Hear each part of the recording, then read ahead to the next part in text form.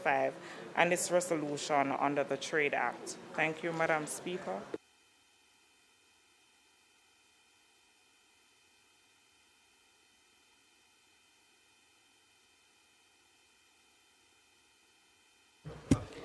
Reports, bills brought from the Senate, petition papers, reports from committees. Madam Speaker, I beg to lay on the table of the House of Representatives a copy of the report of the Public Administration and Appropriations Committee on its deliberations on the third supplementary estimates 2025-26, the Jamaica Public Body's second supplementary estimates of revenues and expenditure for the year ending March 2026, and the fiscal policy paper for the financial year 2025-26 interim report. Thank you, Member. Notices of motions given orally.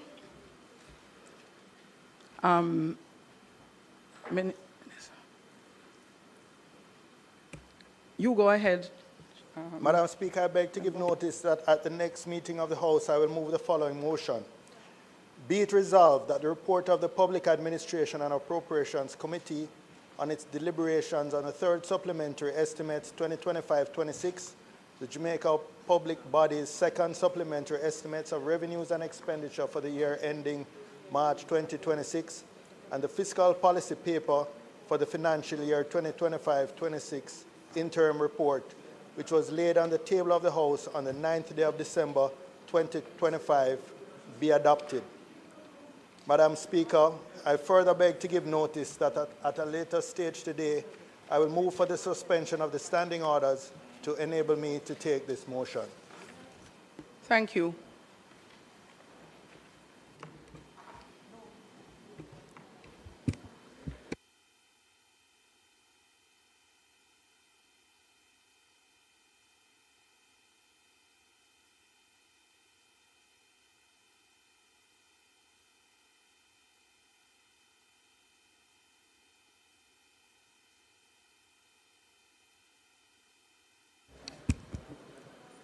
Questions and answers to questions.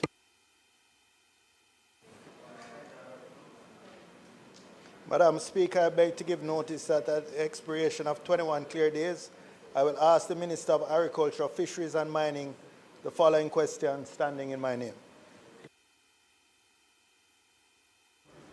Motions that may be made at the commencement of public business requiring notice.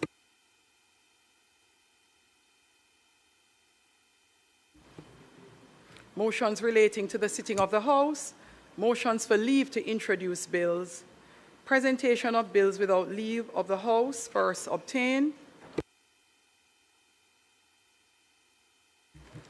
public business. House Leader. Madam Speaker, in public business, at this time we will take the motion moved by Member Bunting at this time.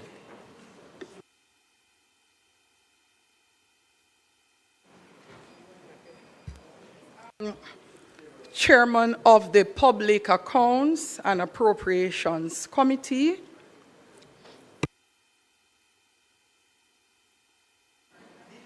Madam Speaker, I now move for the suspension of standing orders to enable me to take the motion, notice of which I gave earlier.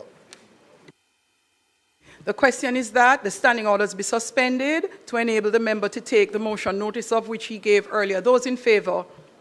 Those against? The ayes have it. Chair, you may start your report. Turn your mic on, please.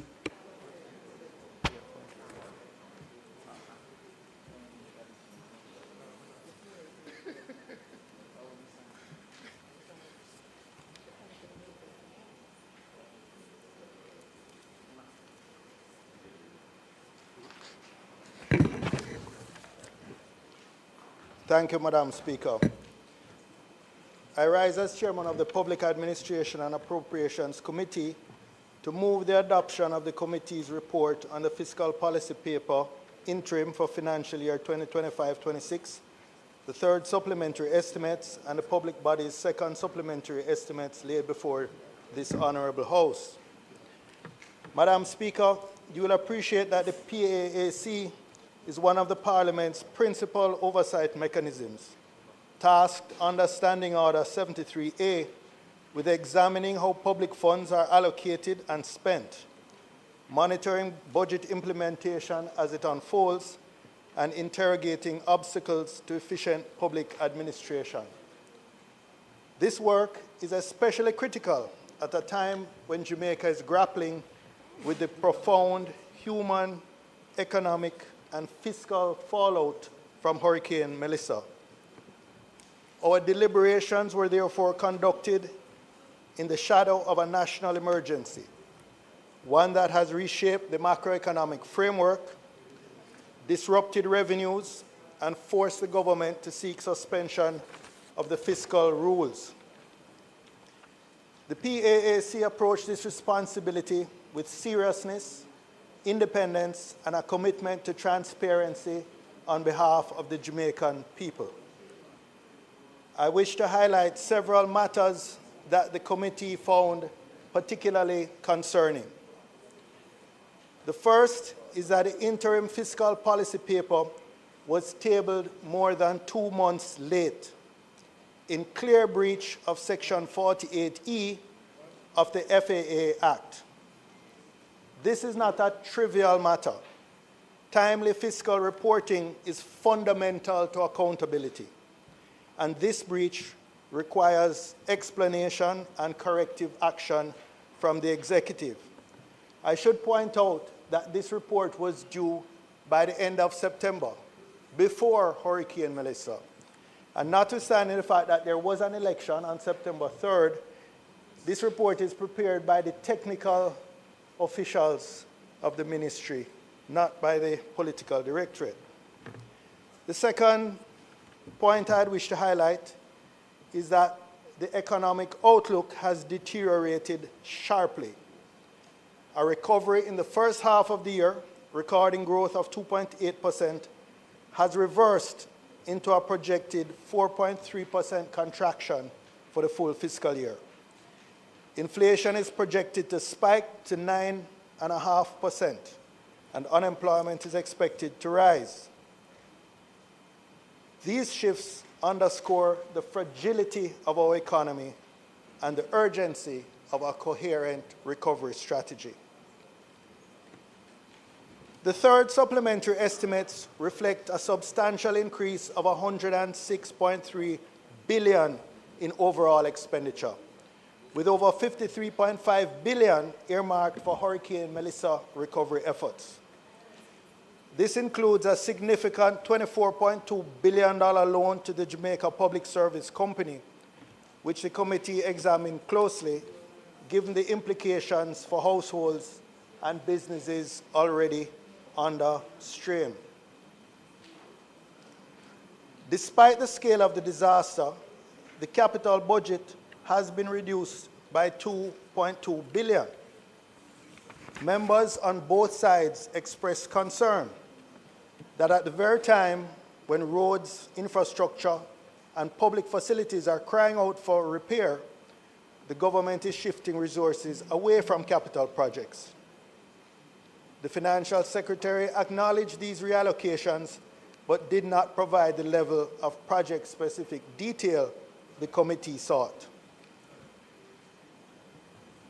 The committee also interrogated large changes within the budget of the Office of the Prime Minister, including the transfer and significant increase in allocations related to the Jamaica Defense Force, as well as the inexplicable routing and later correction of Constituency Development Fund provisions. These require fuller explanation and stronger administrative controls. We further recorded concerns over the adequacy of support for the education sector, for public bodies facing liquidity strain, and for ministries, departments, and agencies tasked with recovery responsibilities, but constrained by delays in the release of funds. The PAAC does not exist to ratify government decisions. It exists to scrutinize them fairly but firmly, so that the public can have confidence that the scarce national resources are being managed responsibly, especially in this time of national hardship. Even with the concerns raised, the committee ultimately agreed in the national interest to recommend approval of the 3 instruments before the House. 1, the fiscal policy paper interim report for 2025-26. 2, the 3rd supplementary estimates for financial year 2025-26. And 3, the public body's 2nd supplementary estimates. However, I wish to emphasize that approval does not imply endorsement of every decision or allocation.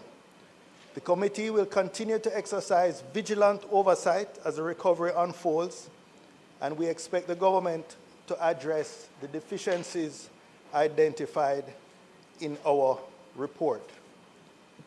Madam Speaker, at this time, I will pause to allow other members who may wish to contribute to the debate on the motion.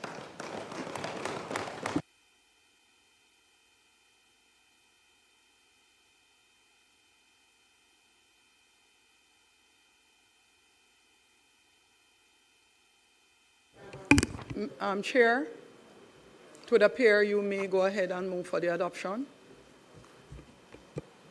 Thank you, Madam Speaker.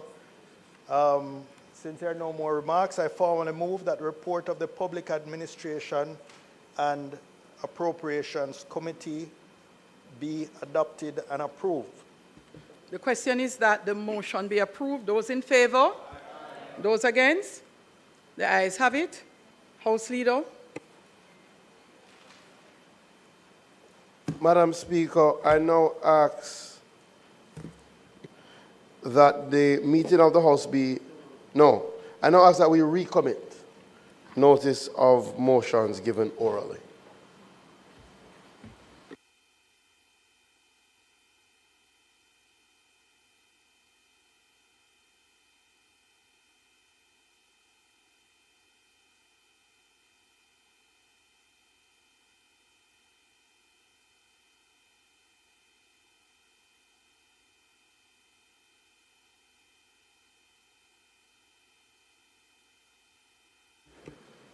Notices of motions given orally.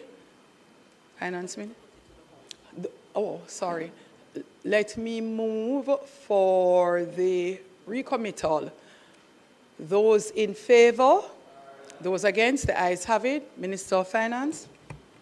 Thank you, Madam Speaker. Madam Speaker, I beg to give notice that at the next meeting of the House, I will move be it resolved that the 3rd supplementary estimates 2025-2026, the Jamaica Public Body's 2nd supplementary estimates of revenues and expenditure for the year ending March 2026, and the fiscal policy paper for the financial year 2025-26 interim report, which was laid on the table of the House on the 2nd day of December 2025, be referred to the Standing Finance Committee of the whole House of Representatives, consisting of all the members of the House, for consideration and report.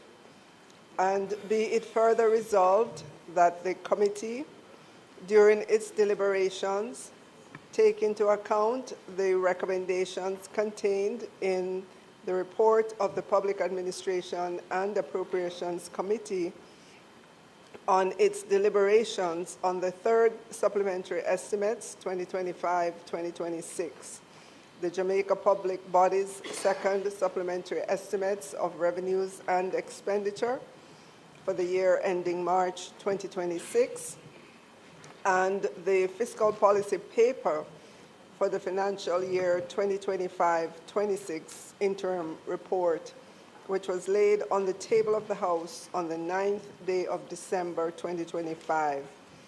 Madam Speaker, I further beg to give notice that at a later stage today, I will move for the suspension of the standing orders to enable me to take this motion.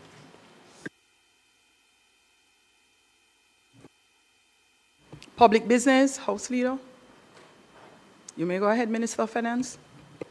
Madam Speaker, I now move for the suspension of the standing orders to enable me to take the motion, notice of which I gave earlier. Those in favor? Those against? The ayes have it.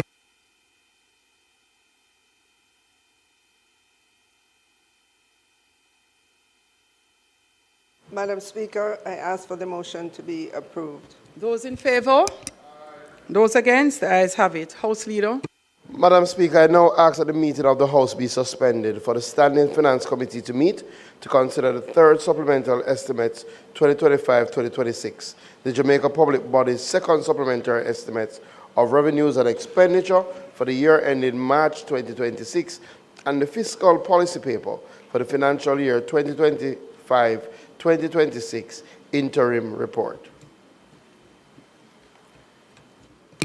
The question is that the meeting of the House be suspended for the Standing Finance Committee to meet to consider the third supplementary estimate for 2025-2026, the public body's second supplementary estimate of revenues and expenditure for the year ended March 2026, and the fiscal policy paper for the financial year 2025-2026 interim report. Those in favor?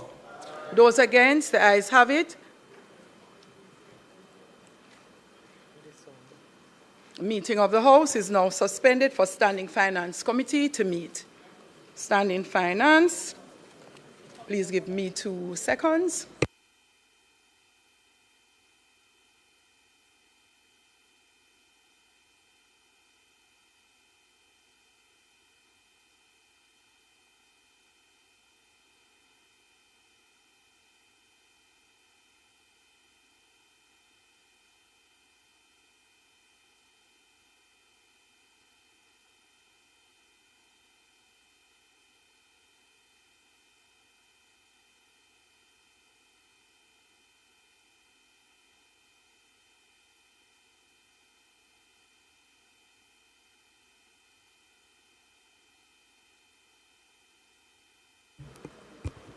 The Standing Finance Committee of the House of Representatives, consisting of all members of the House, is now convened.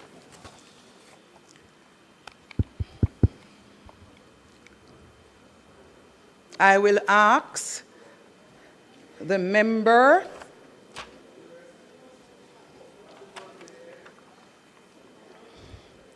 from St. James, West Central, to pray for us. Member Malahoo Ford.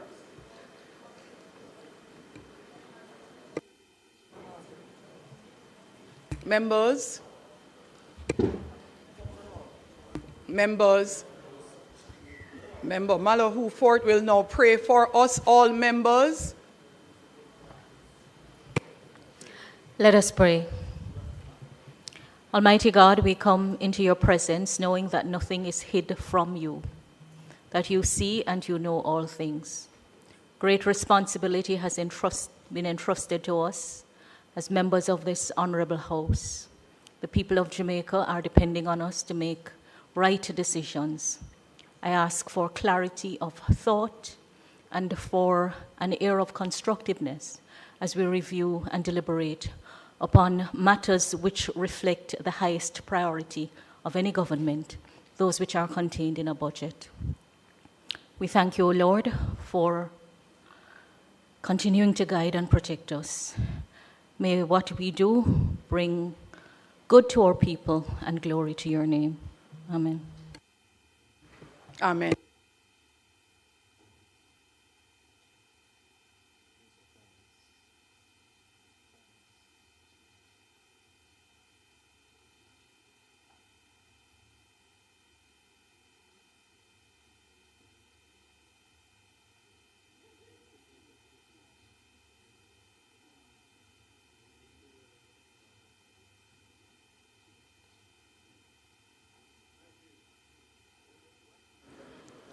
Members,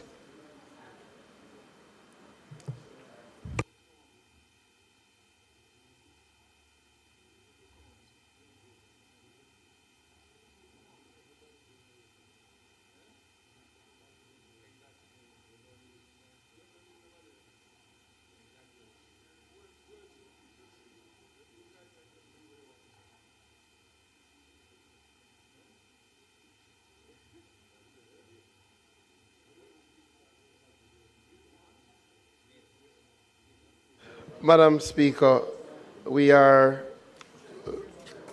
Chairman, we are in the Standing Finance Committee, but we're going to ask for about 5 minutes. The team from the Ministry of Finance is en route, and based on what I've been informed, may not speak too early, but let us allow them to get here. We should be able to proceed fairly quickly based on the work that has already been done by the PAAC, but there are apparently a couple of amendments to come. So we're going to ask, Chair, for a 5-minute suspension of the Standing Finance Committee to allow the FS and her team from Finance to get here.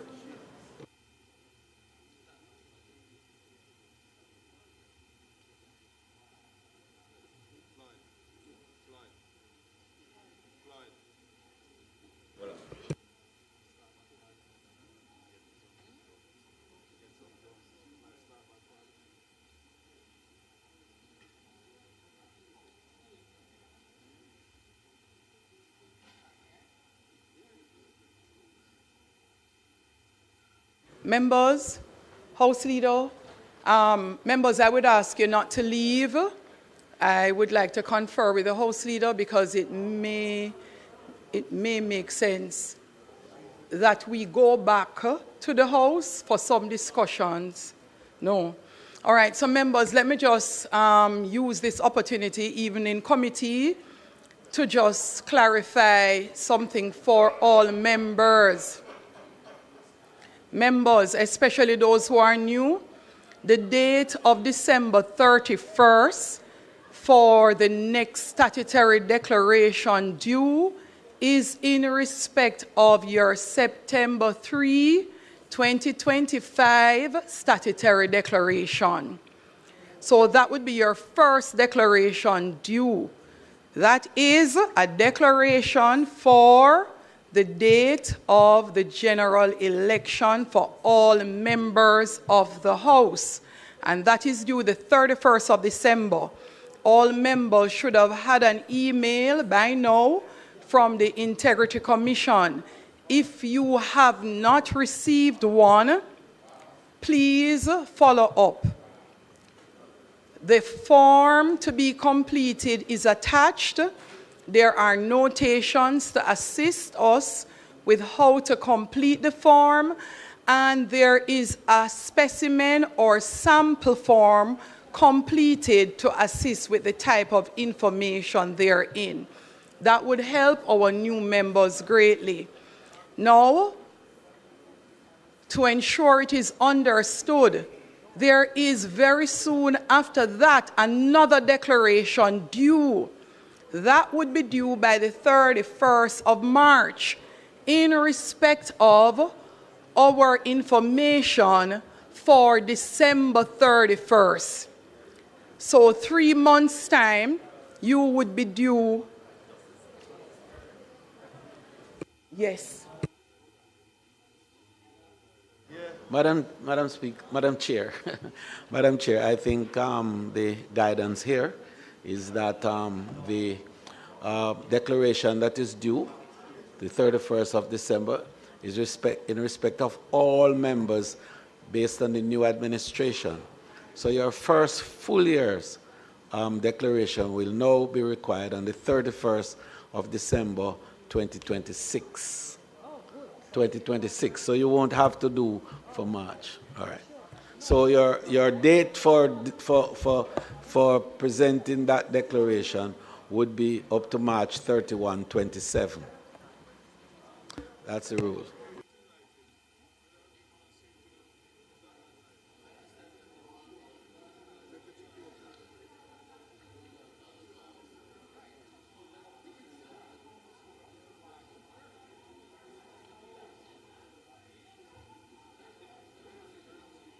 Yes, Chairman, I think we need to clarify because it is my understanding,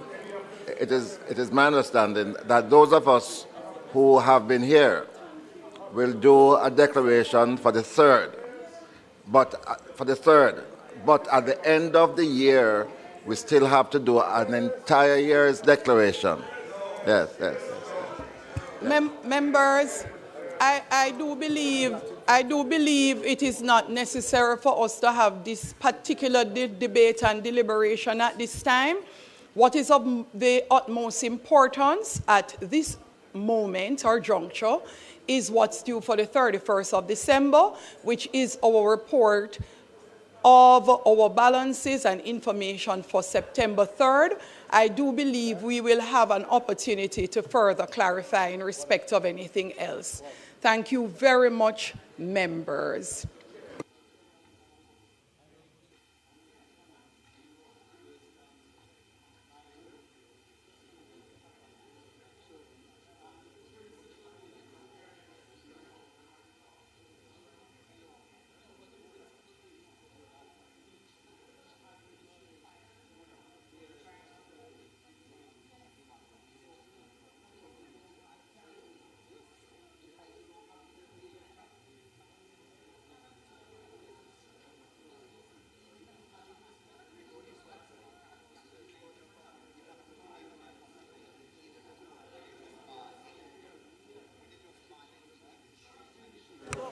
Former House Leader, would you be so kind?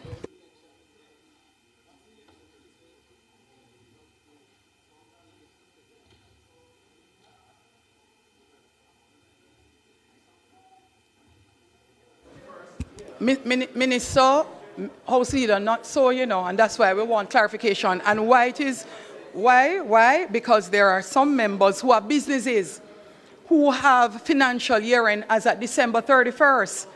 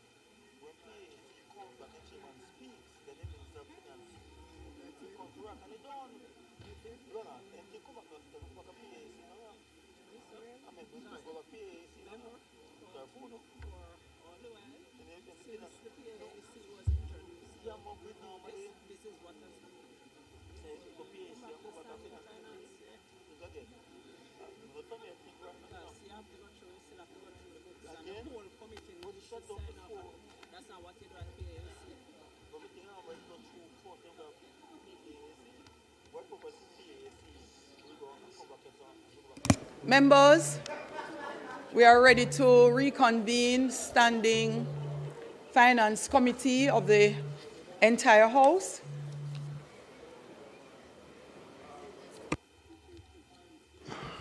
Thank you, Chair. After deliberations with my counterpart from the opposition, they have indicated that they only have questions for 3 entities. The Ministry of Finance and the Minister and her team are seated, the Office of the Prime Minister and the Ministry of Education. So I want to thank the other technical teams who are here. I wanted to say that openly because we know they all have a lot to do and we know they have to make the time to be here. So the opposition will be fielding questions to the Ministry of Finance, the Office of the Prime Minister, and the Ministry of Education. The Minister and the Ministry of Finance team is there, and I now turn over to the members of the committee. Members, you would have remembered that on the 2nd day of December 2025, the House of Representatives, by resolution, referred the 3rd supplementary estimate 2025-2026, the Jamaica Public Body's 2nd supplementary estimates of revenue and expenditure for the year ending March 2026, and the fiscal policy paper for the financial year 2025-2026, interim report to the Public Administration and Appropriations Committee of the House of Representatives for consideration and report. The committee's report, along with the 3rd supplementary estimates 2025-2026, the Jamaica Public Body's 2nd supplementary estimates of revenue and expenditure for the year ending March 2026, and the fiscal policy paper for the financial year 2025-2026 interim report are now before us for our consideration and report. The committee is now ready to start its deliberation, and the House Leader has indicated how we will proceed. Minister of Finance. Thank you.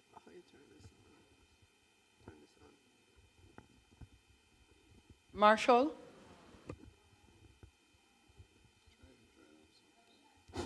No.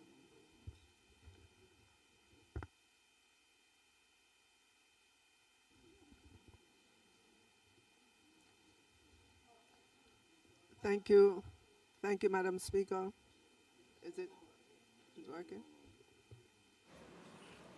Madam Speaker, I was sitting here and I know that I have been here for quite some time, but I thought that this was a committee meeting. Am I good? If that's a committee meeting, are you in the right seat?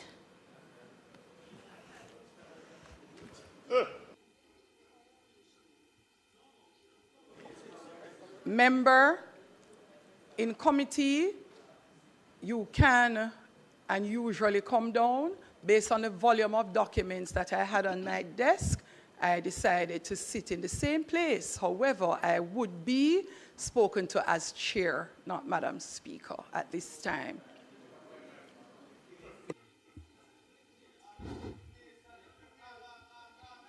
Member, if you notice, the maize has been lowered as well. So we are in committee.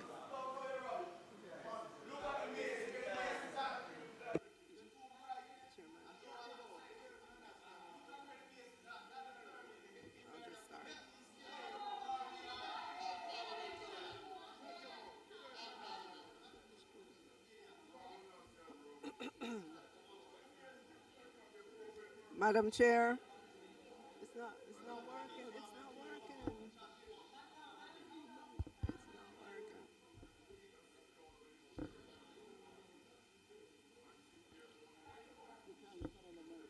It's still not working. Check, check.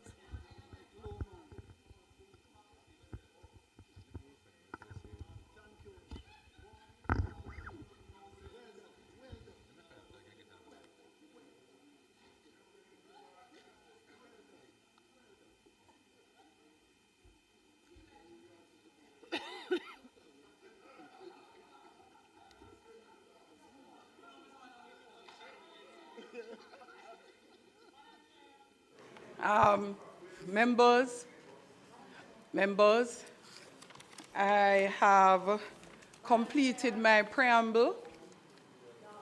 Minister.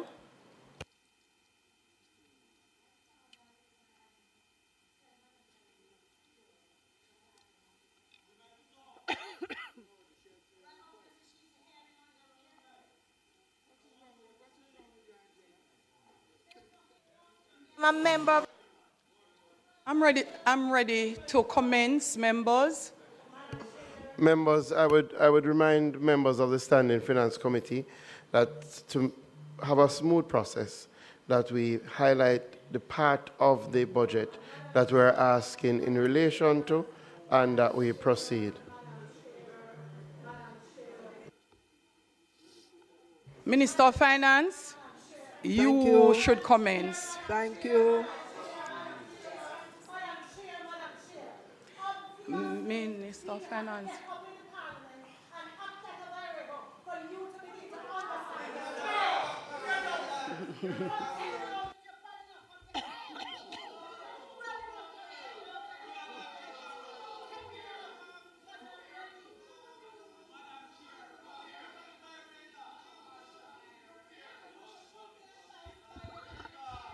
Check, check.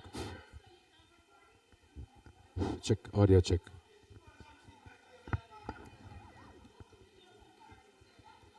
Madam Chair.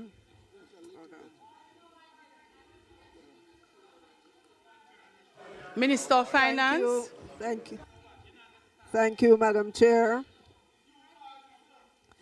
By now, Madam Chair, everyone knows that the Jamaican economy was significantly impacted on October 28th by Hurricane Melissa, which made landfall in Westmoreland. According to the PIOJ, the most severely impacted parishes included St. Elizabeth, St. James. Minister of Finance, not hearing you at all. I don't know.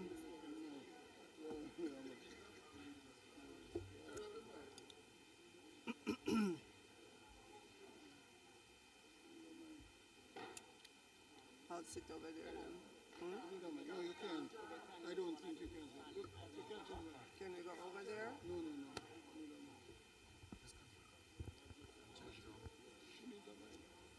I know, I can't talk and then I hear.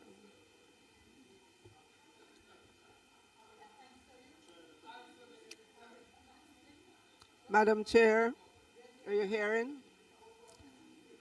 Madam Chair, a little bit. Madam Chair. Okay. Go ahead, Minister. A little clearer. Madam Chair.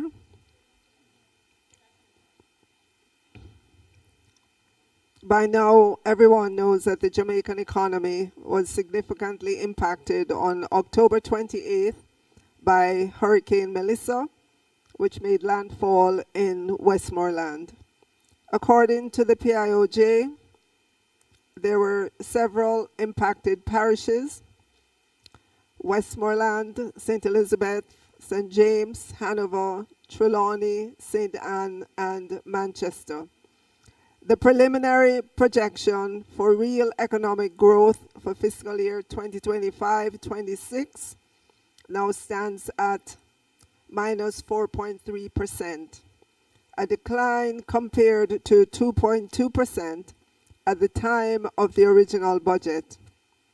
Nominal growth is now projected to be minus 0.2%. As a result, the central government's second supplementary estimates for fiscal year 2025-26, which was tabled on Tuesday, October 21, 2025, must now be significantly adjusted for the impact both revenue and expenditure on the budget arising from pre- and post-Hurricane Melissa matters. Whereas the second supplementary budget was projected to be in balance, the preliminary assessment is for the central government to now generate a fiscal deficit of 3.5%.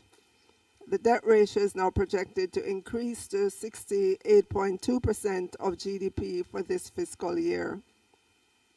Having said that, Madam Chair, the government remains committed, even more so during this crisis, to prudent fiscal management.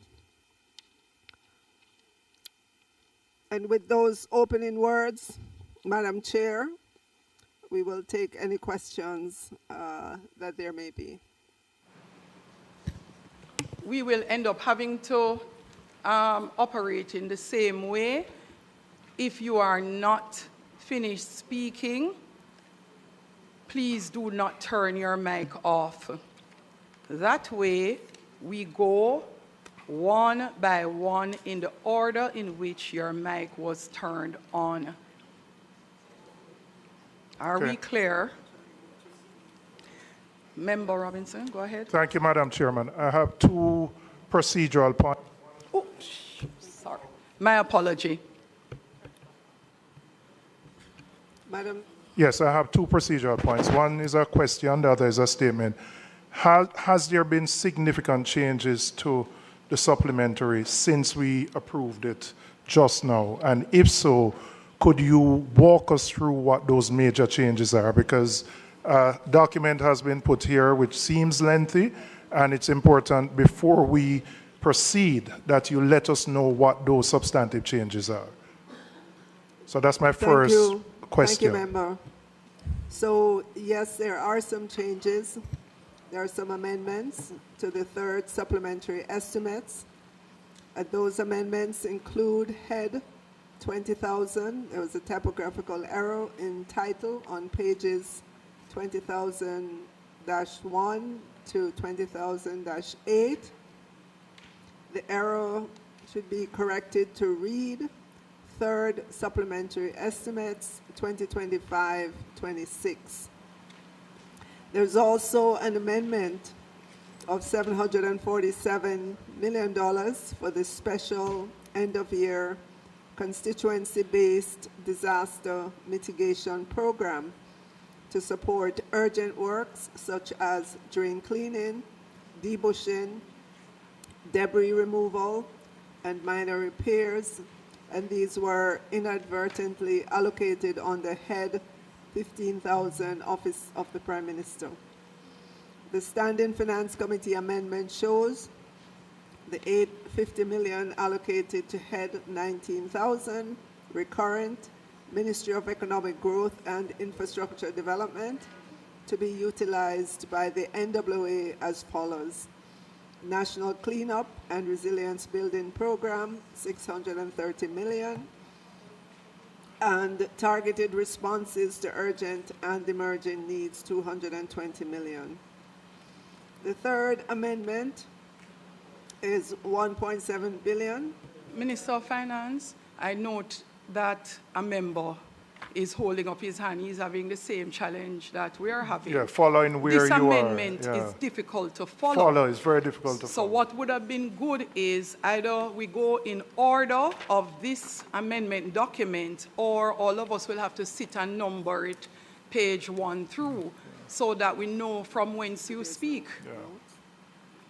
Madam The Speaker, sections, the heads that have several Are there sheets. no notes on what you have? No. No, So, okay. so those heads that have more than one page of amendment will show the head and page 1, 2. So as in head 20,000 has -1, 2011 1, and then nothing after that, 26 1, 2600 1, and then 2659 1. But it is hard to follow for the members because the entire amendment document is one composite document without pages. So we may have to pause and all of us number our pages at this time, but in future it would be good for the Ministry of Finance if we have a bulk of amendments to have, before it's printed, page numbering at the bottom or top of the document so that all of us can follow. Can we copy this? Yeah. So we can match back with the explanations. I mean, Madam Speaker, we don't want to be difficult, Right. but quite difficult, frankly, you're no, reasonable. I'm saying Madam it Speaker. really is Reasonable. difficult to follow It's reasonable. without a written document. Absolutely reasonable. So members, let us all just number the pages that we have received. That's this amendment document in the interest of time. The top, right? And Minister of Finance, in referring to major amendments, Madam would now Chair. refer to the page by Madam Chair, number. Madam Chair, just to note, the heads are at the top left-hand corner. That's not the challenge, Minister.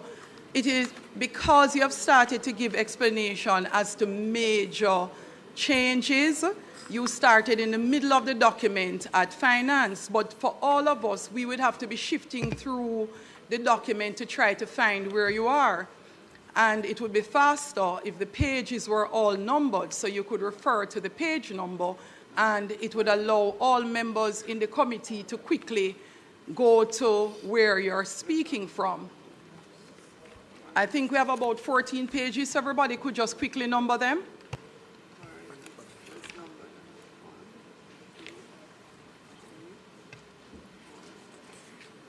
But Julian, you wanted an answer as to whether or not there have been substantial changes. So either the thing has gone up or down.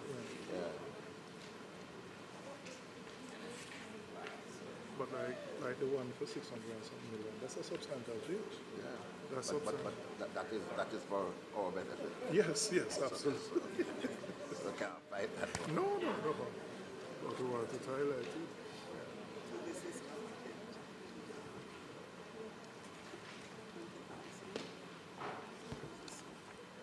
So we have 14 pages in total, and in order to ensure that the Minister of Finance is able to speak from anywhere within the document, if we have all numbered the pages, then Minister of Finance, you can direct us to the page number as you go through your comments. Thank you.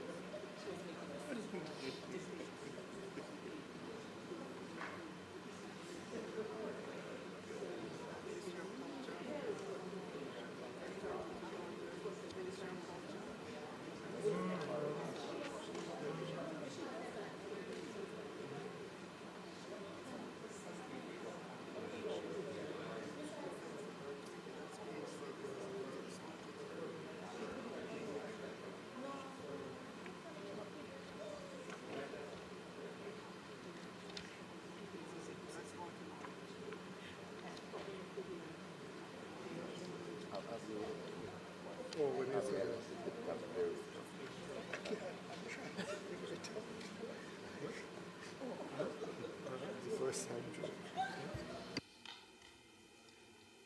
education? Oh. Page 13. Culture. This 128, that is culture, 46,000. Page 14. Air and water. Water and environment. It's before, is after finance.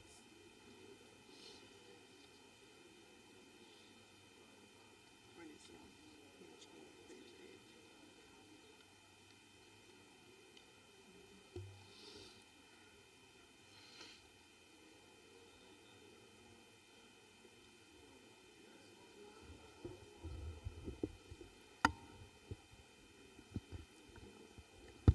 Jesus.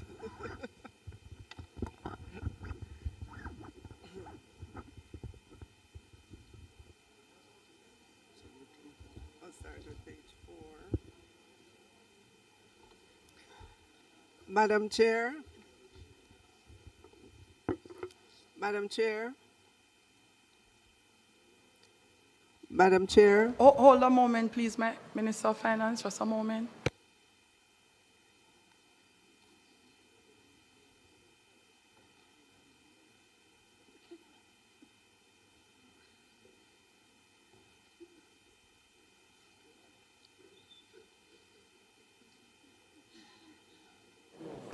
Minister Malou for it, member.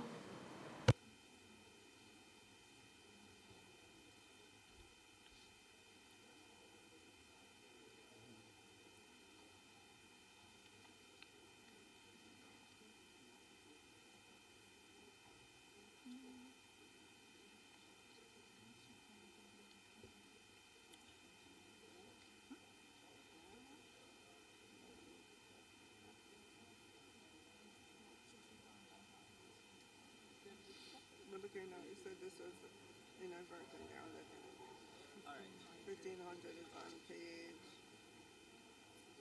That's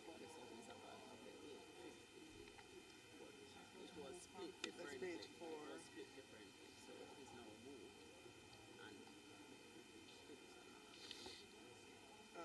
That's page 4. No, no, this is page 4.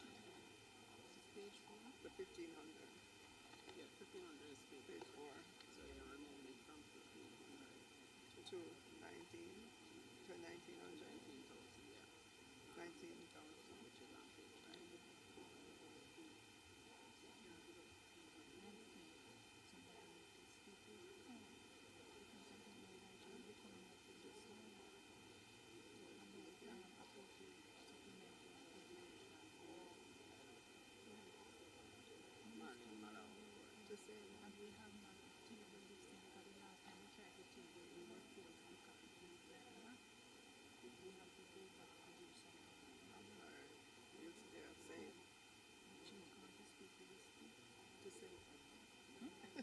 Oh God. All right, let's wait.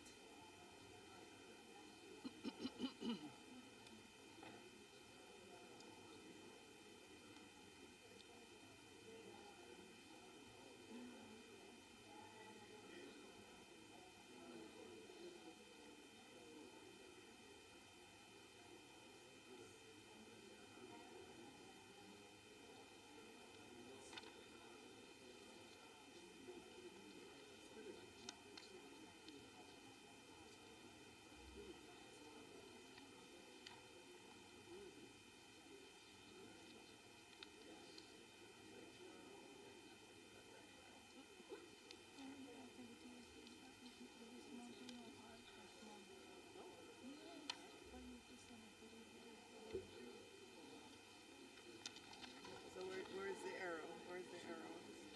It's the allocation, that's what's The made third to the office supplement. of the Prime Minister. No, this one.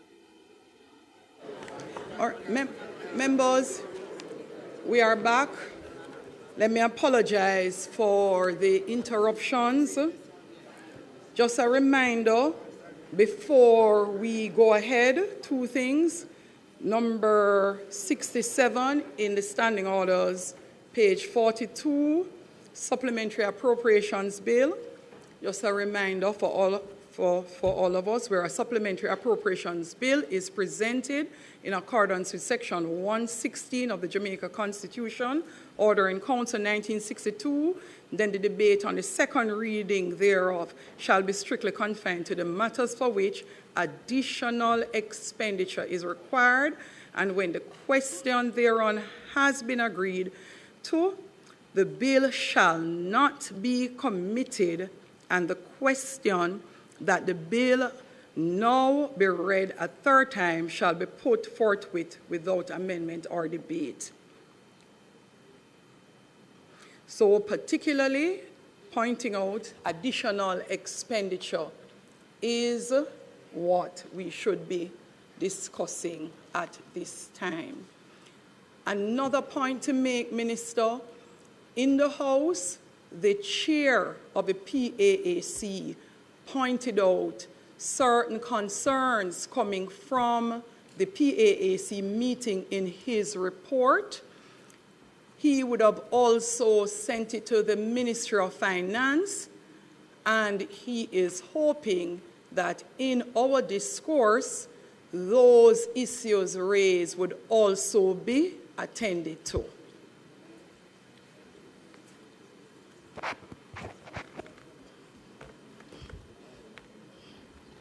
It would have been sent to the Ministry of Finance yesterday, so you could indicate if you are, and you actually also acknowledge receipt at Finance. I'm not sure whom at Finance. So FS, Minister, you could speak to that. And if not, Minister, you may want to have the team still take a look at those concerns in the event that assistance is needed in being able to respond to those issues coming from the PAAC report.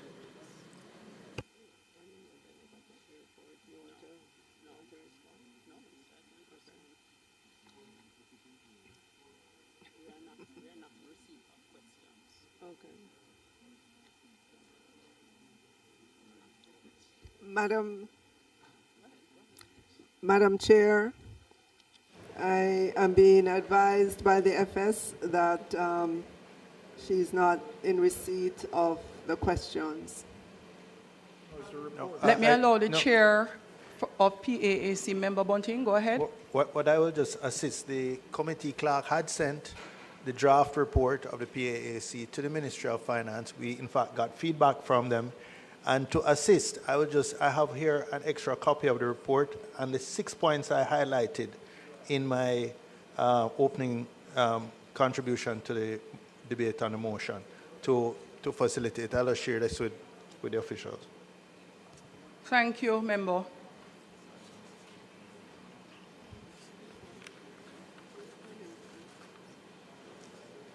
So, Minister of Finance, you may commence. And my understanding from Member Bunting, who chairs the PAAC, is that incorporated in these deliberations and discussions, he would love to be able, for the benefit of all, to have responses to those areas raised from the Ministry of Finance.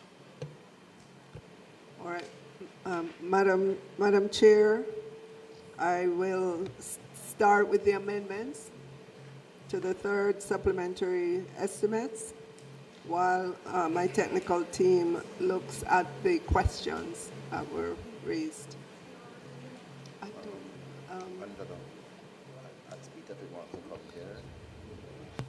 Captain, definitely we're having a problem with the mic.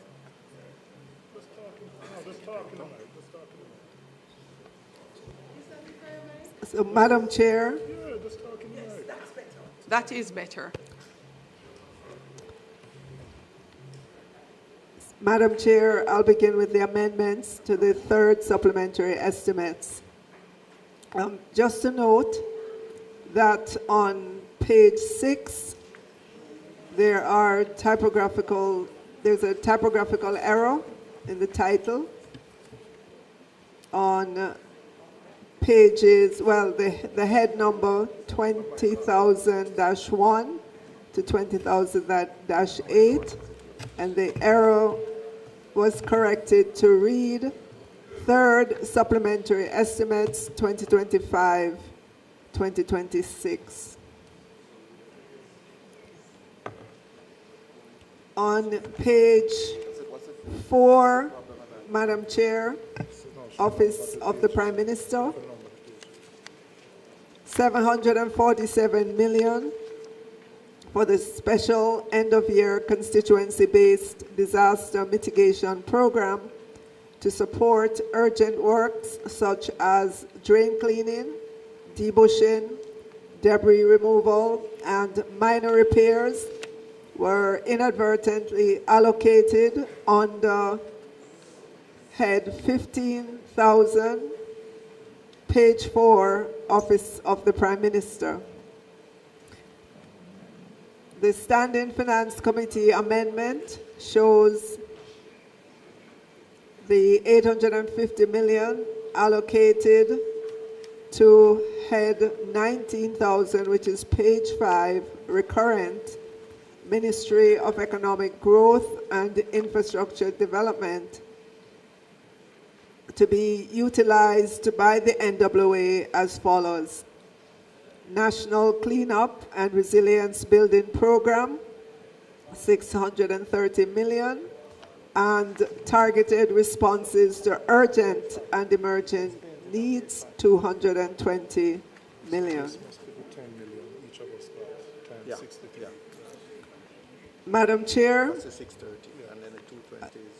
a third amendment relates to $1.7 billion transferred from head 20,000. If you'll go to page 6, head 20,000, Ministry of Finance and the Public Service, Hurricane Melissa contingency, to the head 42,000, Ministry of Education, Skills and Information. Sorry, let me go that again, Madam Chair, sorry.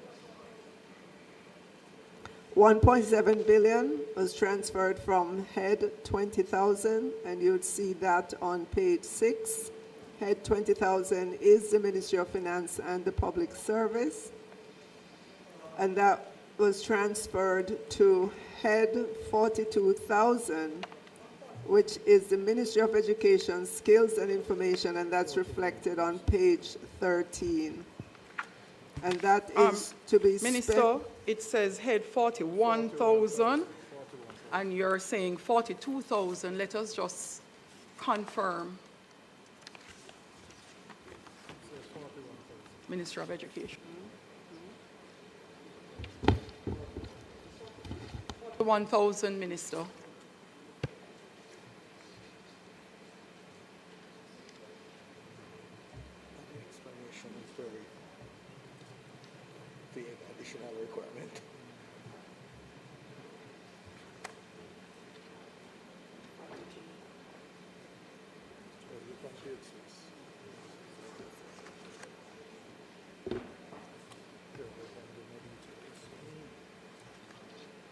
That's correct. That's correct, Madam Chair. It should be 41,000. Minister of Education and Skills, and that will be reflected on page 13. Page 13. Yep. Since you're on that point, can you just indicate what the additional amounts are for? Is that for repairs to schools, etc., arising from Melissa? Yes. Yes, Hurricane Melissa relief and response, Ministry of Education. I know colleagues will have some follow-up questions specific to areas in their constituencies and schools, but I just wanted a broad answer as to what it represented.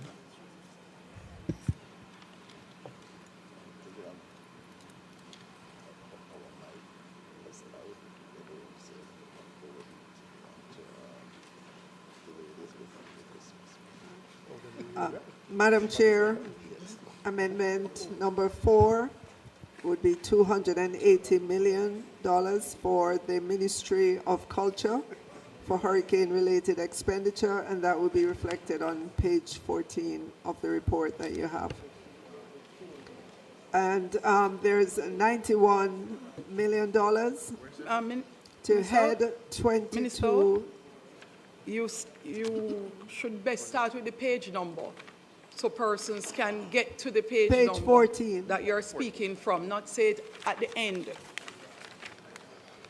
Please go to page 14, 14, right. Madam Chair. There you will see the allocation of $280 million to the Ministry of Culture for hurricane-related expenditure. And then finally, Madam Speaker, on page 8, you will see $91 million to head 22,000, which is water, environment, and climate change for administrative expenses. Amendments to other heads are mainly reallocations requested by the MDAs. All right, thank you, Minister. Before I go to Hold on, member. Repeat your last statement, Minister. The last sentence you said, amendments. I said amendments to other heads are mainly reallocations requested by MDAs. Within MDA. Ministries, agencies, and departments. Thank you, Minister.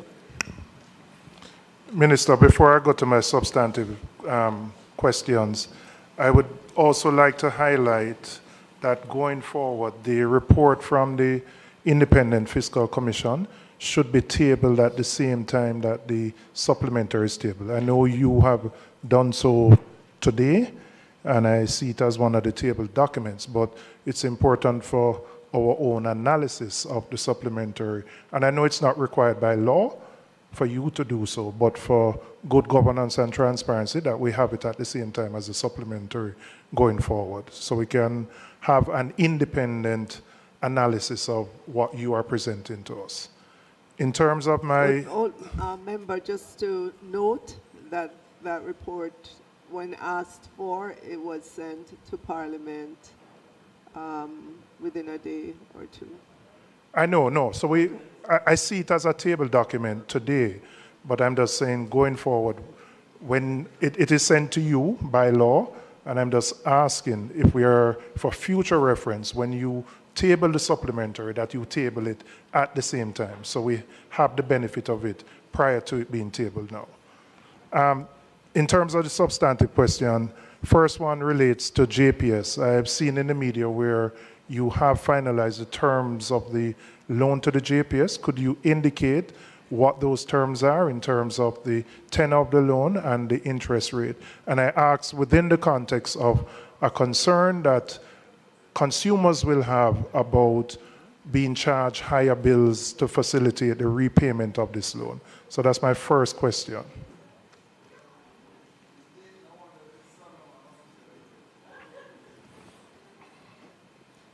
Well, remember, the terms of the loan to JPS is 5 years at 5.5%. Can you indicate which government agency is the official agency providing the loan? Ministry of Finance and the Public Service. Or the ministry directly? Okay.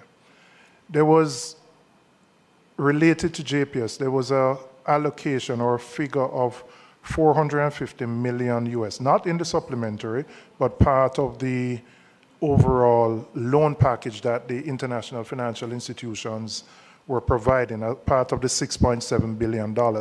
Could you provide some clarity as to what that 450 million US allocated or earmarked for JPS would be used for?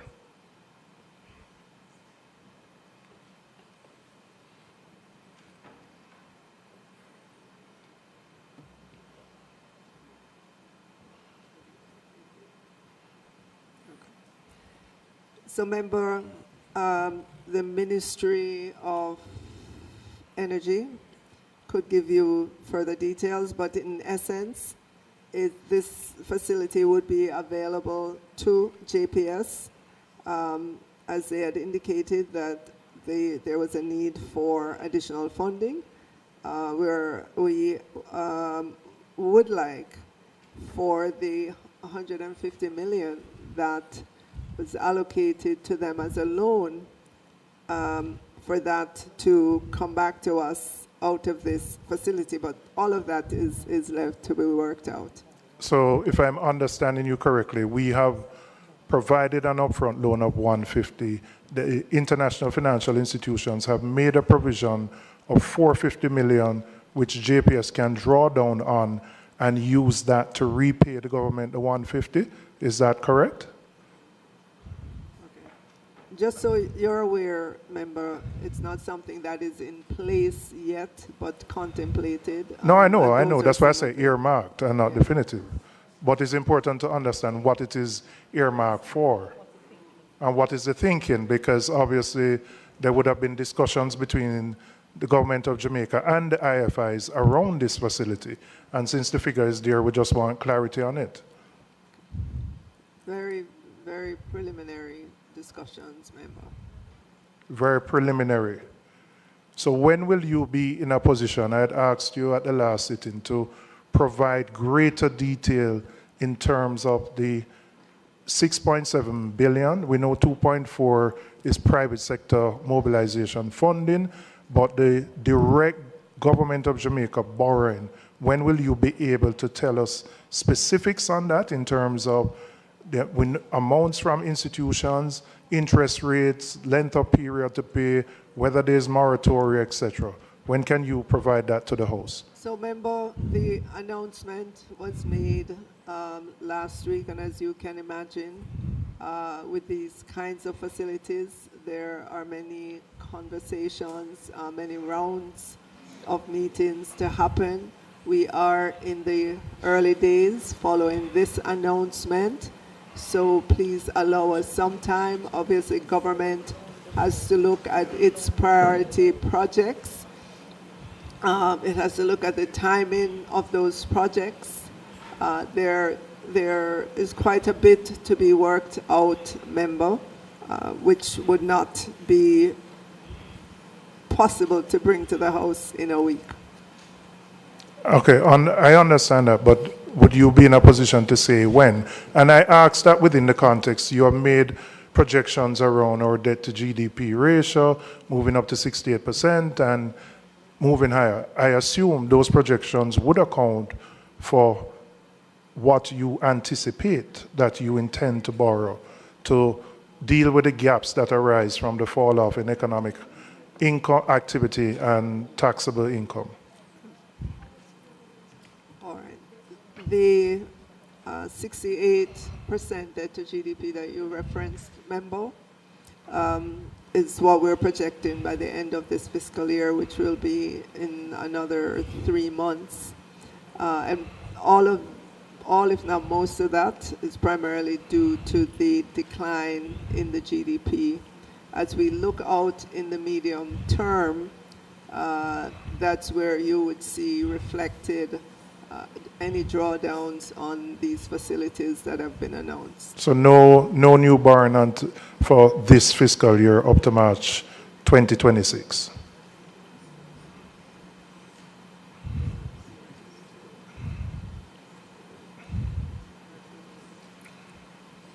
So in this fiscal year, member, there is a little bit of borrowing, but not enough to move the needle significantly.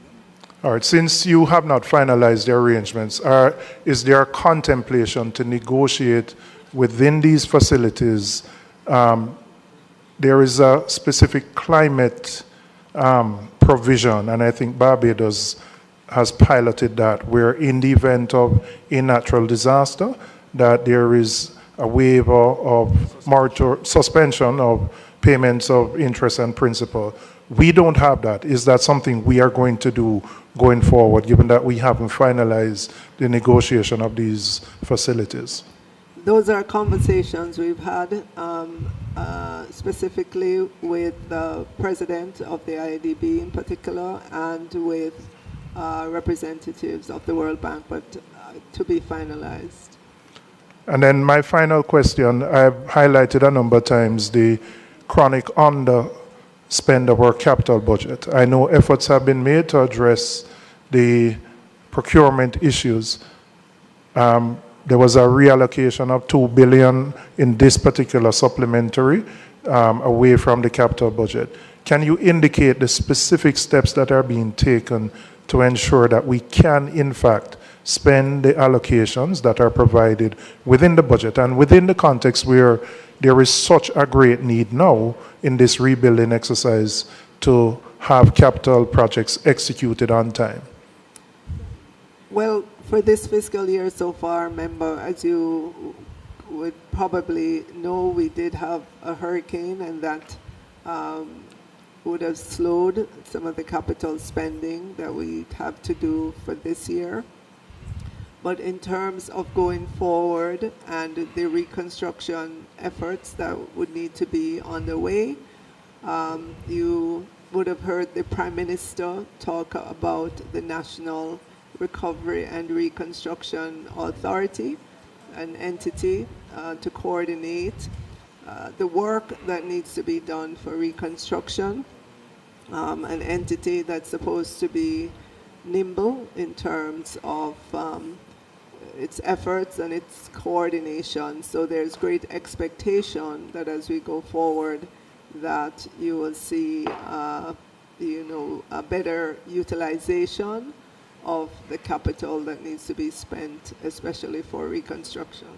Minister, you know very well that the... I'm sorry, it's the National Reconstruction and Resilience Authority. No, but we know the problem of under expenditure on the capital budget is not specific to Hurricane Melissa or Hurricane Beryl. It's certainly for the last 4, maybe 5 fiscal years, we have had significant under expenditure. Now, is it that you're suggesting that NARA will be able to operate more efficiently and effectively than normal central budget and normal central government and the MDAs? Are there revised procurement guidelines that will be available to that agency so that they can actually spend the money?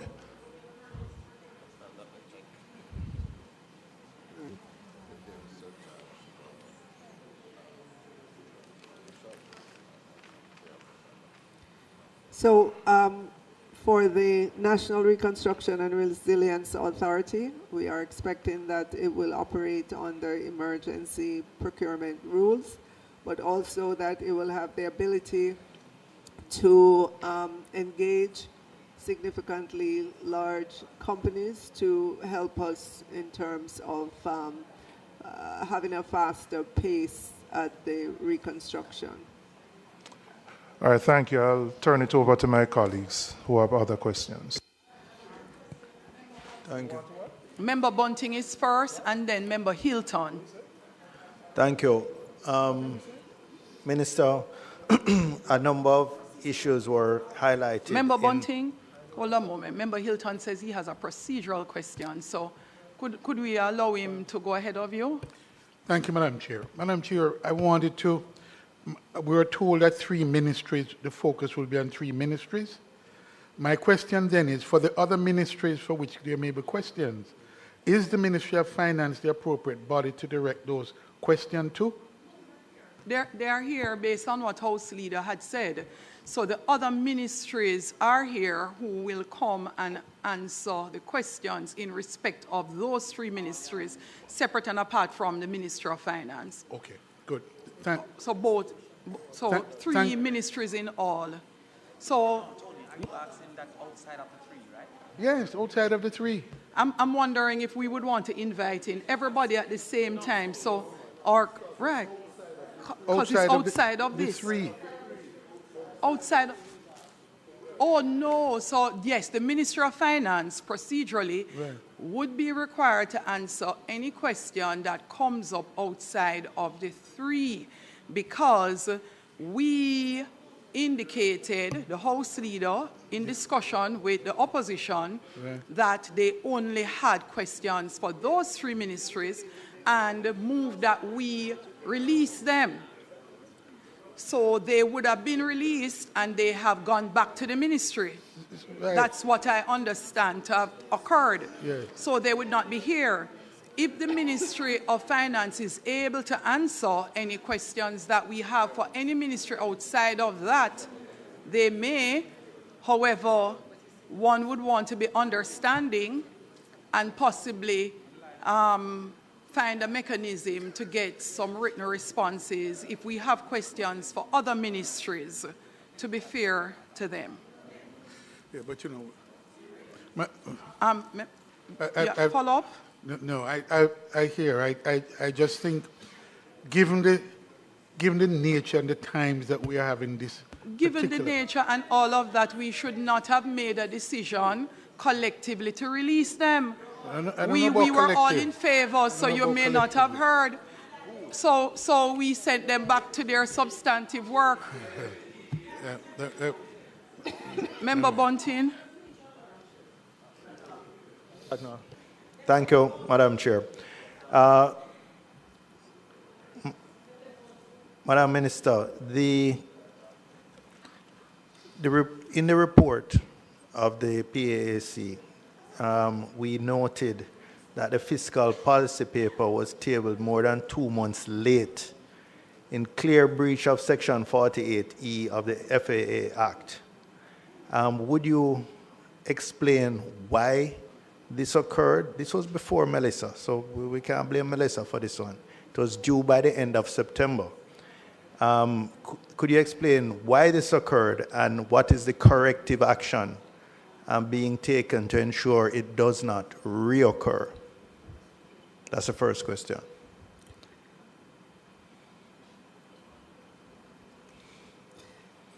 So, member, there were intervening events. As you may recall, there was an election. And then right after we came back into government, we had the hurricane. And so those events. But Minister, with respect, I think the financial secretary and her team were campaigning in the election. So that doesn't provide an excuse for why they did not have.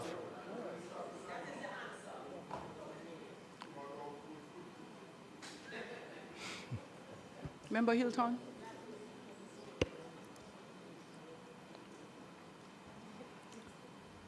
So I'm advised by the FS that the FPP fiscal policy paper interim requires policy decisions. So it's not something that the it's not something that the technocrats at the Ministry of Finance and the Public Service can finalize by themselves and bring to Parliament. They just had to wait until the new government was in place, with ministers assigned to ministries, and ministers had to come in and get used to their brief. So that explains it, member. There are other concerns that were raised regarding, for example, the inadequacy of the allocation to the Ministry of Education, which I have seen amendments now, which has quadrupled the allocation to the Ministry of Education in these amendments that you've just tabled this afternoon. So when we come to OPM and education, members of the committee will further interrogate on those issues. So member, there is an allocation to the Ministry of Education that would take them through the end of this fiscal year. There are, as we look at the fiscal years ahead, there will be even more significant allocation, right? In this budget, there is about 1 point, how much is it? 1.7? It's now 2.3 billion in this budget. 2.3, right, with the amendment, there will be 2.3 billion in this budget. Right, but it increased to 2.3 billion, and in subsequent fiscal years ahead, there will be significant allocation.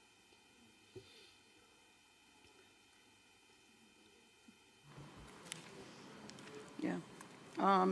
Member Crawford is next, going from Member Hilton's procedural question as it relates to the supplementary estimates, where there are additional questions, Minister of Finance and FS. The members are asking that every effort be made to respond, because there are, in keeping with what I read earlier in terms of appropriations bill, the right to ask questions in respect of any increases.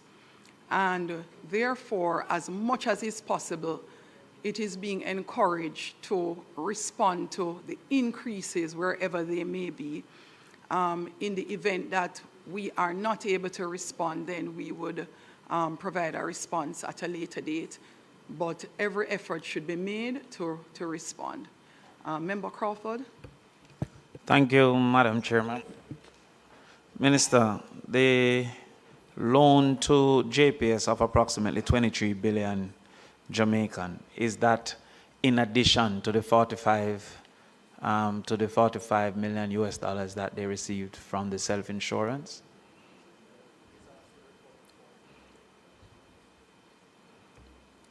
Yeah, remember the 150 million is a loan from the Ministry of Finance, and it's a loan from the government, operationalized by the Ministry of Finance and the Public Service. In terms of their insurance payments, that question would have to be put to the respective ministry. I don't have the,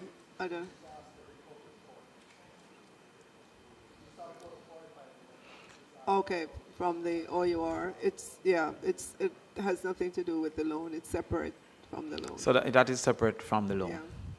Okay, so all right.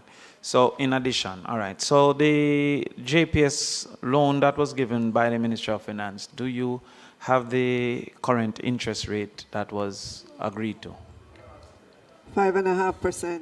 5.5%. Are we correct that the projected rate of borrowing that the government can achieve is approximately 12 to 15% projected? I'm sorry, projected based on what? 12. Can you explain a little bit more? Yeah, the documents that we have seen suggest that if the government was to borrow, the interest rates that they'll likely be able to achieve was approximately 12 to 15%. Is that correct? Absolutely not.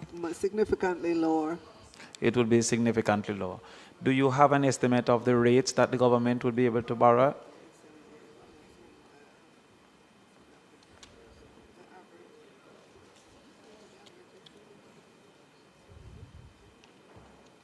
The average rate, member, and if you look at our debt profile publication, you will see that it is in the single-digit range. Yes, so can you give me a better understanding? Is it 3%, 7%, 8%?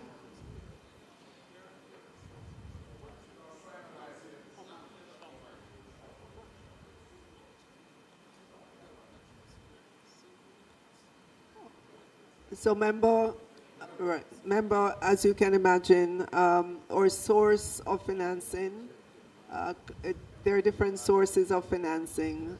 You have the commercial market, commercial market local, commercial market international.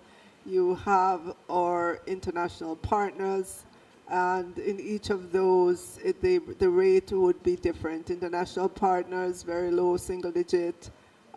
Domestic market, single digit as well. International market, single digit. So if you were to average that across the entire portfolio, it still comes back to a single digit number. Yeah, Madam Minister, single digit can vary from 10 to 9. So I'm asking if you can give us a ballpark, a range of where the average interest rate would be.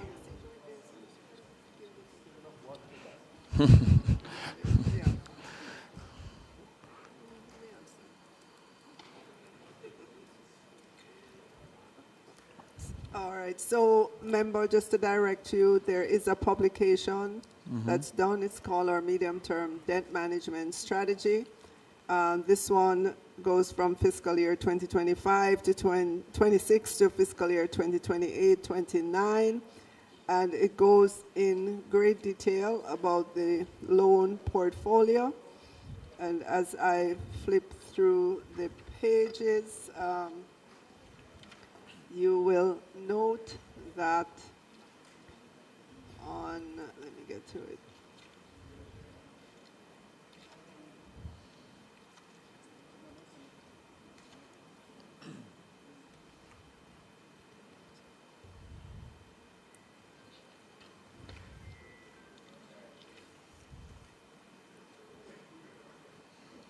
All right, so if we look at our domestic interest rate, it's about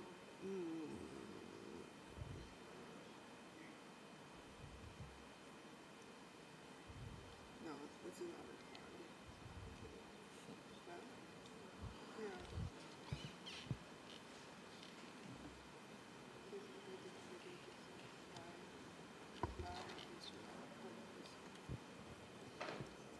All right, so member, it goes anywhere from a low of 3.3% to 8.5%, depending on the instrument and the market in which we borrow and the currency.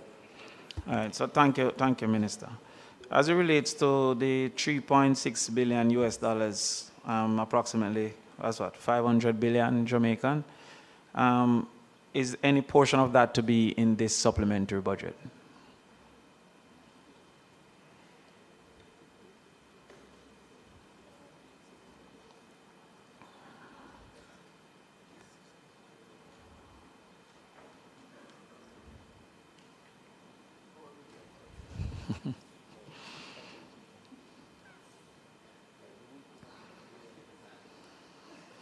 Oh, none of that is in this fiscal year's None of that is in this fiscal year. If I can go back to the 24 billion for JPS, how would that impact the liquidity and the ability to implement projects going forward this year into this budget? How would that impact the government? Yes, to do the housing, the water, the food packages, the removal of that 25 billion in a loan to JPS, how would that impact the budget's ability? It does not. We have ample liquidity to manage what we, set out to do this fiscal year. Okay. What's the estimated impact of this 3.6 billion on the debt to GDP ratio moving forward?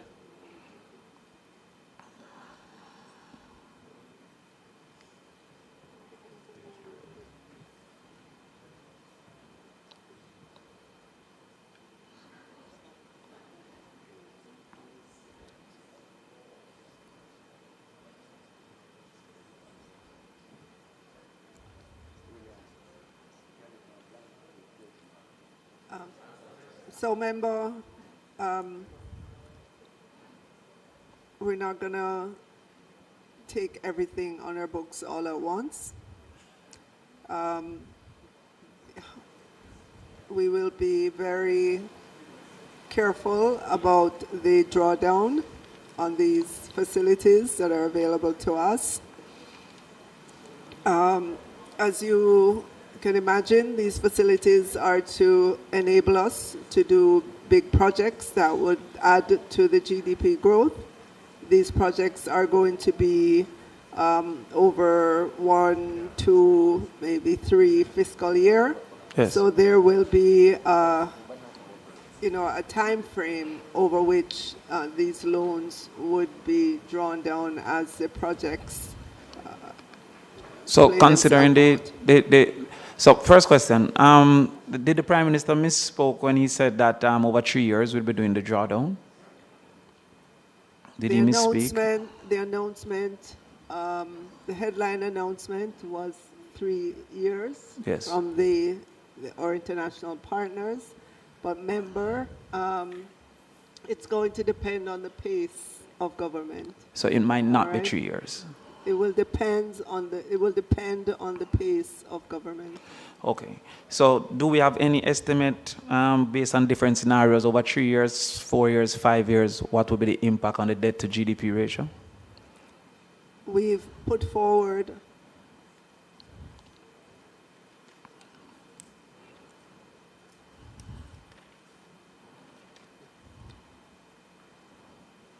so in our fiscal policy paper memo, we have put out some estimates of Yes. where the debt to GDP is expected to be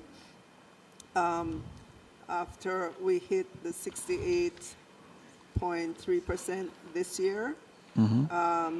We are expecting recovery, as we've seen with other disasters. If you look back on Beryl last year, within 2 quarters, we were able to begin to see economic recovery. I'm not saying within 2 quarters we will see that with Melissa, but there is expectation that GDP will begin to grow again. And together with the capital spending that we need to do and the drawdowns, those have been worked into the estimates that we've put out. Can you give me that estimate, or is it available?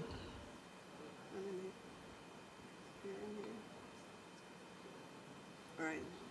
So we have some preliminary estimates in this medium-term publication as we concretize the projects, and we know the life cycle of the projects, and we know the drawdowns.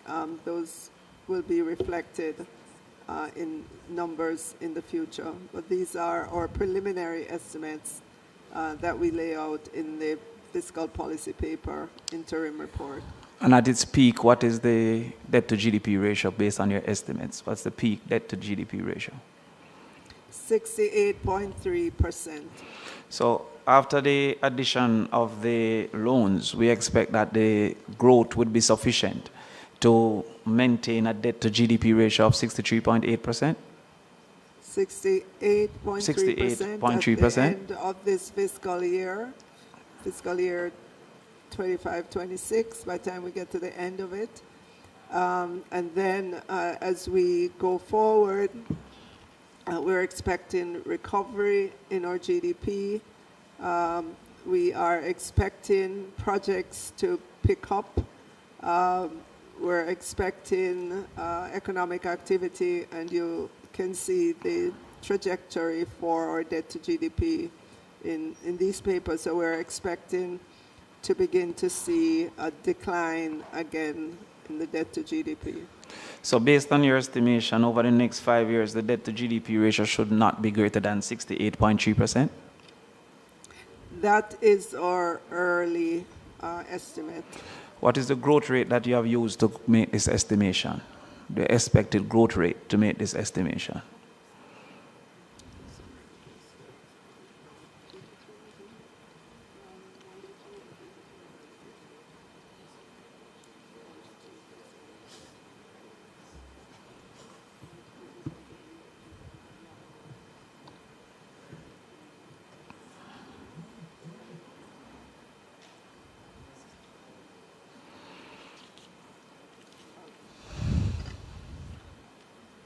All right, so member, over the medium term, in terms of real GDP growth,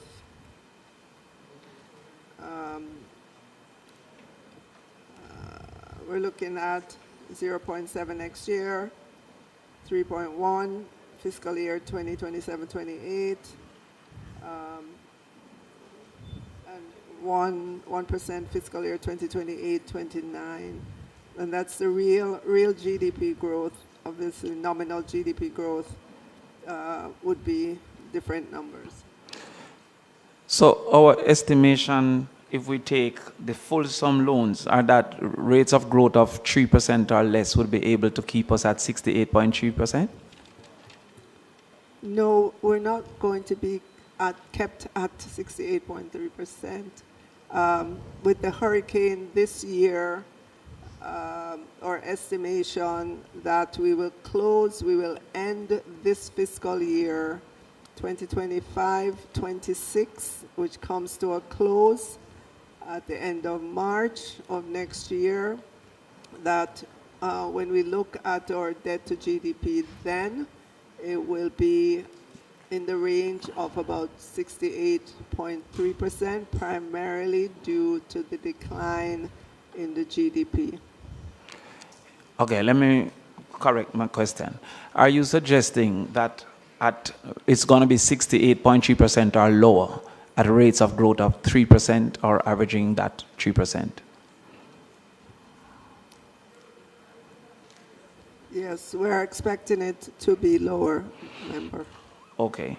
Now, we have also seen in the fiscal paper that there's a target of 60% by 2030. I figure you'll be taking that today as well. However, have you done any estimates on the level of surplus that we'd have to sustain to achieve that?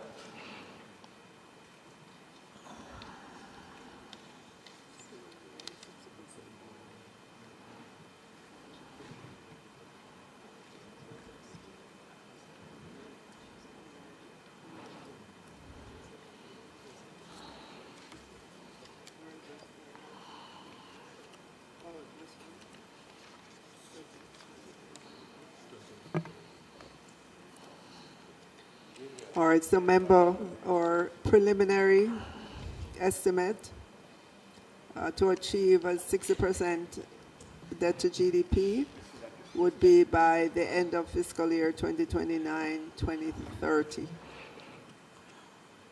Do you have an estimate of what the surplus levels would have to be?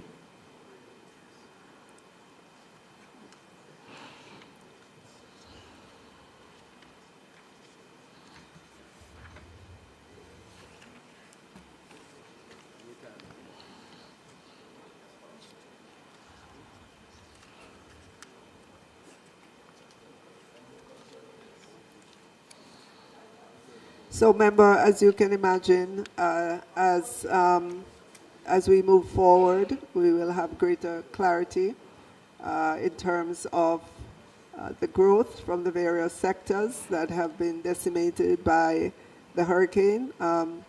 We'll have greater clarity about agriculture, about tourism, about the business sector, just about growth in general. But sitting here today, we have to look into the future and give our best estimate.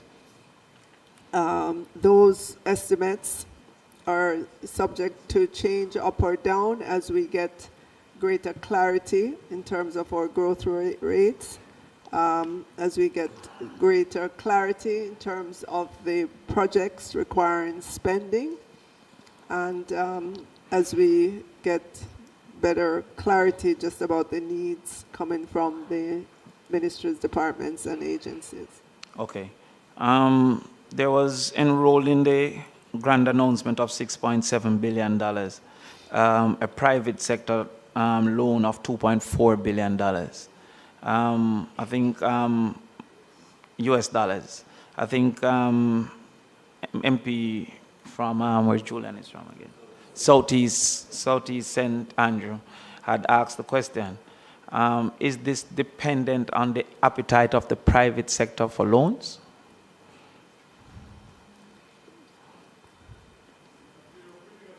I would say yes, but also... That's why I stop answer you. Recall that there are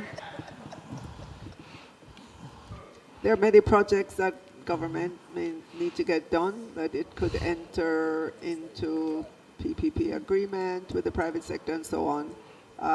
So it's government and the private sector working together in terms of the priority for that part of the loan. I don't think I got the answer. Is it dependent on the appetite of the private sector, or is it something that government can also participate in?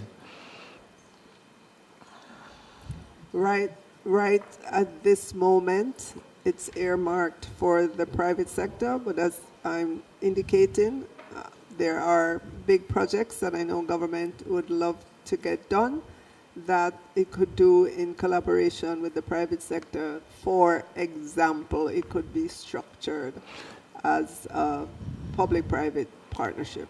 So in the case of a public-private partnership, is it that the private component is the only part that can come from the 2.4 billion, or also the government's involvement can come from the 2.4 billion? The 2.4 is for the public sector. Is for the public sector? I'm sorry, for the private sector as So far if as there's my a information public-private partnership where the government is spending $1 billion and the private sector is spending $1 billion, can the government also benefit from this 2.4 or only the private sector component? Remember, at this moment, the 2.4 billion is would be coming from the private sector arm of the multilaterals. So essentially the government can't participate.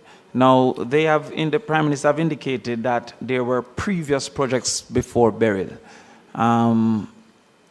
Were the previous private entities, and didn't they already identify capital if there were previous agreements?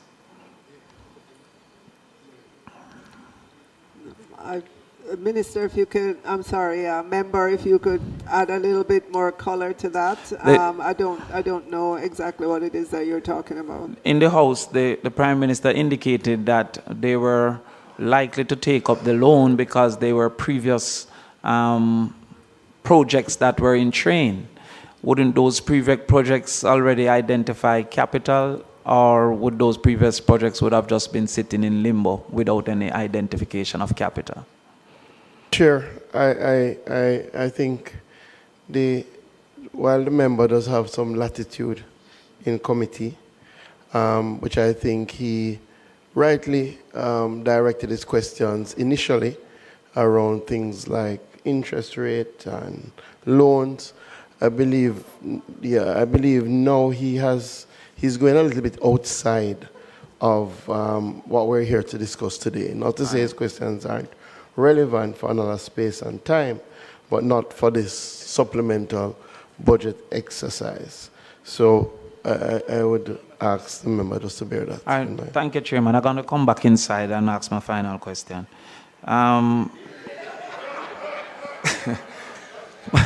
Where were you, member? I was outside. Where were you? I was outside, so I've got to come back inside.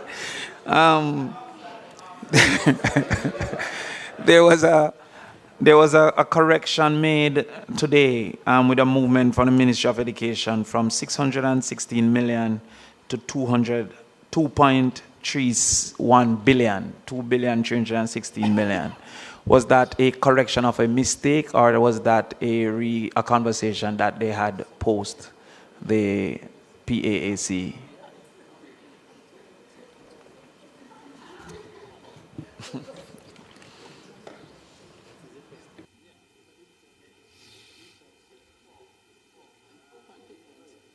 Okay, yes. Member, we had provided a contingency for Melissa, and it was out of that that allocation was taken for the Ministry of Education. Once we determined what it is, they could spend during the financial year. We had to. It's a transfer of the funds, based on their assessment of their need. You turned off your mic by mistake, Member Crawford? If you are finished, the next person is who has been waiting patiently is Member Newell. Thank you, Chair. So, Minister, what I want to find out is whether the increased allocation to the Ministry of Education is the correction of an error, or it is a fresh allocation based on new information post the PAAC. Yeah, but the answer wasn't, the response was not. She didn't answer the question.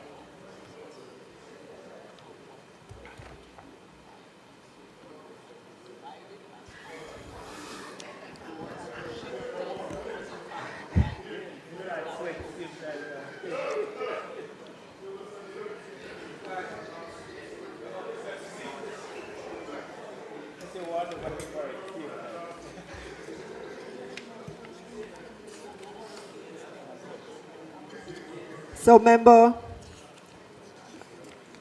there's an amount that was put into the contingency fund in finance specifically to finance those requests, those Melissa-related requests when they come in.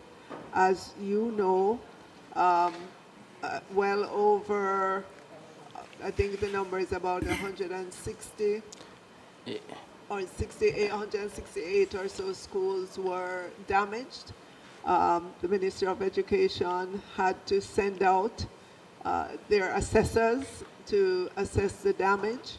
We knew that they would come with a significant request, and so that allocation in the contingency would be taken out at that time when they come, you know, with the size and the quantum of their request. So is it that ahead of the tabling of the supplementary last week, this information was not available because it was not placed there? So it suggests that it is either an error or new information came in. I'm not clear what it is. So was it just a placeholder last week? So I'm advised by the FS that the details just was not available at the time of preparation of the document. Okay, so you used the best figure that you had at the time. We used it, right. And again, the amount that's set aside for Melissa contingency was the account out. No, I'm clear on the set aside, Minister. What I wasn't clear on is the significant difference that would have, which I welcome because 1 million per school was way inadequate. No, that was just for cleanup. 15,007, Minister. I want to direct you there. On page 4 on the revised, the amendment. Last week at PAAC, we had asked for an explanation on the 848,400,000, which the supplementary budget said was additional requirement for the Constituency Development Fund. And we were unable to place it in terms of the information we have where the CDF is concerned. Your revised numbers indicate that 747,400 of that have been moved to the Ministry of Economic Growth and Job Creation, and infrastructure development for implementation of the special end-of-year constituency-based disaster mitigation. That leaves $101 million, which I'm assuming the remark and classification remains, which is additional requirement for the Constituency Development Fund. Can you explain? All right, I'm advised that the 747 million for the special end-of-year constituency-based disaster mitigation was placed in head 1500, which is the office, 15,000, which is the office of the Prime Minister, but it was inadvertently allocated there. So it has been transferred since then to head 1900, which is the Ministry of Economic Growth and Infrastructure Development, to be utilized by the NWA as follows: National Cleanup and Resilience Building Program, 630, and targeted responses to urgent and emerging needs, 220 million. Which leaves a balance of $101 million. Can you indicate what that represents and whether it's still under the classification of additional requirement for the Constituency Development Fund?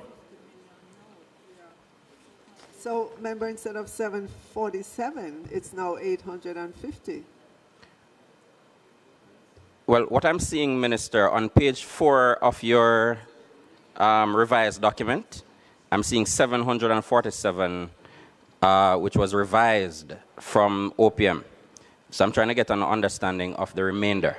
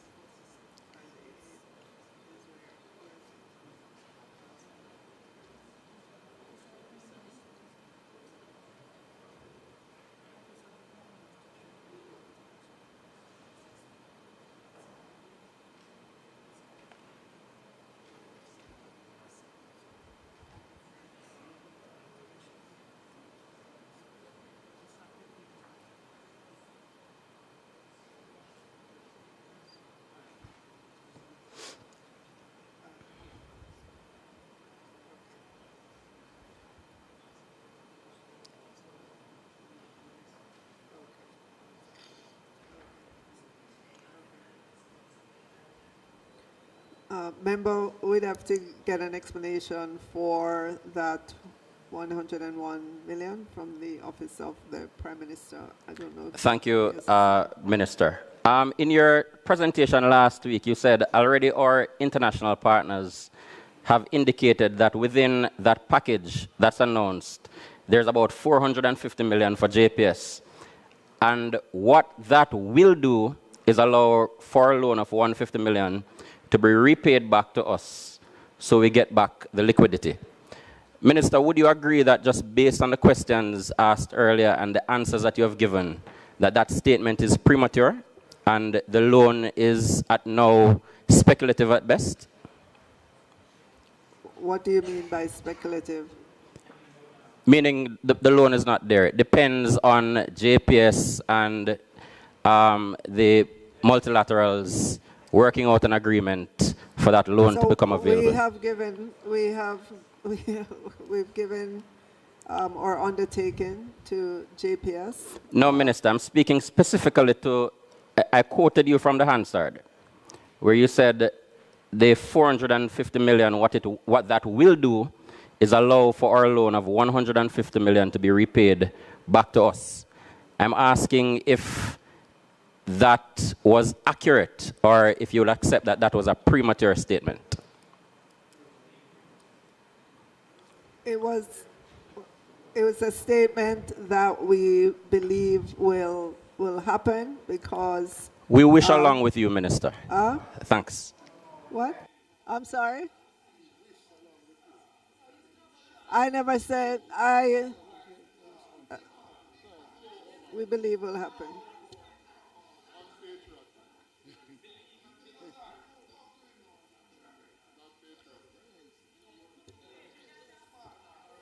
So, member, you have no idea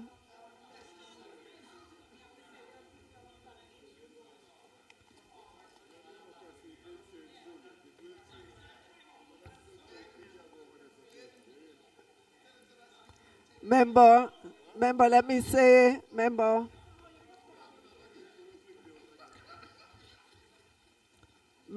just let me say, since the announcement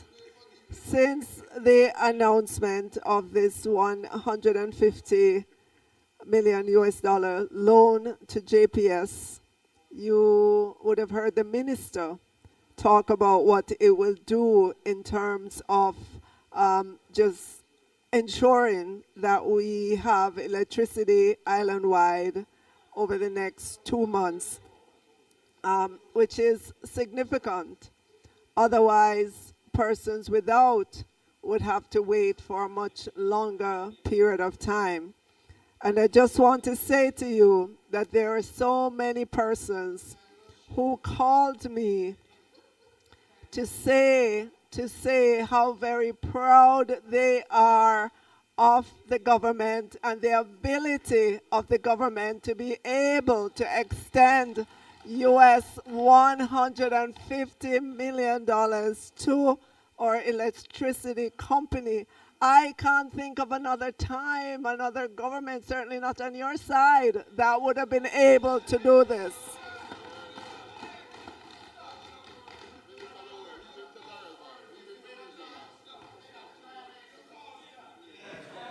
Member from Eastern Westmoreland. Chairman, Mike. Yeah. Minister, just to follow up on that, despite the fanfare that is going on.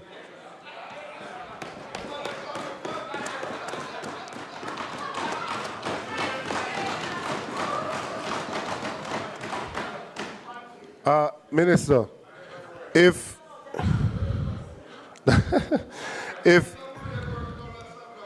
JPS is requiring $450 million so that the good people of Eastern Westmoreland and elsewhere can receive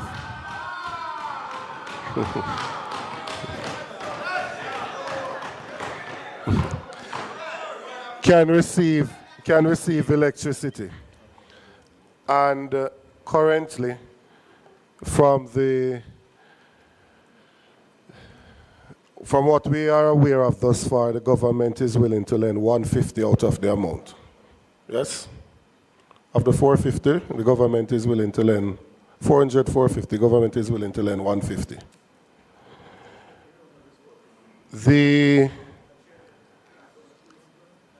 Well, 350, whichever figure it is. Say 350, the government is willing to lend 150. But they require 350 so that all the persons that are currently affected can get back light. No, man, you ask the question, you know. Ask the question. What is the sum that is required by JPS to restore electricity to all of the persons who are currently affected? So the Minister of Energy has just indicated 150 million US dollars. So that means that the $350 million is to restore and? Those are details that we don't have. JPS would be the entity that would answer those questions as to the details of any loan that they take on. But I am not sure, Minister, that is what we were presented with in this House. We were told that JPS required $350 million and that the government would be loaning $150 million. That is what we were told. Has that number been revised?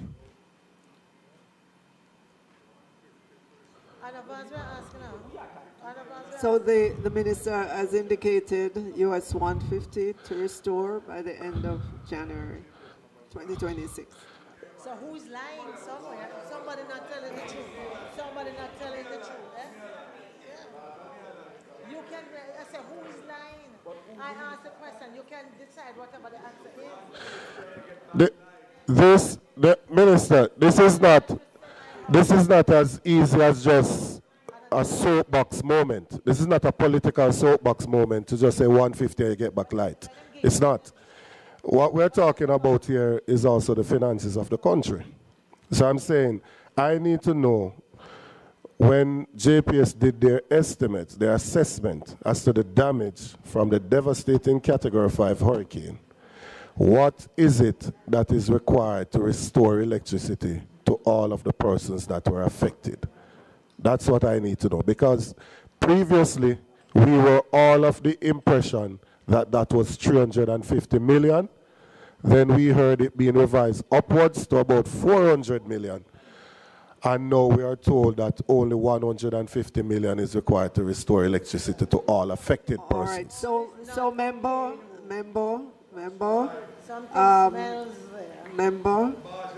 please put your questions to the Minister of Energy in the order, the parliamentary order, and he will respond at that time.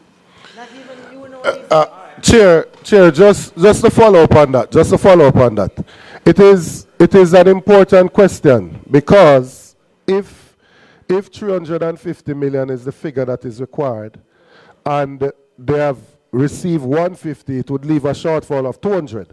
Now, if JPS is currently in a predicament where the license that they have to operate, they currently have no guarantee beyond another 2 years, and their entire revenue that they will earn over those 2 years is less than the 200 million, then it would mean that some further assessment would need to be done prior to making a loan of 150 million US.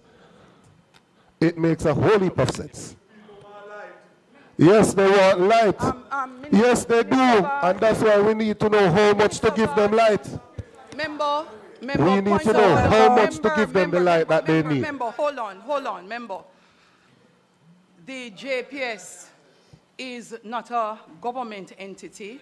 It is not a ministry agency or department of government. Hold on.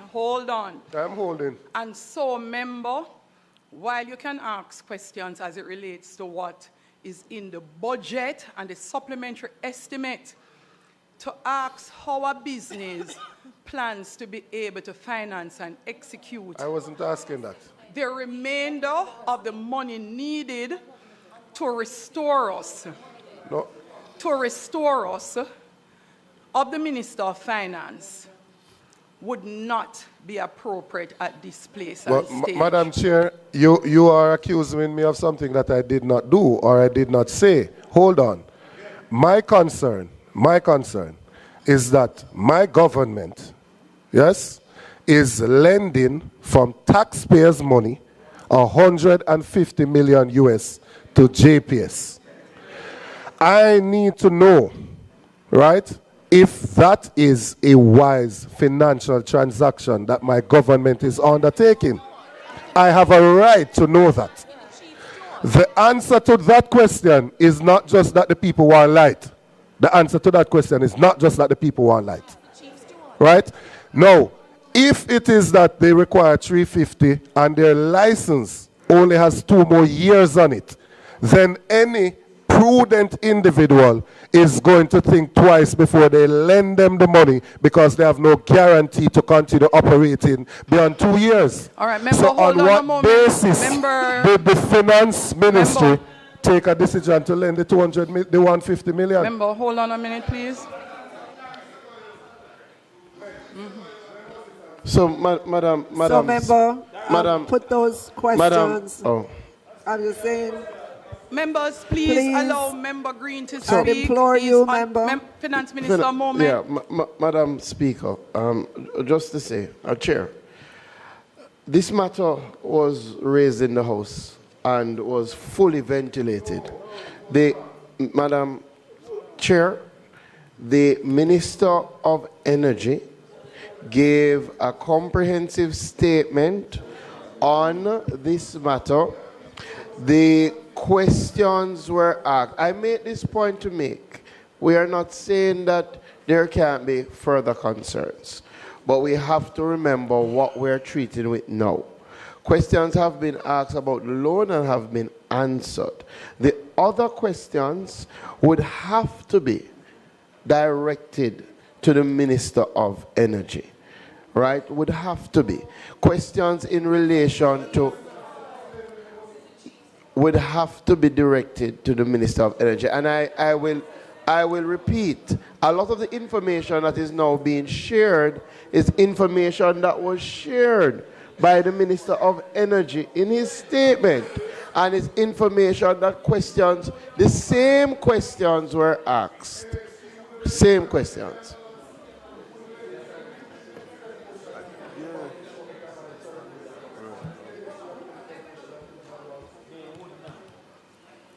So, members who have your mic on, could you turn it off so I can allow,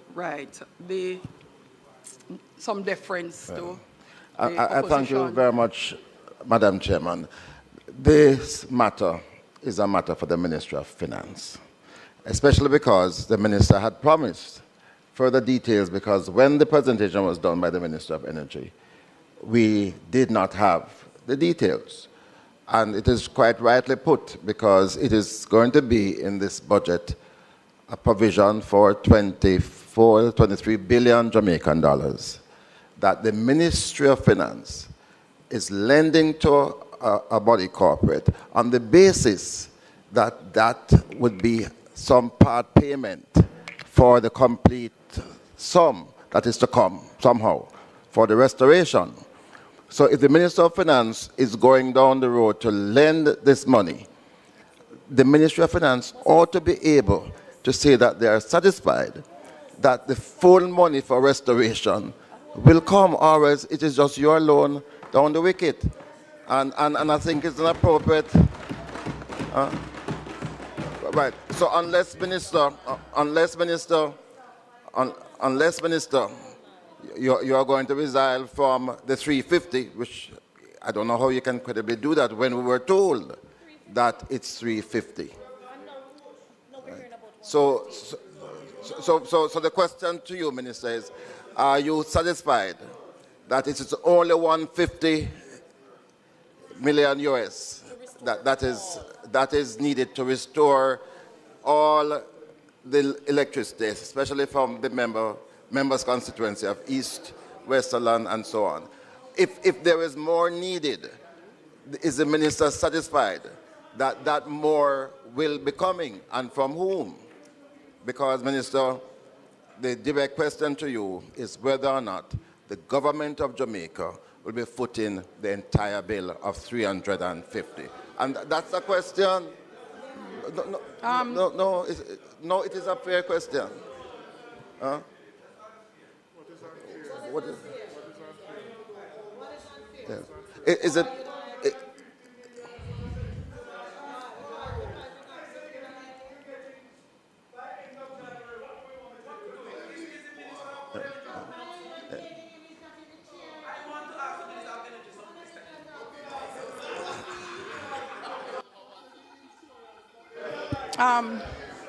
Minister of Finance.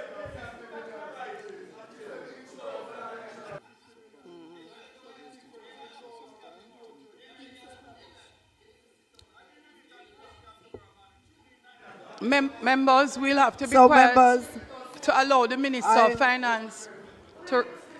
I'm going to... We will have to be quiet to allow the Minister. We will need... Members, could you allow the Minister of Finance to respond? Hold on now.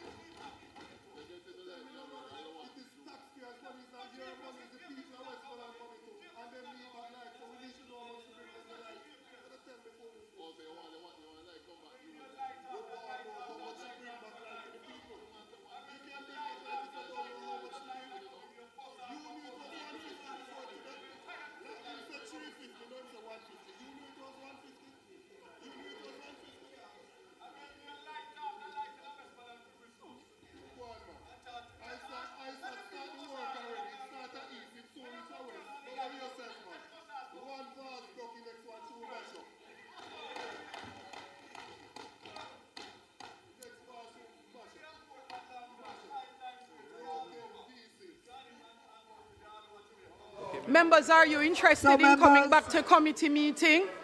For those who are outside, are you ready to come back in?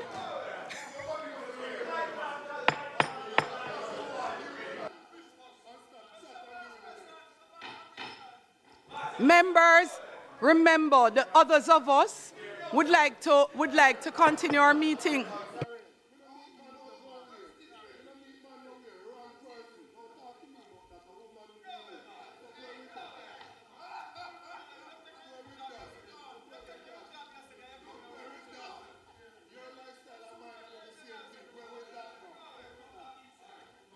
Madam Chair. Members, yes, I think the Minister of Finance was trying. The Minister of Finance would love to respond. Madam Chair. If we would allow the Minister of Finance would like to respond. Members, would you be so kind as to allow her to speak? Member Campbell, Member Vaz, before that, please. So, Madam Speaker, thank you. There are obviously many questions that the members have, the details of which I am not able to give at this moment. As you said earlier on, JPS is a private entity, and I would implore members to come with their questions, to ask those questions of the Minister of Energy at another parliament when he's able to answer in great detail all of those questions. What I can say is that the request that was made of us at the Ministry of Finance and the Public Service was for a loan of $150 million US, and you would have heard the Minister of Energy say that that is for restoration by the end, restoration minister, by the end of January 2026.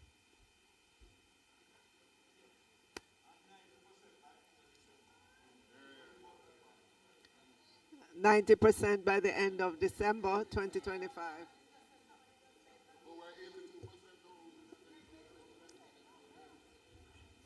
Yes, we do have some additional questions, members. Please just get back to the sitting. Member Hilton, you're first, then Buchanan, you're next.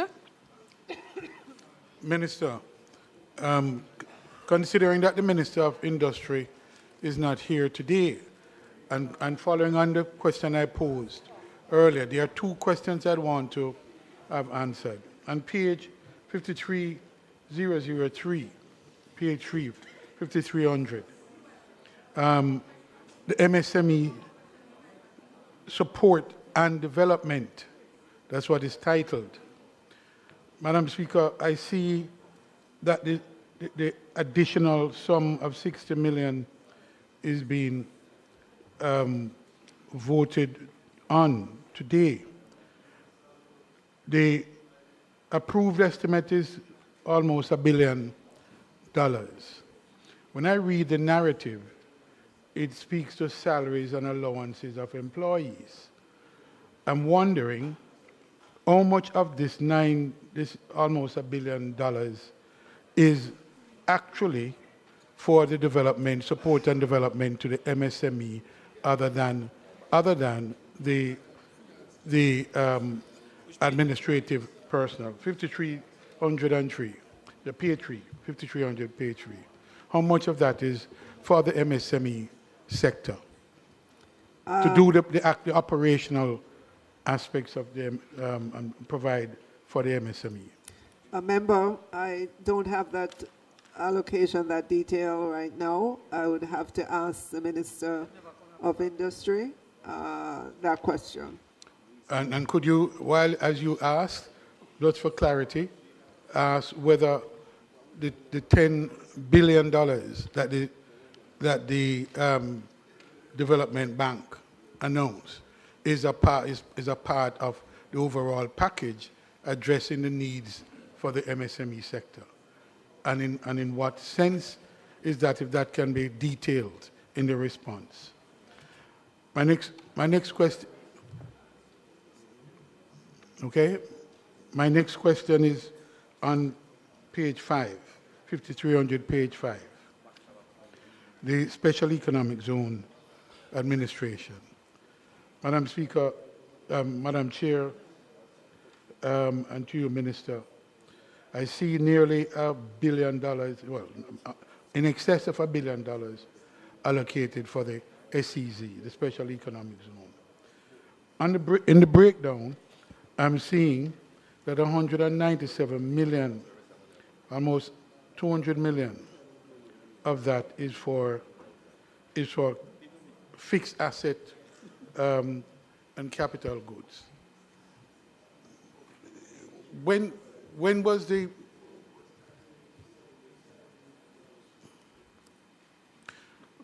could you explain, Madam Speaker, Madam Minister, the allocation of nearly 300 million, 250, 229 million additional, and what is that additional sum for that was not in the first supplementary or the budget itself, the previous budgetary allocation? What is that amount for?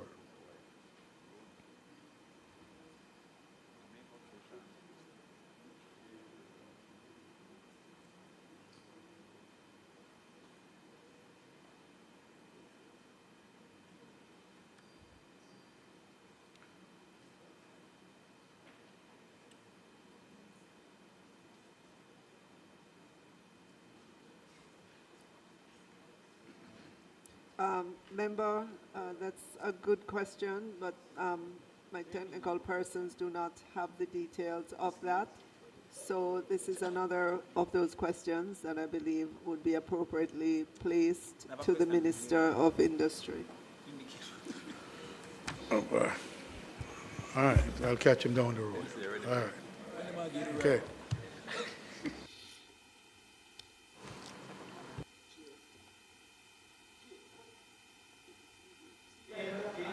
Member Buchanan. Thank you, Madam Chairman. Madam Minister,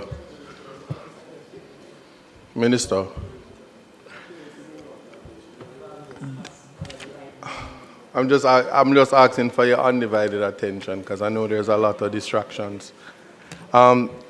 This question is one where I just need to know if you satisfied yourself in relation to the loan as to whether or not any extension of the license to acquire the said loan of $450 million to JPS was a consideration for you. Did you satisfy yourself before awarding the loan whether or not there was an extension, and as well as that whether that extension allowed JPS to possibly acquire the additional sums?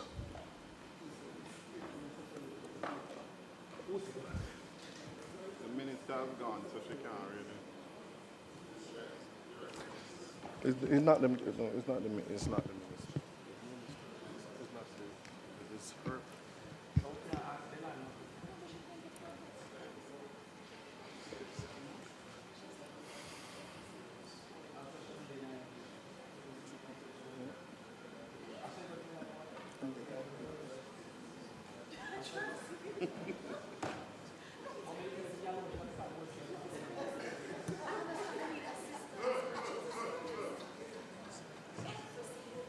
Hey, Dave. So, member, what we've concerned ourselves with is the 150 that is needed for restoration. But just to say that the electric, the 150 was not linked to any decision about the license. The 150 was intended to ensure that there's accelerated recovery of electricity across the island. All right, thank you for that. Minister, I know that you are well aware that this house is a house of record. Now, for clarity, several things were said about what the $150 million would do. Today, I heard that it would restore, the 150 would be, I'm not going to say light after light. I'm not asking that, please. It would certainly restore energy by February, but end of January, in the middle of February, end of January. Let me extend it that far. But however, that doesn't account for the remaining sums. So you have said that you have granted the loan simply for the restoration, but to what quantity? To what amount? Well, you heard the Minister of Energy just recently. No, I actually, as I said, Madam Minister, this is a house of record. The minister made no statement on any mic or anything that was recorded. Okay, so let me repeat what I heard the minister said, and that he said, and he said it several times in Parliament and outside of Parliament, that the $150 million is dedicated towards restoration of electricity across the island by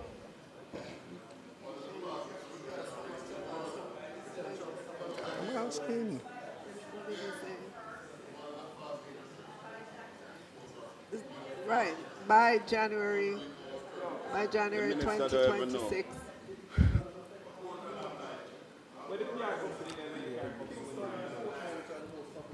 All right, but Madam Minister, Madam Minister,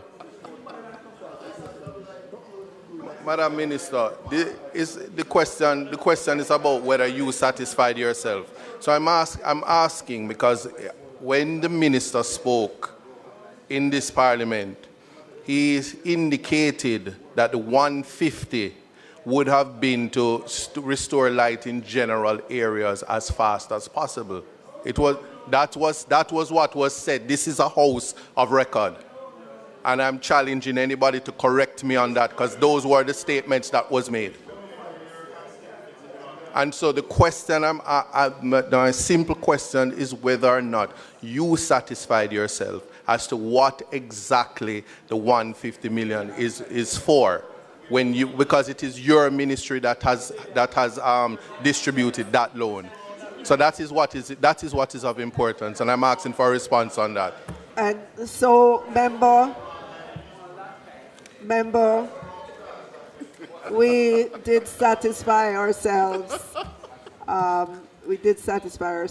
Just to answer your question. Thank you for that. My final question. Your projection of 68.2% of your GDP. Can you say what is the reality of our GDP now? Your assessment for you to make the projection. Yes.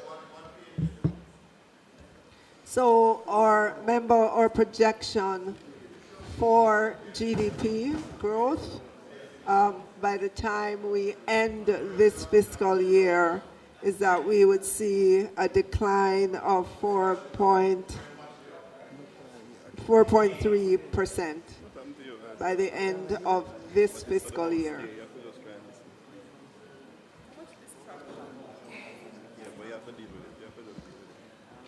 Madam Minister, I didn't get the benefit of your answer. Not so. No, I didn't hear.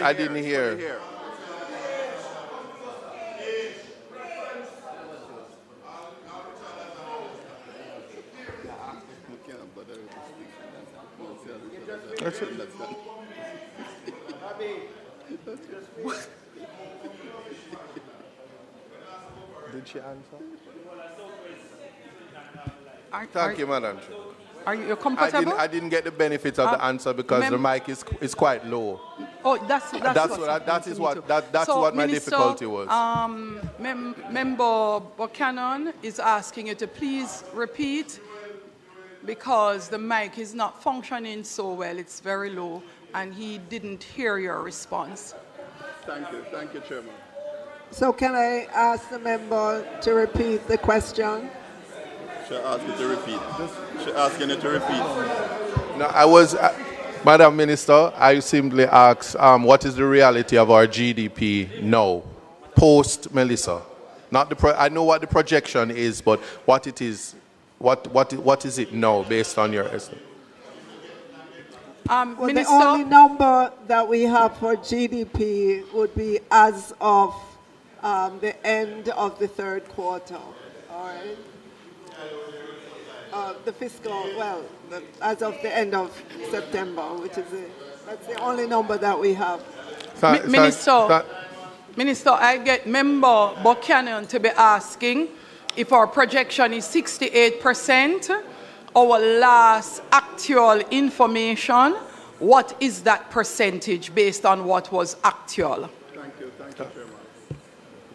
Thank you, Madam So Chair. our last debt to GDP figure would have been the debt to GDP at the end of fiscal year 2024-25, and that was 62%.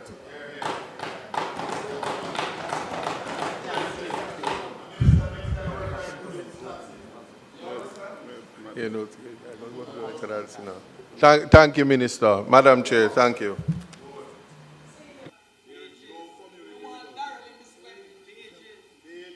No, before page. Okay. We have one more question from Member Dawes. Thank you, Madam Chair. Minister, we are getting about 3.6 billion US dollars, mostly in loans, not grants. We have hospitals, clinics, schools, houses to fix. We have infrastructure such as roads and drains to fix. When the minister gave his presentation about where that $150 billion would be going, and let us put it in perspective, this is $24 billion, sorry, 150 million US, 24 billion Jamaican dollars. He said that the restoration would be done by the end of February, January, as opposed to April, May, June. Now, what is the opportunity cost of bringing restoration of electricity await forward by three to 4 months? $24 billion to move restoration forward 3 to 4 months. What is the opportunity cost? What are we sacrificing? What are we sacrificing for $24 billion to be spent so that we don't wait 3 months for restoration? What can that $24 billion do when everything else that we're borrowing, it is going to come at a cost for interest rates? Who made that determination that 3 months of earlier restoration is worth $24 billion at a time like this?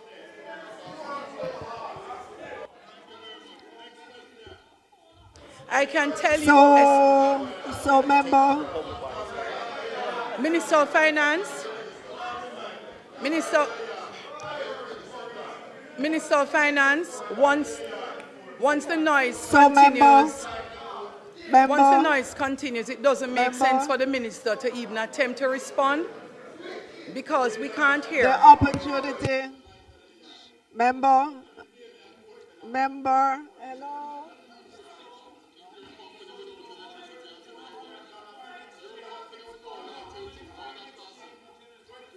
So, member. So, member, hello.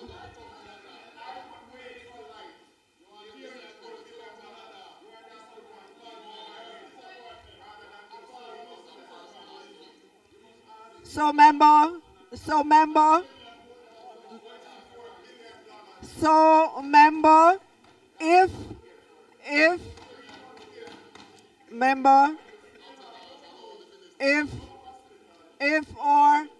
if our hospitals,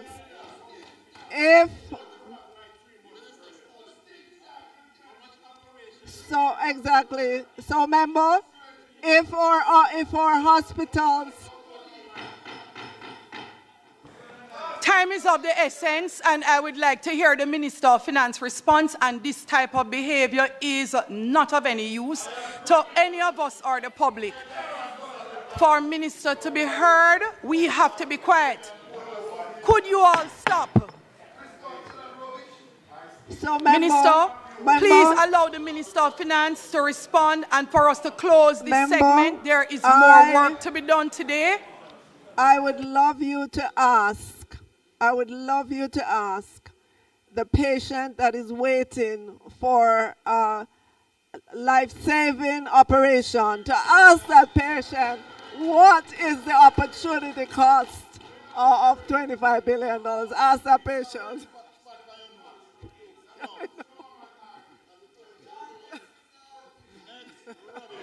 Members, if there are no other members, please, this is not how we conduct the House. There are no further questions. Minister of Finance, would you be so kind as to wrap up this segment?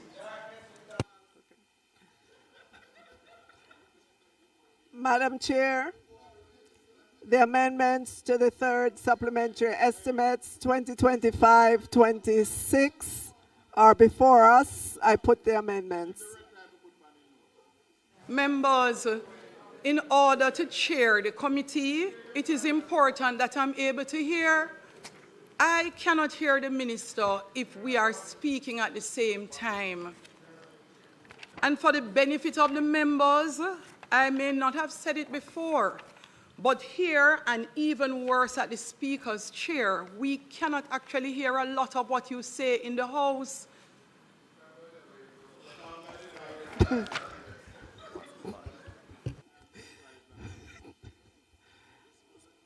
Madam Chair, the amendments to the third supplementary estimates 2025-2026 are before us. I put the amendments. Thank you. I put the amendment.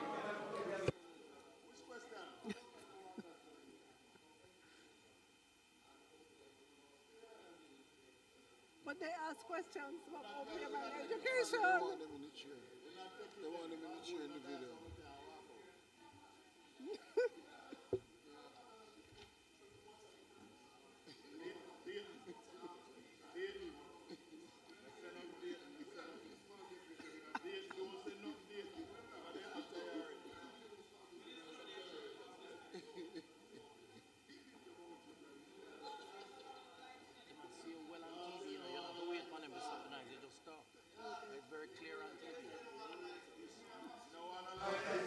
Members, please, I beg of you, please quiet. Minister of Finance, were you able to answer the questions as it relates to OPM?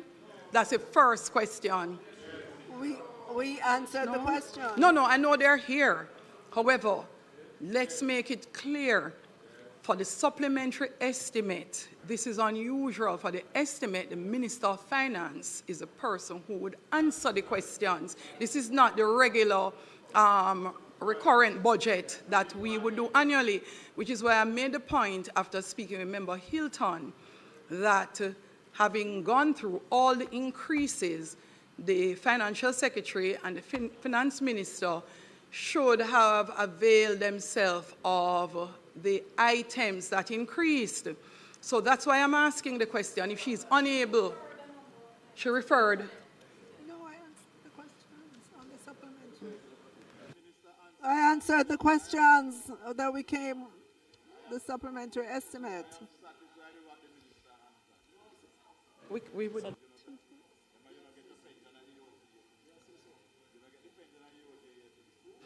Finance Minister,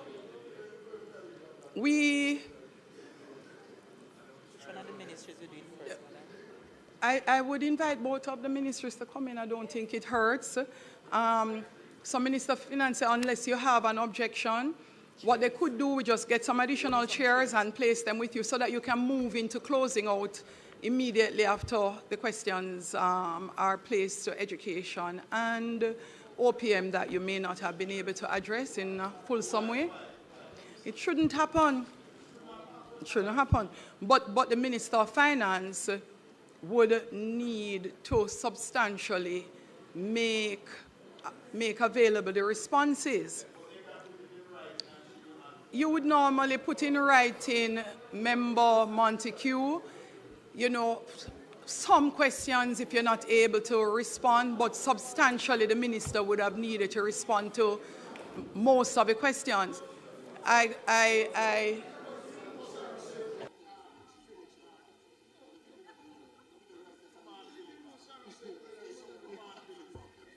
With some additional chairs, please.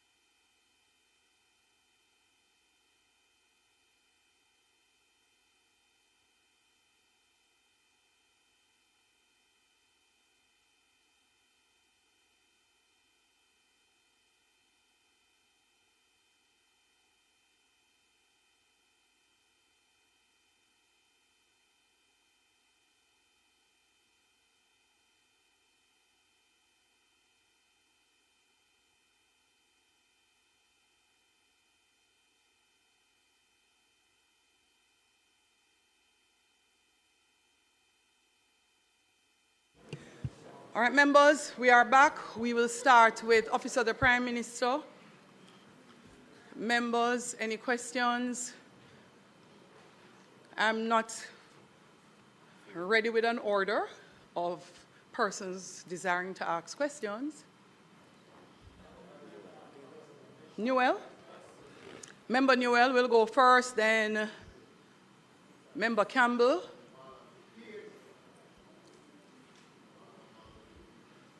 Any other questions for OPM?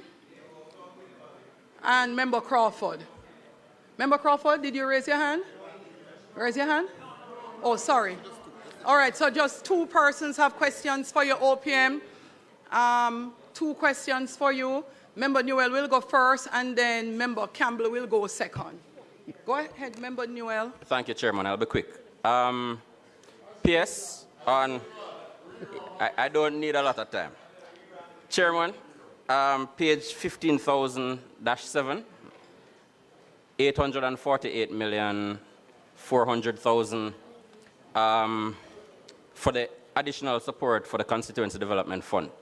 I'm seeing now, PS, where on page 4 of the amended document, amended estimates, 747,400 of that amount was transferred from OPM. And I'm seeing on page 5 an amount of 850 million, for the end of year mitigation program. But of that amount, I'm seeing where 102 million came from the Ministry of Finance and 747 came from OPM. So what I'm trying to find out, PS, that $102 million that would have been left at OPM under the object classification additional requirement for the CDF, I'm trying to get an understanding of what that is. Thank you, PS. No. The PS told me at PAAC. The question again for standing finance if he so chooses. But just for context, Chair. Allow the member to ask his question, please. For context, Chair, for context, the PS indicated that he didn't have the full information. So I'm seeking clarification now. Thanks.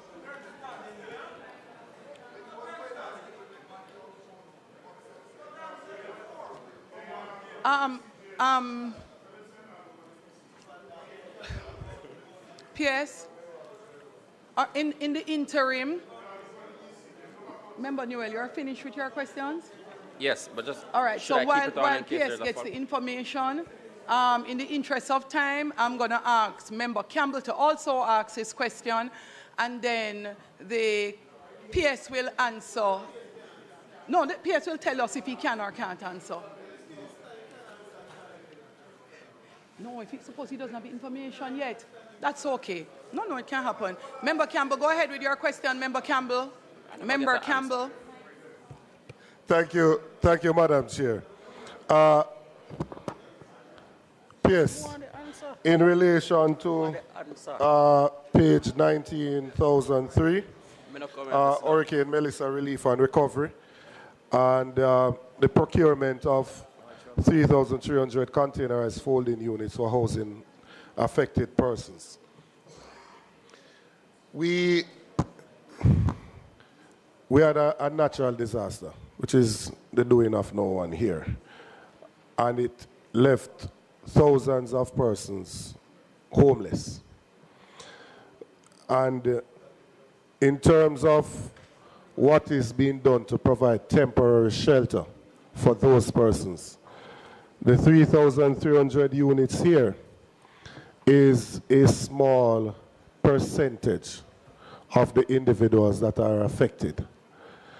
So from the allocations, this increased allocation that comes through this supplementary budget, what other measures are in place to provide temporary housing for those persons who are affected?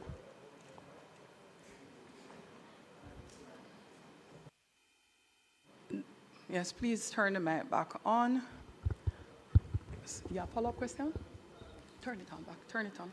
Thank you. Thank you so much. Thank you so much. We're taking a multifaceted approach to the accommodation solution.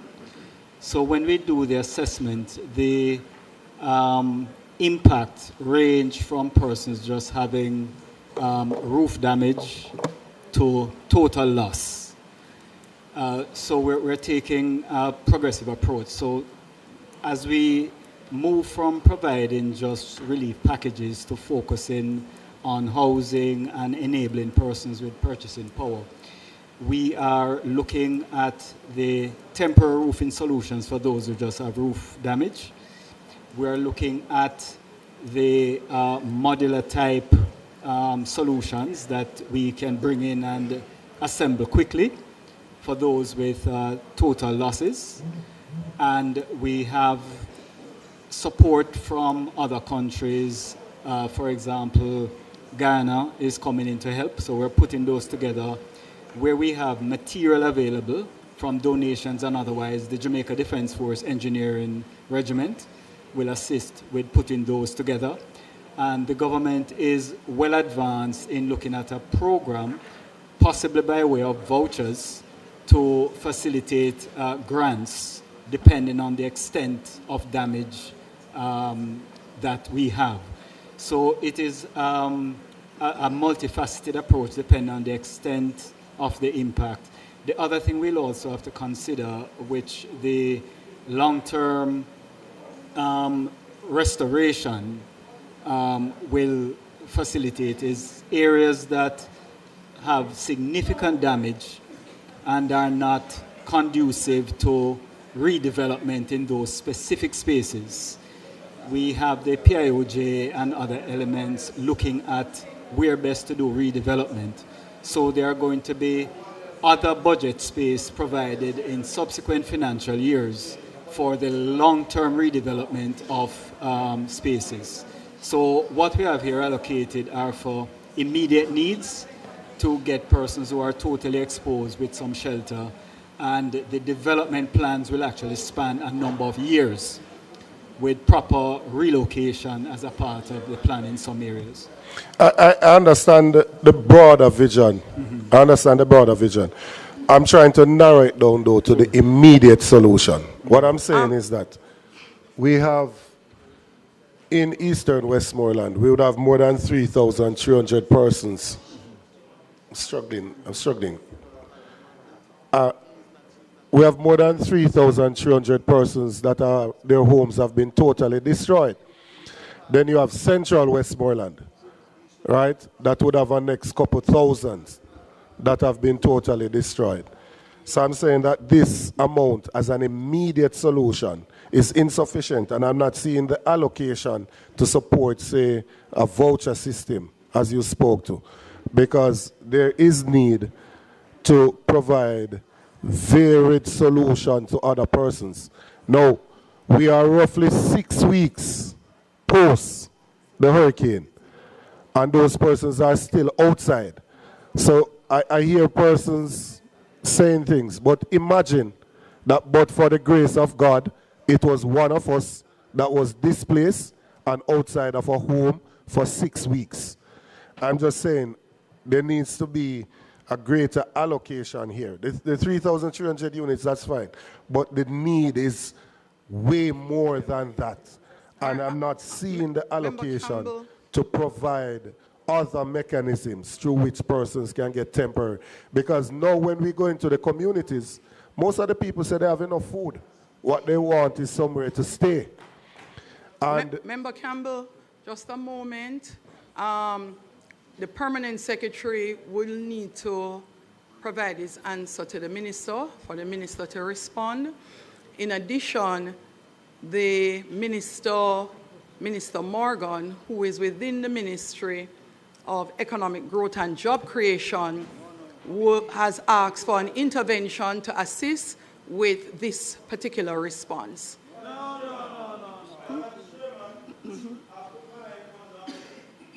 Oh, sorry, member, your mic is on. My apologies.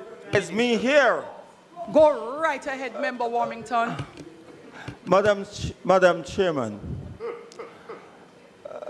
I've been here since 1980, came back 2002. And I'm amazed to see that the permanent secretary is responding to questions in this house. The minister ought to respond to any question asked here, not the permanent secretary. So I'm asking, maybe not asking, may I say, return to the protocol in this house, whereby questions are not directed to the permanent secretary, and the permanent secretary does not respond. Technical officers, consultant advisors do not respond in this house. All answers must be. No, additionally,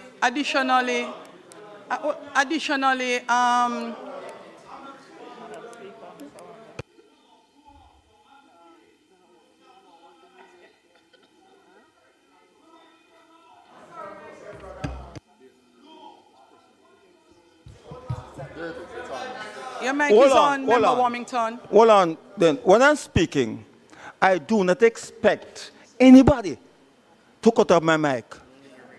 I came back here. Warmington. Let me finish. Member Warmington, on a point of order. No. On Chairman, you don't call point of order. From the chair. Member Warmington, you have several mics on, and I don't even need to call on any privilege as chair. Madam you Speaker. had other persons also making a point of order. But they can't cut me off in the middle of it. Have no clue if you're finished, and I didn't know I your was mic not was off. I did not complete what I'm So saying, Madam kindly Chairman. complete your statement. Madam Chairman, may I say to you, you cannot call point of order as chairman and speaker. I don't even point want of to use order privilege. can come from only the floor, not from you. You had one from the floor. No. The chairman can't call point of order on me. We can call point of order, not the chair or the speaker. But I'm saying that I've never seen it in my 30 years here. Yes, and you have said that before, and you do not repeat in the house. Complete your complete your intervention, Member Madam Warmington. Chairman. Member Warmington. Madam Chairman. Complete your intervention without repetition. I have the greatest respect for you, but do not.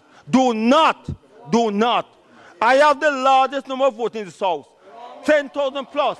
So do not do it. And don't cut me off either.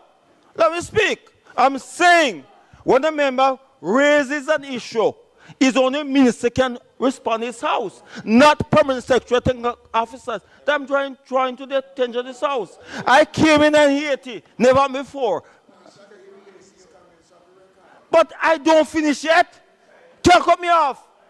I'm saying only the minister can respond. The permanent secretary, technical officer must advise her what to say. Don't cut off my mic, Don't do it again.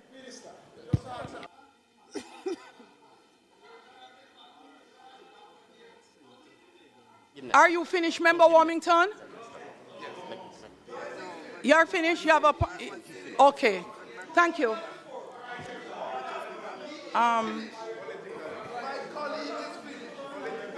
Chairman.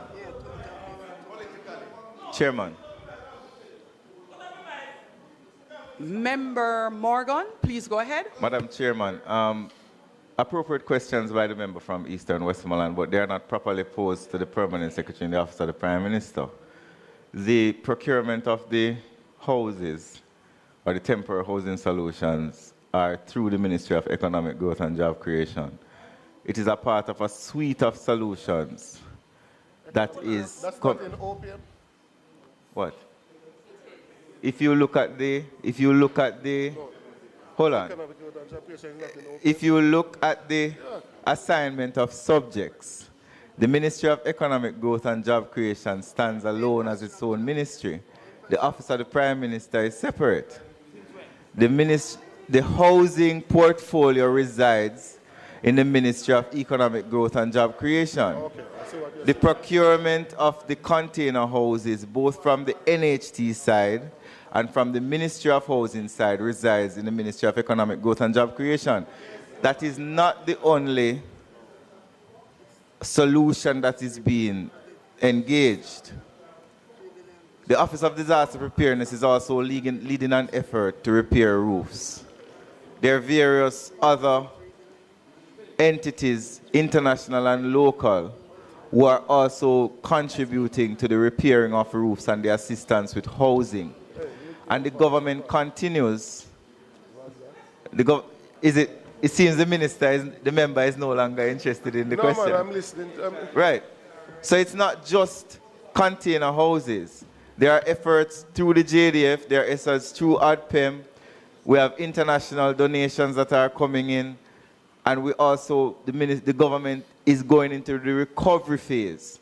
And in the recovery phase, you're going to see an escalation of the interventions as it relates to shelter for persons as well. Madam Chair, that is the information I'm trying to ascertain here. I am saying that, and I don't want to be parochial, right? So I'm saying in those affected areas, including members from both sides, there are several thousand persons that are currently homeless. And I'm saying I am aware of some of the efforts. So I'm aware that the Guyanese doing 200 roofs in eastern Westmoreland. So I'm saying though that what I'm seeing as the allocation to deal with these issues, that I would essentially be asking the Ministry of Finance for an increased allocation to deal with temporary housing. It could be through that voucher system that you're speaking to, that some of those persons could receive a sum so they could go and purchase some things to put a roof above their heads. But we are now 6 weeks after the hurricane, and persons have gotten to a point now where the misery index is rising as they continue to be outside and exposed to elements.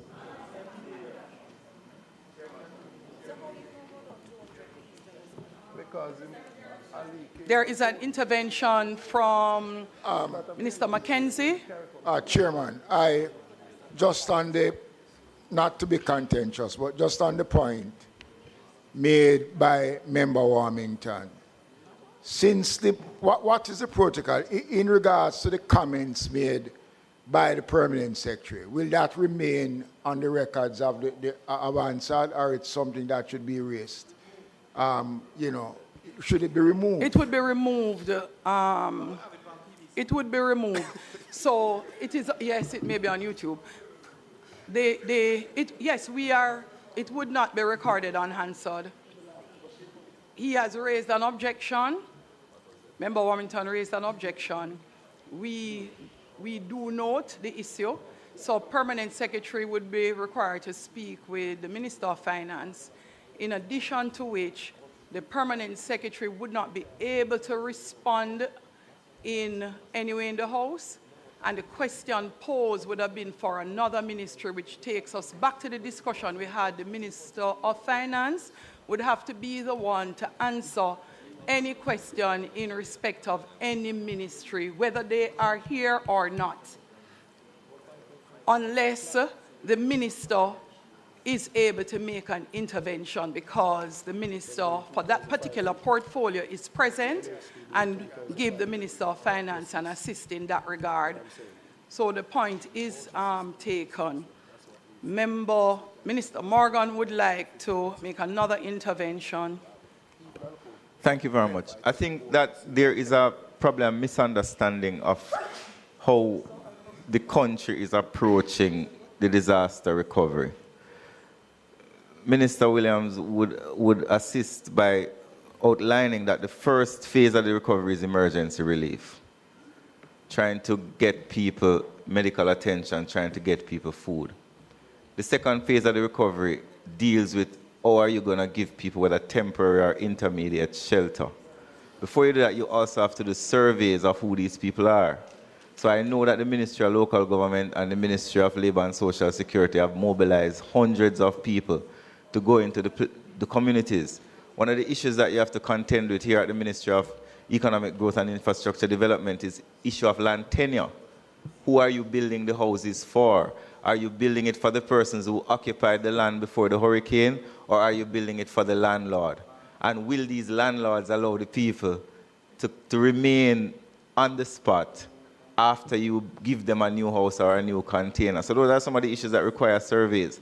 What I do know is that as part of the recovery, there'll be a significant ramping up of the provision of housing, whether it be through persons who contribute to the National Housing Trust. The Prime Minister has announced significant benefits for persons who contribute to the National Housing Trust, who can get grants and loans to repair their houses.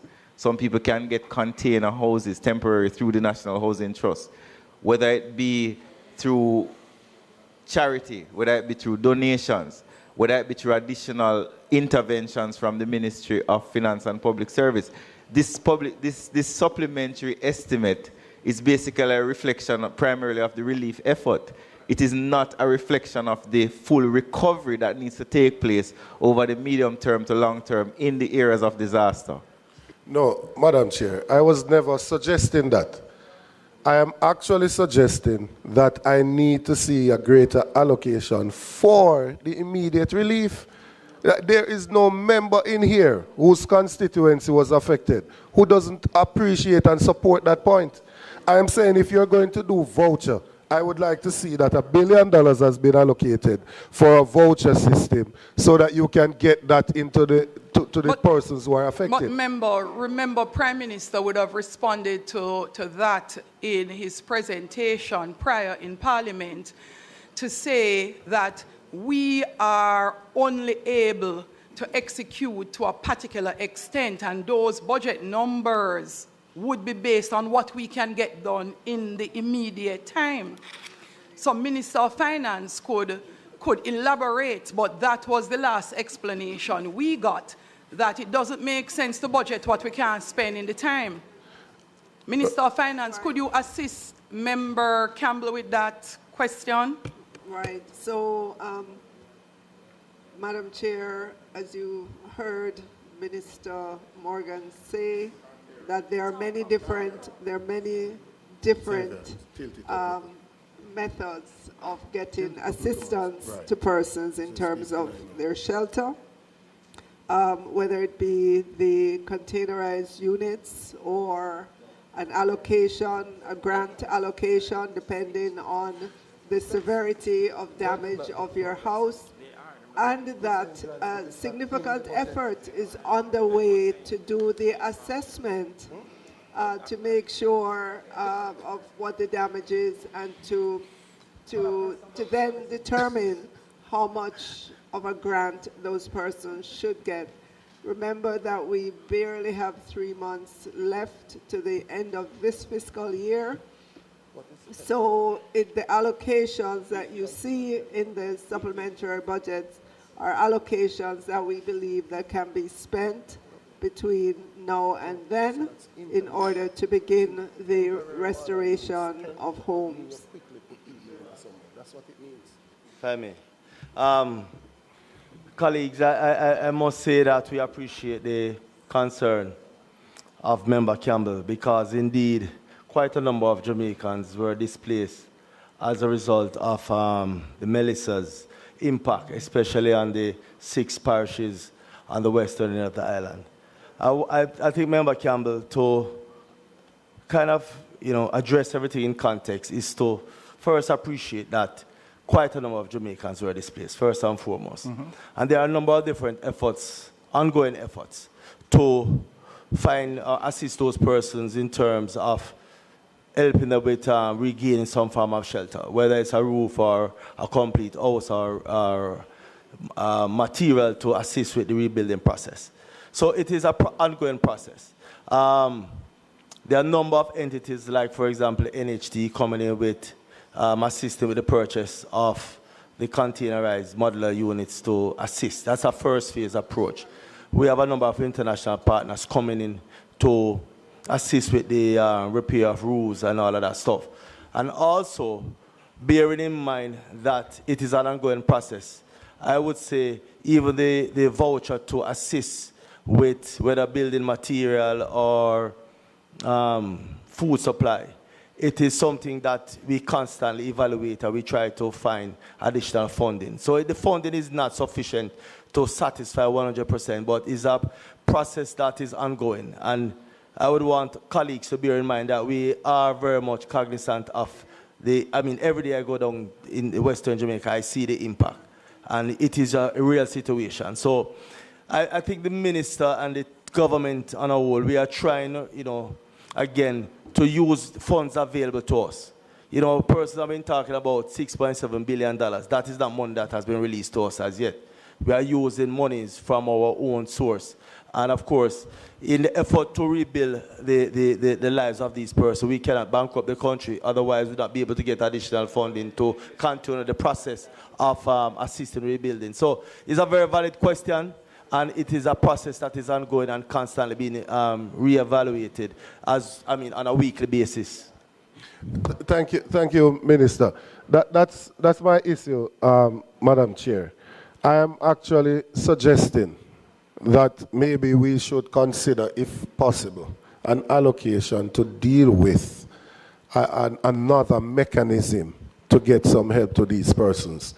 So I'm not unmindful of the fact that several persons were affected. As a matter of fact, I'm pretty much saying that.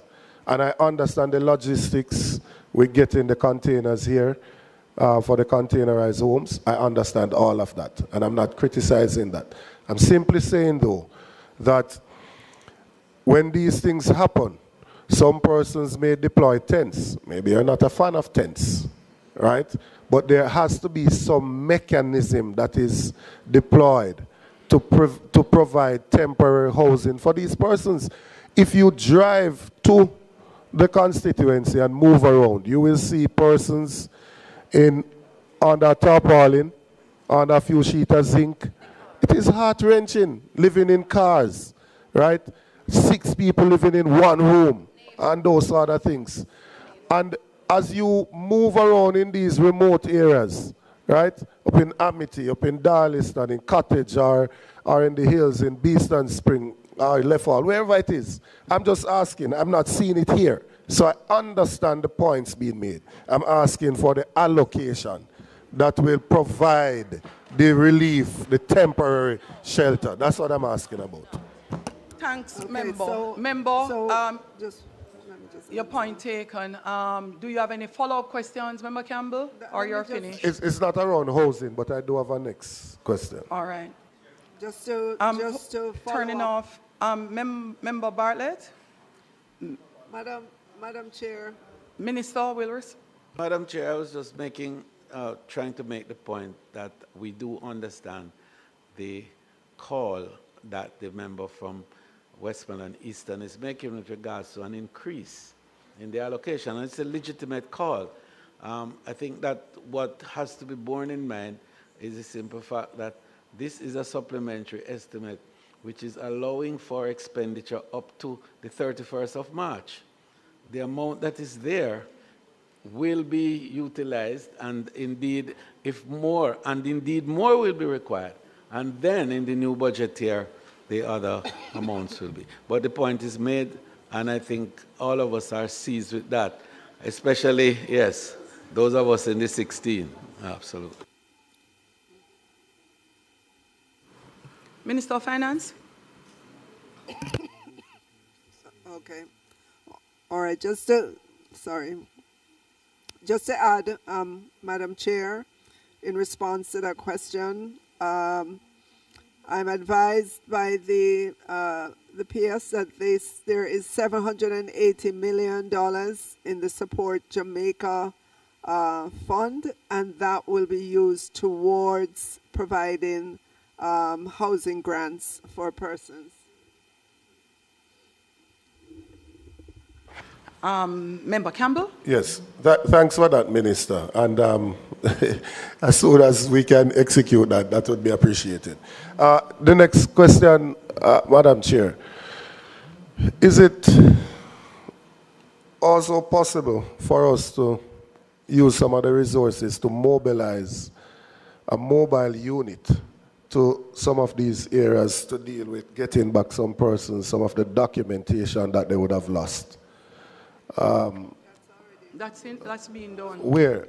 That's already underway, member. Roll out where? Well, maybe I need to ask for it in Eastern Westmoreland then, because we don't know nothing about it. Well, NERA for birth registration. I don't know. NERA for birth registration. It's on its way. It's in transit. Member. NERA for Any birth more questions registration for Minister? And TAJ for TRNs, and so that has been rolled out and will continue. Yes, because as you know, Minister, when we're trying to assist some of these persons, we want to put an accountable system in place that we can identify the beneficiaries. All right. Yes. There being no further questions, we'll move to Minister of Education. Thank you very much, OPM.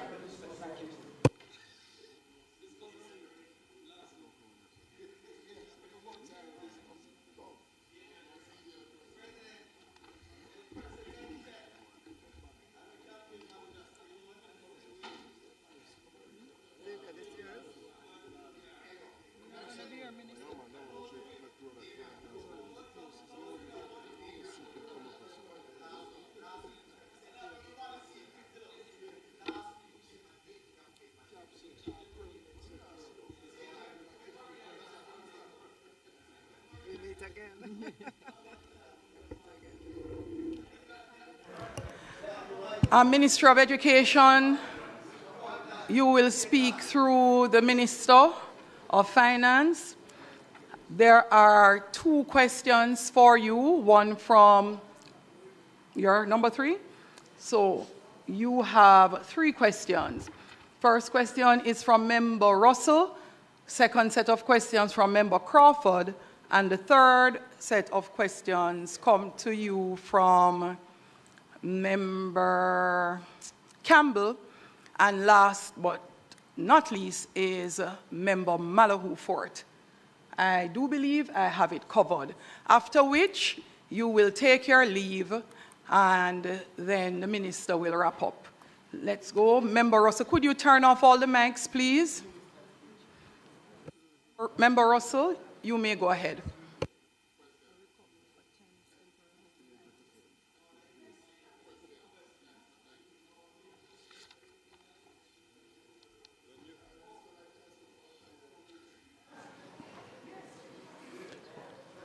Thank you, Madam Chair. And the first question for the Ministry of Education relates to, and noting the increased allocation, these questions relate to that and whether and how we will ensure that we are able to get children back to the learning levels that are desired. So the first question, if you will, is to speak to us about the number of schools that were affected significantly and to the point of closure, and where are we now with the resumption and return of these children to school? Do you have any more questions, Member Russell? Yes, I'm awaiting a response. No. Member Russell, any other question? I do, yes. Go ahead, Member Russell. The second question is as it regards to the steps to get children back to school. So those who are not able to attend institutions, what support is being provided to them to get them back to school? And the third one, I've seen reports and I've heard certainly from my constituency, of schools affected by various diseases, including rodent infestation, if not leptospirosis. So can you speak to any outbreaks of leptospirosis in schools and any other disease outbreaks in schools, and how the ministry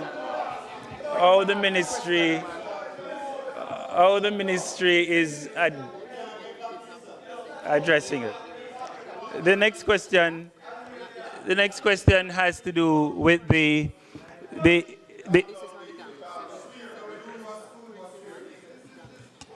I know the issue is going to be raised. The next know question you're raising relates the issue. to... Member.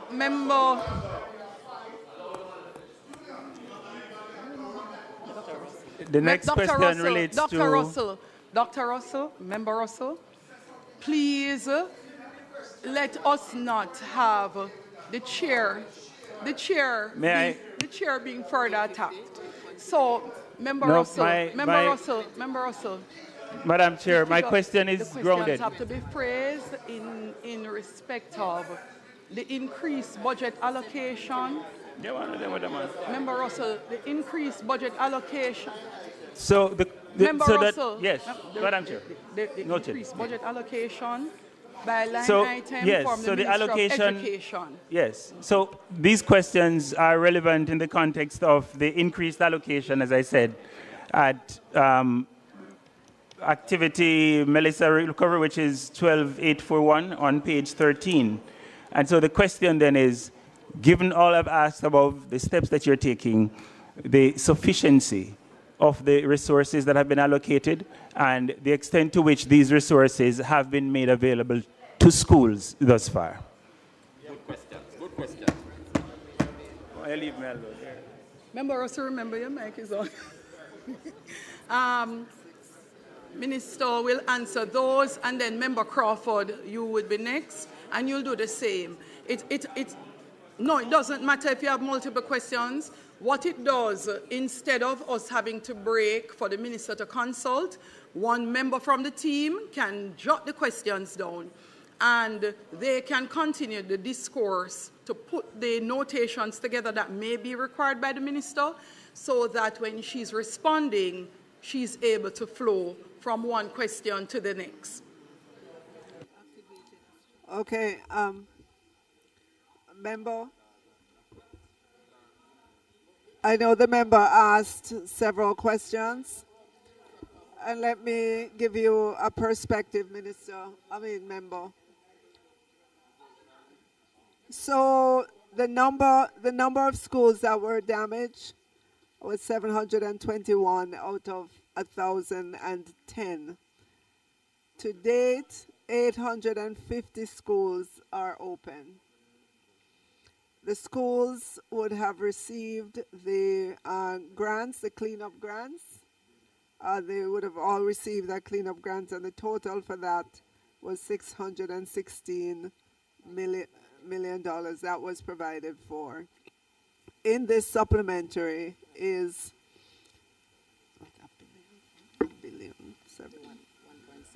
is 1.7 billion.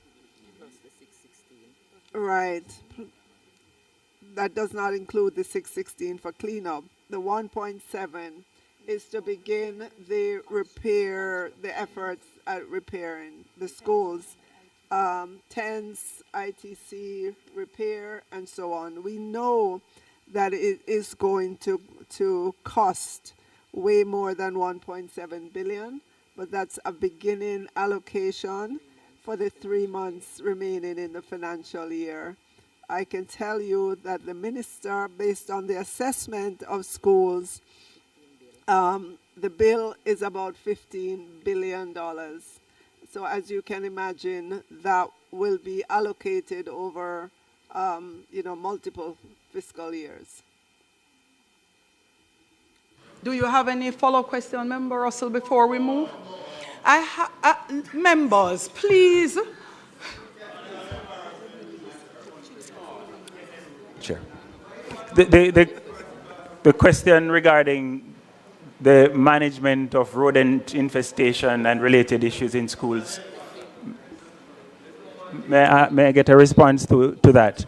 And then the time frame, assuming this increase is granted, time frame for schools to access resources for repairs. So, Member Russell, do you see any line item that has a budgeted amount for treatment of infestation of rodents in the Education Ministry budget?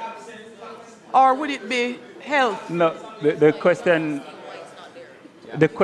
is because I know that's the experience of schools at the moment, and it would affect.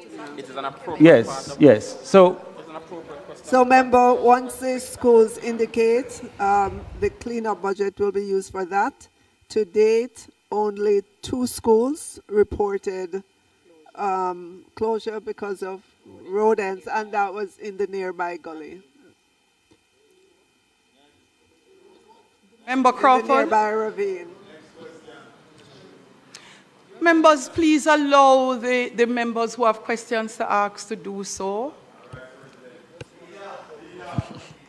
Mr. Can I ask for your protection, Chairman? Chairman, I ask for your Member protection. Crawford, please go ahead. Yes. Chairman, I've just gotten some information that I'm trying to rectify. How many schools exist and how many are damaged? Because I've heard 851 and 721. Member, there are 1,010 public schools that will be primary and infant, primary, and secondary schools. 721 of those suffered damage. 721? Yes. All right. So that's a correction to the 616. So the 616 schools that are currently under... The 616 is dollars, millions of dollars. Actually, no. If you look to the next slide, additional requirement to support the initial restoration and cleanup of 616 schools assessed to have sustained infrastructure damage during the passage of Hurricane Melissa. So at the time, that was the data, Minister. Page 41, at the time, that was the data. From the preliminary member Crawford? At the time, member, at the time of assessment, those were the numbers, the preliminary numbers at the time of assessment. Right, so the current number is 721. Current number is 721. Is it reasonable, therefore, to say 160 schools approximately are still closed? Well, the number that I just get, yes, 850 are open to date. Yes. Right. So if you do the subtraction, then you would get to, yeah. I didn't get a response. Are we saying 160 schools are still closed? Approximately. Can you indicate what is the expected time of reopening for these schools? I'm reliably told January 6, 2026 for all schools. Wait no man. January 6, 2026 for all schools? Yes, what makes you answer? That's the plan right now. So the plan, is there a basis, is there a reason for the closure of the school? Is it damage from the hurricane, or is it that they're being served as shelter? What's the reason for the closure of these schools? 59 of our schools are serving as shelters. 59 of them are currently... as the government finds new spaces for those persons, then those schools will cease to exist as shelters. So approximately 100 schools are closed because of damage through the hurricane? No, she said 59. 160. Yes. Chairman, I'm not getting answers. I'm getting answers from everybody. I am not hearing you. 1, 2. Member Crawford, you were asked to put all your questions. Chairman, that can't work because I don't know the facts to ask of the real question. For example, I didn't know how much schools are still closed, so how am I going to ask that question if that wasn't No, ma'am. provided? So let me tell you why I didn't allow anybody else to turn on the mic in the interim. So ask your questions. That way she can get the information together that you will need. And when she answers the first question, if you have follow-up, you do it then. When she's doing the next one, if you have follow-up, you do it then. Because what is going to happen, because she's not the Minister of Education, she's still needing to consult. There's the junior minister there, there's the senior right. PS. So I'm saying that it allows her the time. There's the former minister. Member Crawford, it allows her the time to just consult. Oh, Lord. All right. So we're at 100 schools closed because of damage. This 721, question one, is that 721 schools public schools only, primary and secondary? All right, so that is a... public schools. That is a yes. Compared to Hurricane Beryl, what is the level of damage under Hurricane Melissa to schools? It's more extensive. It's more extensive. Okay, so the fact that we expect Minister, so we had about 300. Member Crawford is able to do what he's doing because you're entertaining. And we are hurrying up, Chairman. Chairman is going smooth, you know. All right. Is you what disrupt the thing, you know, Chairman. All right, so Member Crawford, I'm very much inside right now. Remember that based on the time, we have to go back to the House to be able to extend the proceedings. Okay. Well, with the budget of 2.3 billion, how is it that we expect that all schools will be reopened in January, which is within this budget cycle? Yes, and so allow her to answer for me, please, Chairman.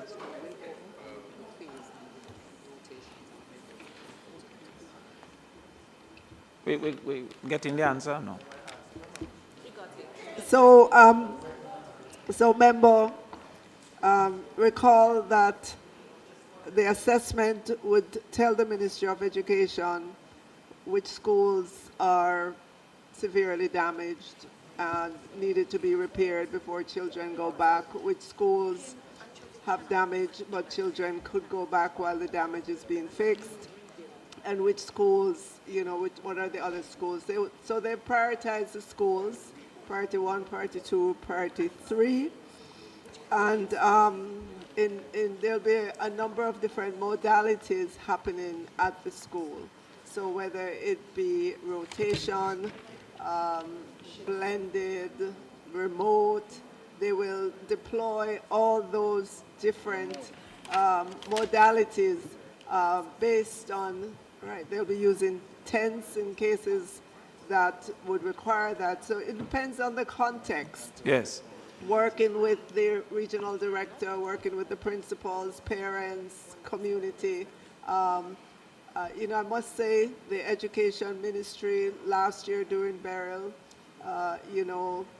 did a very good job of ensuring that learning continued even in a disaster. And here we are again in 2025, almost a replay of last year, but on a larger scale. They already have a policy in place for how you operate in disaster, and they have rolled that out and are doing everything they can to ensure that schools are repaired as quickly as possible, that our students come back into the learning environment as quickly as possible, and they're utilizing every methodology, every mode of learning at their disposal. Thank you, Minister. That's a wonderful and long answer. However, what is the reason that the allocation for Melissa, which is more extensive than Beryl, was less than the initial allocation for Beryl, which was 2.5 billion, and the initial allocation for Melissa is 2.3 billion after the initial of 600 million? So, member, this is for the remaining time for the fiscal year, which is 3 months. Come back to us again when we lay out the budget for the next fiscal year. Well, I will remind you that you intend to open in January, which is within this fiscal year. But let's go. What about the impact of the trauma on the children and the importance of psychosocial intervention? Has that been considered? So, you have intervention? We have, I think, as a committee, allowed, for the most part, people to ask wide-ranging questions that don't relate directly to budgetary items. I think the member just asked a direct budget question. Especially where we are in the day, I would ask the members to stick to matters of budget. I know there are other issues that we want to ventilate. I'm saying that this is not the space for that ventilation. We also have another challenge, all members, Chairman, that we would have to suspend the Standing Finance Committee, go back to the House, because the standing orders require that in order to extend time to complete the matters for today's sitting, we would have to go to the House to seek an extension of time. Yes. So if we continue, we will have to break and come back. Well, so I'm asking members to just look back at their questions and work with the budget questions for now. Chairman, I'm working directly with the budget question. Page You're going 40, well, let's go. Page 41,004 has a line item 12836 called Guidance and Counseling Services. I asked for the importance of psychosocial interventions based on the trauma to children in schools. I think that is a reasonable question based on the budget. The answer was that it was very important. It led me, therefore, to ask, why is it that there was no increase in that line item? Isn't that a reasonable and within the lines of the budget?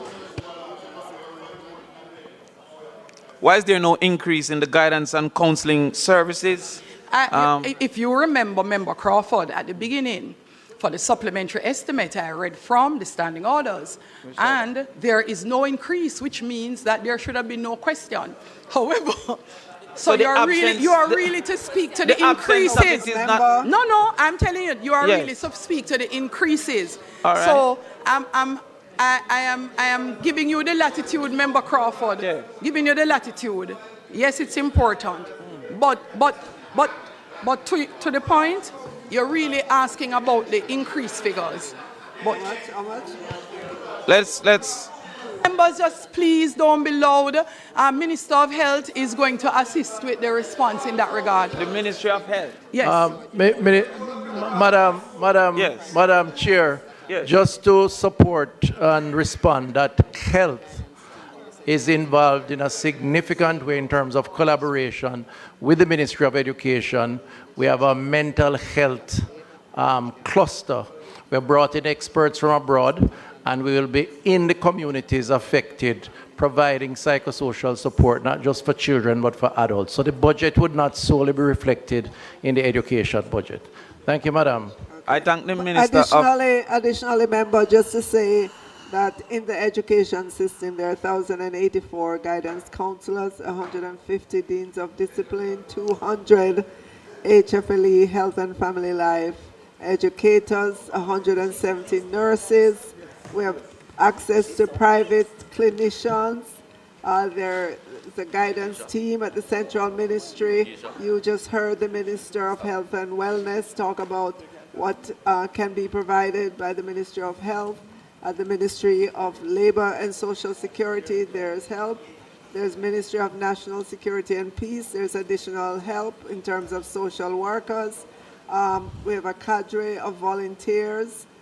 We have donors from UNICEF and other entities to help us, the IDPs that would help us. All right, before we move on, Chairman, may I remind the Minister that we have 440,000 children, and also one would assume that what existed prior to now has been fully utilized, and by extension, there should be a need for increase. I would ask the Minister of Health too, when he's at the chair, to indicate where's the budget for that intervention for psychosocial.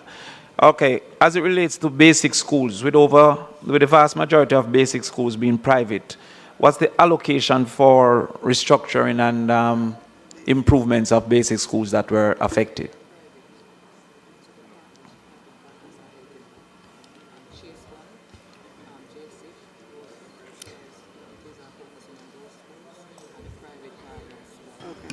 I understand. Madam Chair, might I offer intervention from might I offer a little guidance? Because Bartlett? Supplementary estimates indicate additional funding for specific items. And what it presupposes is that there is already a budgetary allocation for these areas.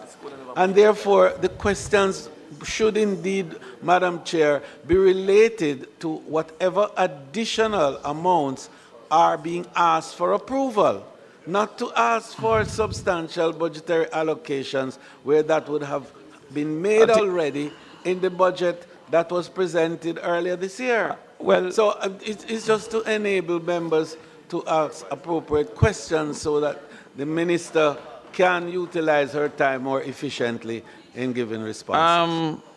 Madam Chairperson, there is Go ahead, indeed member. a line item sub-function 02 called pre-primary education.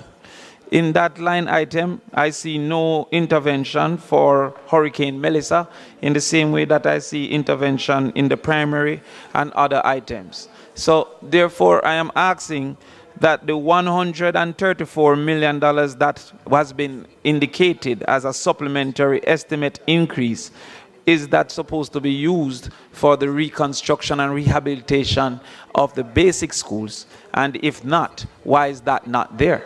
So, member, the 134 million was provided to replace damaged furniture to these schools. And I want you to recall, member, that basic schools are private institutions that the government does help to support, and that the subsidy from government to those schools will continue.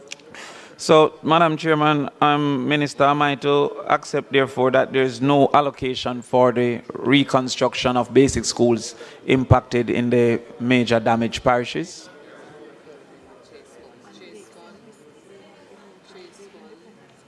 That's incorrect. You're not right about that. No, it's not. No, it's not. No. So, I thought you were saying so.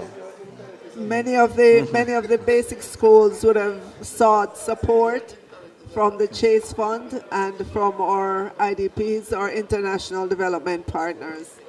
For example, UNICEF is doing significant work with our basic schools. All right. Minister, we see an extreme increase in information and communication technologies. That was originally 100 million. It was increased by 1.76 billion. What's the reason for that increase? Member, it's because that entity moved back into the Ministry of Education. Yes, it's because it moved back into the Ministry of Education. It was taken out, and now it's back. Yeah. Okay, thank you, Minister. Minister, as it relates to PATH beneficiaries, we're seeing where there is a reduction in PATH. What is the reason for a reduction in PATH at this particular point in time? Of $370 million. You want light, but they don't want a food.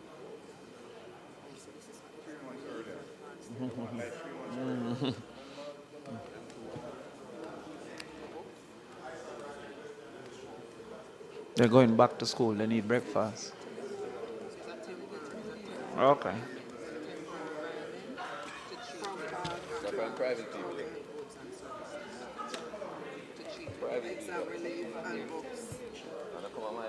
Member, I understand that it was a temporary transfer to deal with exam relief and books for PATH students. Minister, I don't understand the answer, because this budget is supposed to carry us up until April of next year. So I am asking, how can it be a temporary transfer? Are we going to have another supplementary to transfer this back into the PATH program? The ministry will do reallocation. The ministry will do what? So, all right. So The ministry will do a reallocation back to PATH. Madam Chairman, is that an acceptable answer in real life? It is a very good answer. Okay. All right. All right. Finally, Minister, the Ministry of Education has proven itself incapable to do a lot of the implementation of capital projects. For example, we see here where there are savings identified as revised requirement due to slower than programmed execution for 1, 2, 3, 4 different projects, up to $1.7 billion. what will be the methodology used to ensure the spending of the $2.4 billion allocated up to March of next year for capital?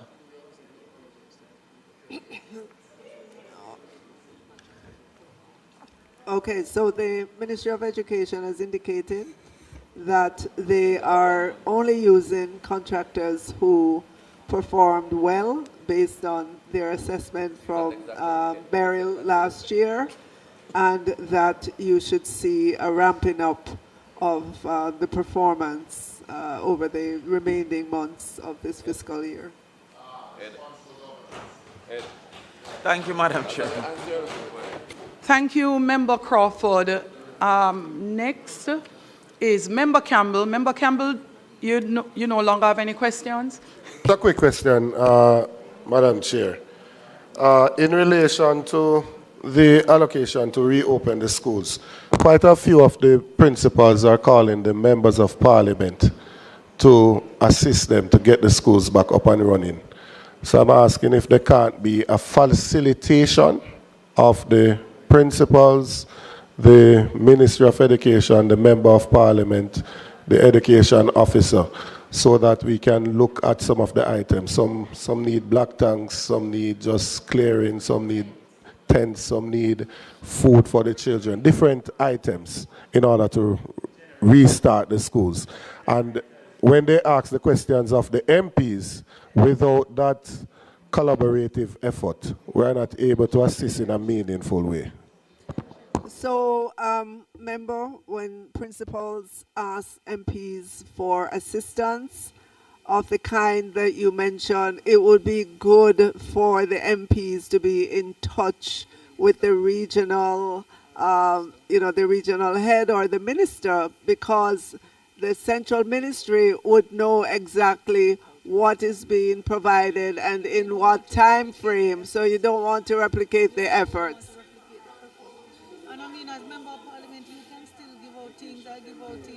Last but not least, Member Malahoo Ford, please allow the member to ask her questions and be heard. Thank you, Madam Chairman.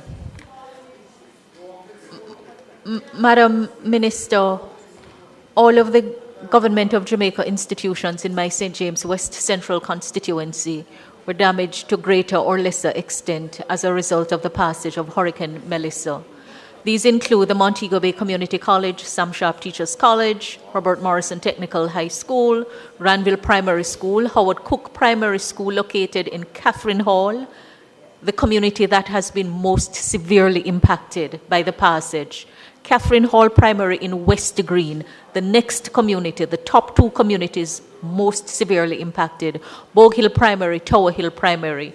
Just want to know whether the additional sums being appropriated for repairs were informed by assessment of the damage done and what is required to restore the plants. Yes, member. I know that the Ministry of Education would have done a thorough assessment of all schools to understand what the magnitude of the damage is, and they have prioritized those schools based on the extent of the damage. Priority one, they know they need to fix those schools. 298 of them, they must be fixed before students go back. Priority two are schools that have been damaged but can operate while work is being done. And then priority three, minor damage, school will continue to operate and those fixes will happen. So they do have a method that they are rolling out, they've begun to roll out to ensure that the schools are fixed. And as we said earlier on, the estimate that the ministry has is about $15 billion to help to restore those schools. And of that, 5.6 billion would be earmarked for schools in St. James, Westmoreland, and Hanover. Members, as it relates to any questions specifically about individual constituencies and individual institutions, I would ask that we place those questions down for the research to be done and the information provided. and stick to the budget so that we do not have individuals within the committee quarreling that I can't get to ask my constituency question, but someone else is able to. Madam Clerk, just a follow-up is that may I just suggest that since an administrative period will lapse after the completion of the supplementary budget process, that the respective institutions be advised of a timeline when the funds will be made available, because members of parliament are coming under pressure, and it appears as if, I'm sorry? No, the sums that have been, the additional sums that have been appropriated for repairs, properly informed by assessment done by the ministry. I'm merely suggesting that communication be made with the respective institutions, Madam Speaker, just to remind them that there will be a lapse in time between the completion of this process and the availability of the funds to take the pressure off the members of parliament. Member. You know, that's why that going because I am aware that the central ministry and the regions have update meetings with the principals across the schools, and more such consultations will be done to keep all of them up to date on what is planned, what is happening, when contractors will be deployed, and so on. That is definitely going to happen, Minister. Member. Thank you very much, Minister. Minister, would you be so kind, just circulate it to us where replacement sheets for page 6 and page 12 of the amendments. They are very slight corrections. I'm not sure if you'd like to read them out. Members, these would replace those 2 sheets in the document of amendments.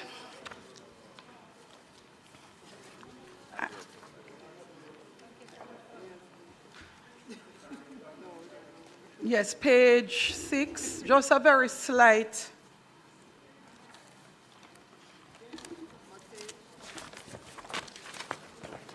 I'm wondering if they give it to her.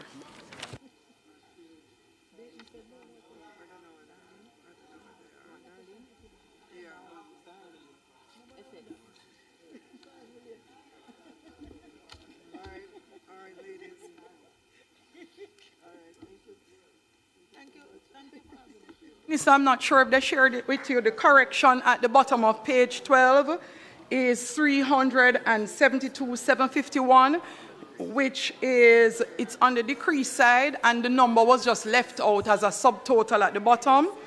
It has now been put in the revised document, and it has adjusted the revised provision by the same amount to 22,801,800. So this seems to be a calculation update as a result of a line item that wasn't added in the subtotal. That's page 12. And on page 6, Minister, the amount was slightly adjusted from 288,600 for contingencies to 288,292. And the attendant corrections made as a result also. So 2 slight changes. So those would be the 2 amendments, and I suspect no member has any questions in that regard. And so, Minister, you could proceed to closing and putting the amendment to the 3rd supplementary estimate for the vote. Thank you, Madam Chair. Madam Chair, the amendments to the 3rd supplementary estimates 2025-2026 are before us. I put the amendments. Those in favor? Those against, the ayes have it. I put the 3rd supplementary estimate 2025-2026 as amended. the Jamaica Public Body's second supplementary estimate of revenue and expenditure for the year ended March 2026 and the fiscal policy paper for the financial year 2025-2026 interim report. Those in favor? Those against? The ayes have it. The report of the Standing Finance Committee of the whole House of Representatives, consisting of all members of the House, on the third supplementary estimates 2025-2026 as amended, the Jamaica Public Body second supplementary estimates of revenue and expenditure for the year ended March 2026, and the fiscal policy paper for the financial year 2025-2026 interim report is before me. Is it the wish of the committee that I sign it? Those in favor? Those against? The ayes have it. Let me see. The committee now stands adjourned. We return to the House members.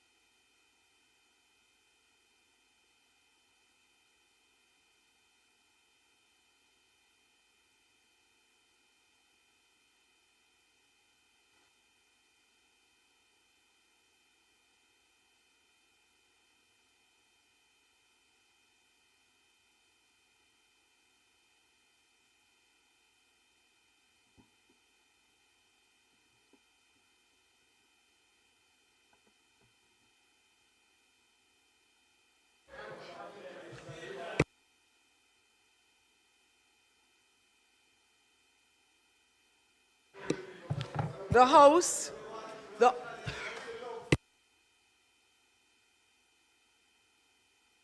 members, we do have a long agenda. And when the House is noisy, we are having to pause and spend unnecessary time waiting for quiet. This honorable House now resumes its sitting. House Leader. Madam Speaker, I ask for the recommittal of the items, announcements, reports from committees, and notice of motions given orally.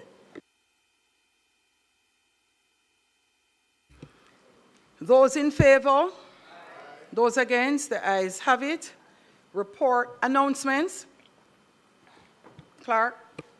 Also laid on the table of the House are the reports of the Standing Finance Committee of the House of Representatives, consisting of all members of the House on the third supplementary estimates for the financial year 2025-2026, the Jamaica Public Body's second supplementary estimates of revenues and expenditures for the year ending March 2026, and the fiscal policy paper for the financial year 2025-2026 interim report, and finally the Auditor General's Department Special Audit Report on the Houses of Parliament. Thank you, Madam Speaker. Thank you. Reports from committees. Minister. Madam Speaker, I beg to lay on the table of the House a copy of the report of the Standing Finance Committee of the whole House of Representatives, consisting of all members of the House on the third supplementary estimates 2025-2026, the Jamaica Public Body's second supplementary estimates of revenues and expenditure for the year ending March 2026, 2026, and the fiscal policy paper for the financial year 2025-26 interim report.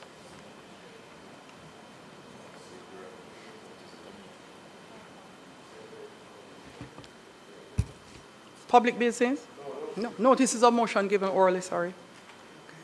Madam Speaker, I beg to give notice that at the next meeting of the House, I will move, be it resolved that the report of the Standing Finance Committee of the whole House of Representatives, consisting of all members of the House, on the third supplementary estimates 2025-2026, the Jamaica Public Body's second supplementary estimates of revenues and expenditure for the year ending March 2026, and the fiscal policy paper for the financial year 2025-26 interim report, which was laid on the table of the House on the 9th day of December 2025, be adopted.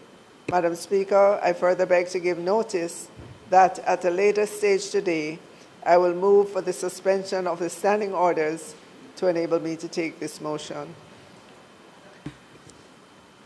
Public business, Minister of Finance. Madam Speaker, I now move for the suspension of the standing orders to enable me to take the motion, notice of which I gave earlier. Question is that the standing orders be suspended so that the Minister may take the motion, notice of which he gave earlier. Those in favor? Those against? The ayes have it. Minister.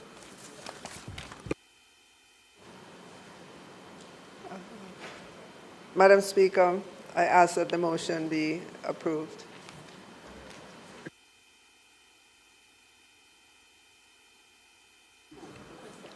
The question is that the motion be approved. Those in favor? Those against? The ayes have it.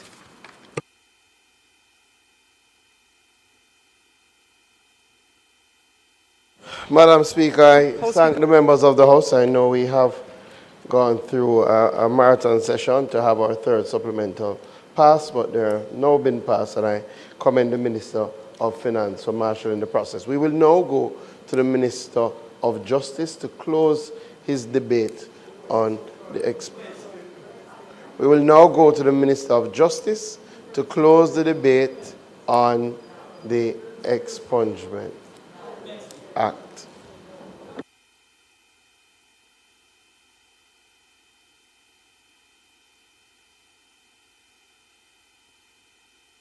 Members, if you don't mind, in 13 minutes, we would have to break to, so he will end before? Okay.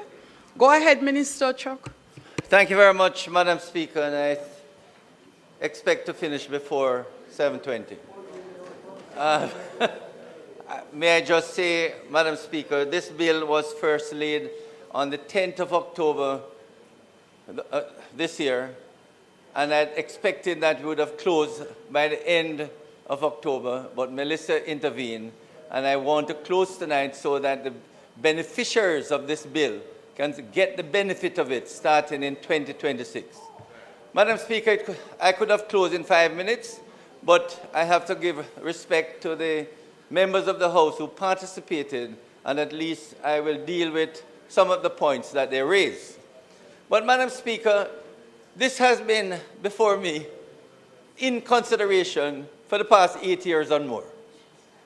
I saw the need to relax some of the provisions so that more persons can get second chance having been convicted for an offense. But it has gone back and forth between departments, between various persons, and we had extremities, Madam Speaker. There are persons who believe that once you have been convicted, you should carry that taint for the rest of your life.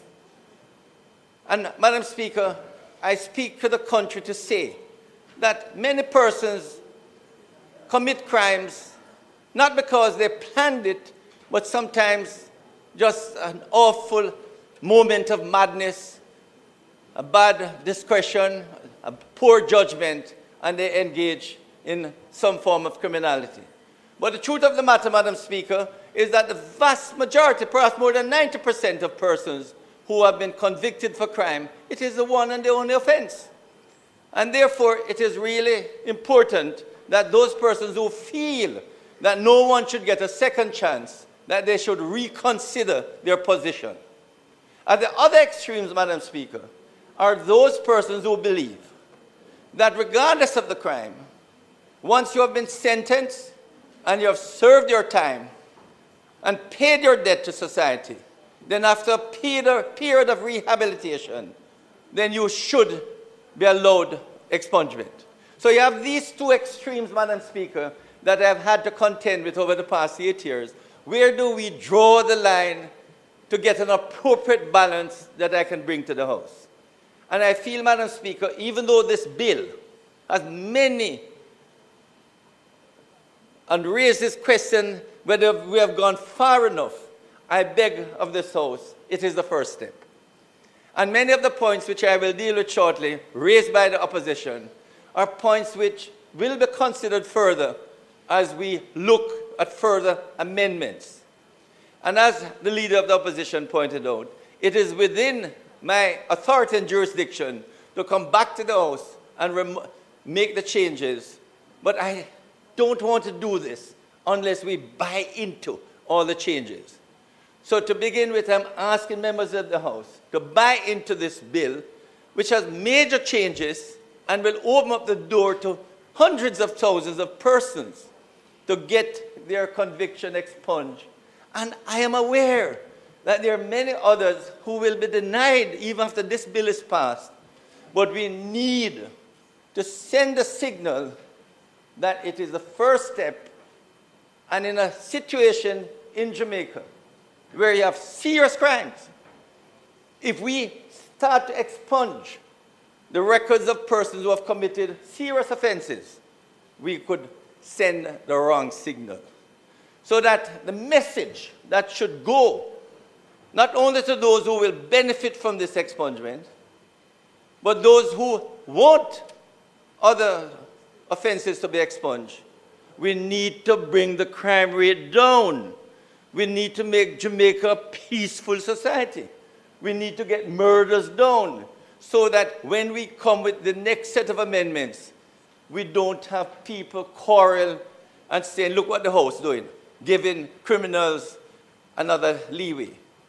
And what people should recognize is that expungement is for persons who have shown that they have put crimes behind them. In other words, we have a period of rehabilitation, whether it is 3 years, 8 years, or 15 years. The point is that the expungement committee is unlikely to expunge a crime unless they are convinced that the person has put crime behind them. And to the best of my knowledge, I have known of no case. It may happen, but I have known of no case where a person has committed a crime having been given a second chance. So this opportunity, Madam Speaker, is to give more persons a second chance. And if we can just get the signal to the rest of the society, we need to keep and get crime under control. And once it is continues to reduce, then we can give more convicted persons a second chance. Having said so, Madam Speaker, I would like to close the debate, but before doing so, I would like to respond to a number of points made by the persons who participated, and I want to thank my colleague from West Central St. James, with whom I work with over the last few years, and have provided a bill which we think has major changes. Not necessarily everything that we want, but I ask that let this be the first set of amendments, and I hope others will come, hopefully in the next year. Huh? It can be reviewed by the minister at any time. So once we can see murders going down, crime under control, and a number of matters raised by the opposition which will be considered, we can start to look at further amendment. And I promise you, if we can get crime under control, murders going down, we will look at it again sometime in 2026. Okay? Which is next year. But we have to make sure that the society will not feel that we are responding to serious crimes and sending the wrong signal that we are giving persons who should not be forgiven, put it that way, especially those who have committed serious crimes. First, Madam Speaker, Opposition Spokesperson Justice Zuleika Jess raised few points which I will now respond. In response to the proposed automatic expungement of non-custodial offences completed prior to January 1st, 2005, Member Jess has challenged the Ministry to take a further step to allow for the automatic expungement of offences that carry a sentence of less than 5 years, relying on the Cayman Islands, for example. However, Madam Speaker, such action is not appropriate at this time. It is important to note that a feature of the expungement board's process in determining the deservedness of an individual is conducting a social inquiry report so as to determine whether that person is truly rehabilitated and not likely to reoffend. The proposal to automatically expunge those custodial offences is not supported, as it would allow persons who may not be truly rehabilitated to slip through the cracks, which would not be the case in the circumstances where they are required to apply to the board for expungement. The board, in its consideration of all the surrounding circumstances, will be in the best position to determine whether the applicant who has served a custodial sentence less than 5 years should receive an expungement of his or her record. Further, Member Jess also proposed that the bill provide for remote hearings and online meetings for the board. We wish to note that Section 10(6) of the second schedule allows the board to regulate its own proceedings, and there are no preclusions in the Act to concluding remote online meetings. As such, the proposal would not require any legislative changes. Save and except, I would say, Member Jess, it is something, a good proposal. I don't think it can be done right away, but it is something we will work it into. Okay? We know, though, that the implementing remote or online meetings require additional administrative and technical support to be appropriately implemented. Lastly, Madam Speaker, Member Jess expressed her discomfort surrounding the proposed amendment in Clause 3 of the bill. Member Jess states that this clause will allow persons convicted of offences in other jurisdictions to have their records expunged, but individuals convicted in Jamaica of the very same offences cannot have their records expunged.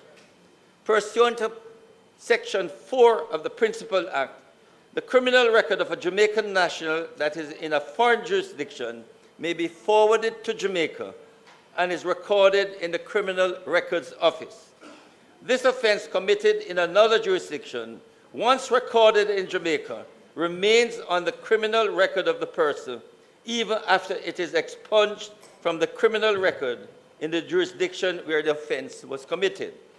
Also, Madam Speaker, Section 4 states that where the conviction is for an offense listed in the third schedule of the Act, the discretion of the board is restricted as it cannot consider an application for expungement, notwithstanding that the law of the foreign jurisdiction permits the expungement of that offense. This restriction presents undue hardship for many returning Jamaicans from jurisdictions that cannot necessarily speak to their criminal justice system. We cannot speak to their criminal justice system and the integrity of the convictions.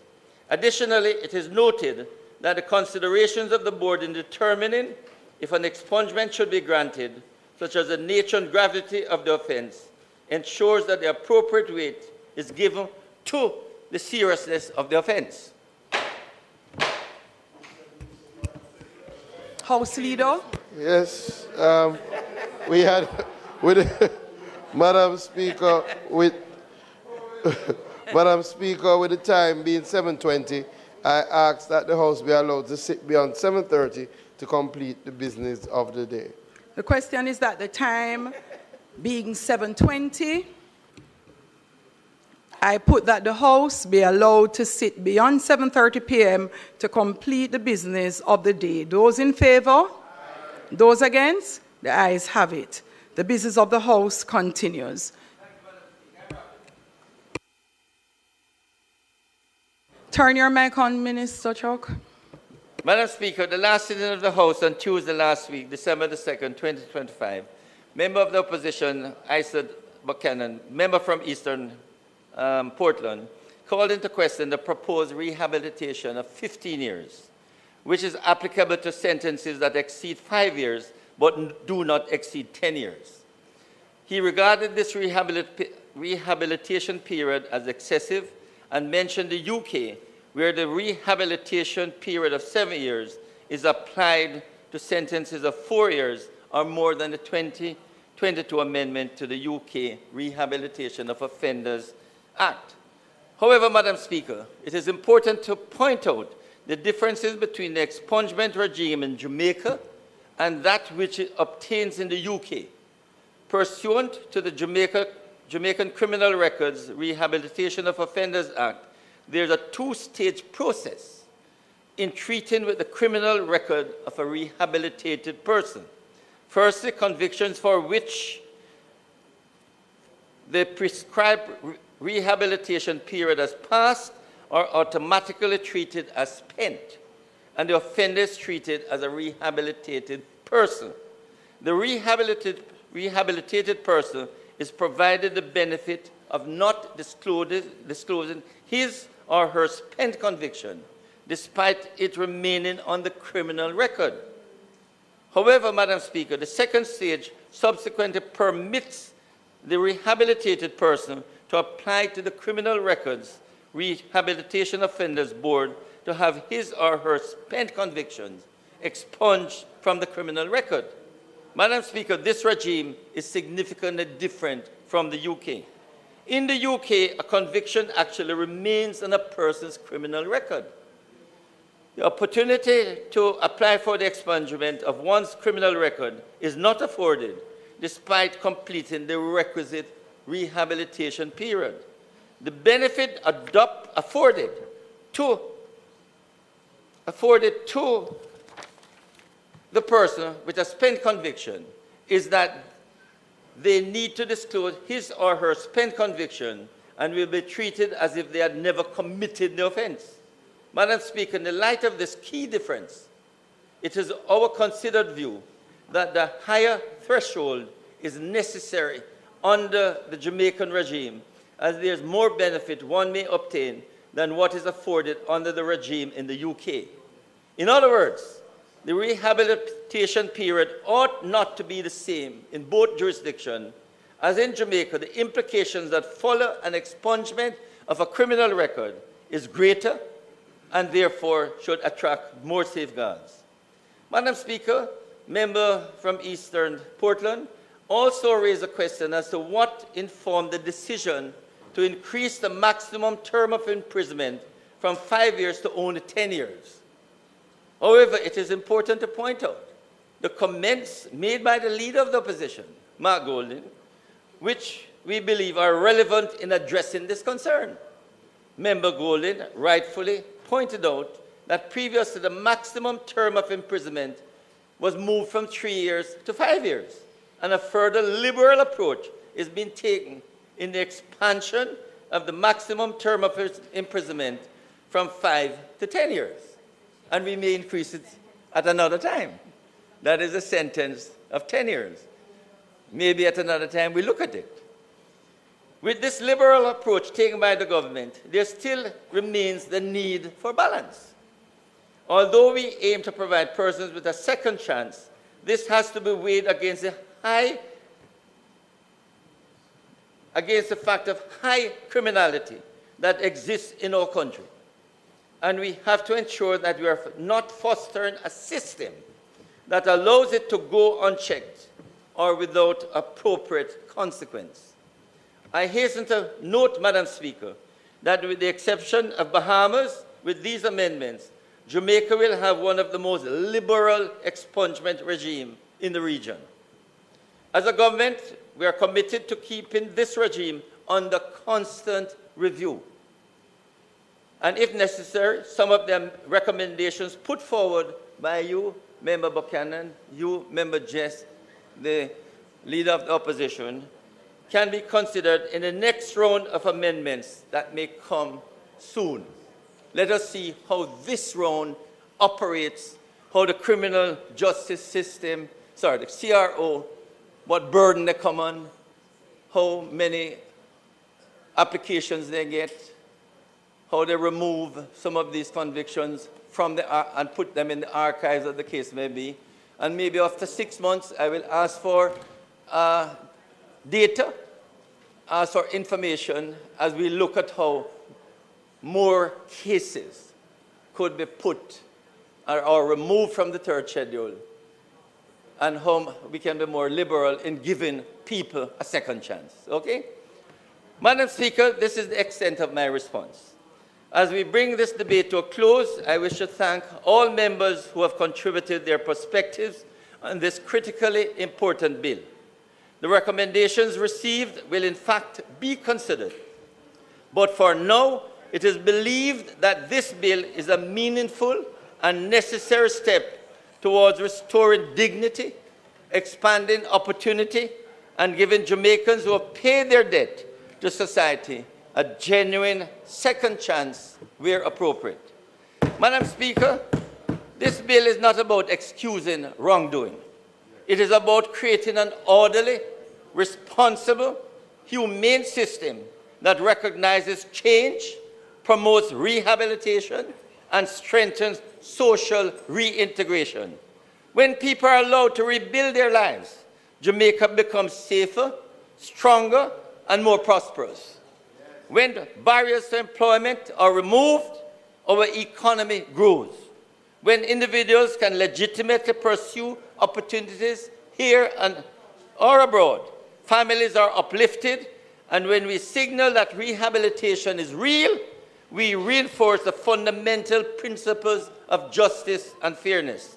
With all this in mind, Madam Speaker and members of the House, I commend the Criminal Records Rehabilitation of Offenders Amendment Bill 2025 to this Honourable House and respectfully ask that it be approved with the commitment that it will be given further consideration in the shortest possible time. Thank you, Madam Speaker. Madam Speaker, I now ask that the bill be read a second time. Question is that the bill be read a second time. Those in favor? Those against? The ayes have it. Clerk. A bill entitled An Act to Amend the Criminal Records Rehabilitation of Offenders Act read a second time.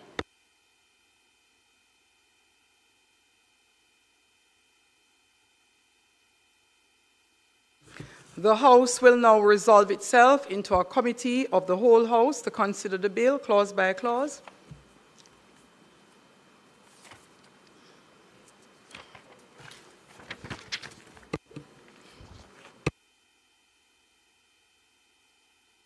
There are no proposed... In the event any member has a challenge with me sitting here for committee, please say so. So,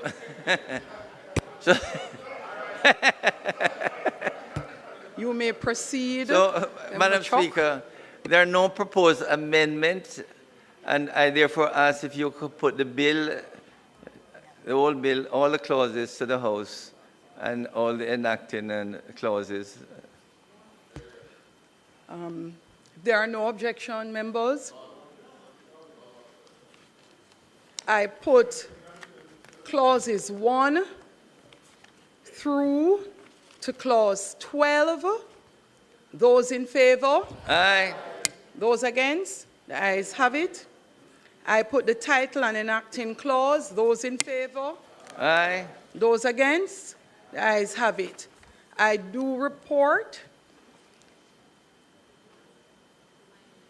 the bill as having passed committee stage without amendments. Those in favor? Aye.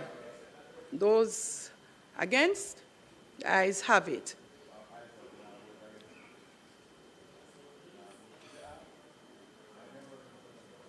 We are back in the House, members.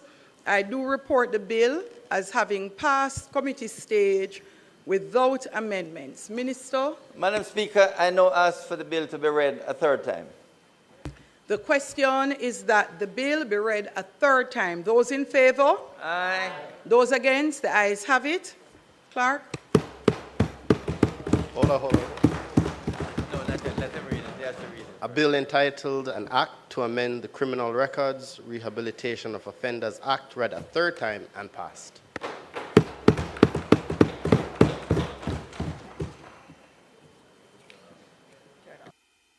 House Leader. Madam Speaker, I now ask for the recommittal of statement by ministers.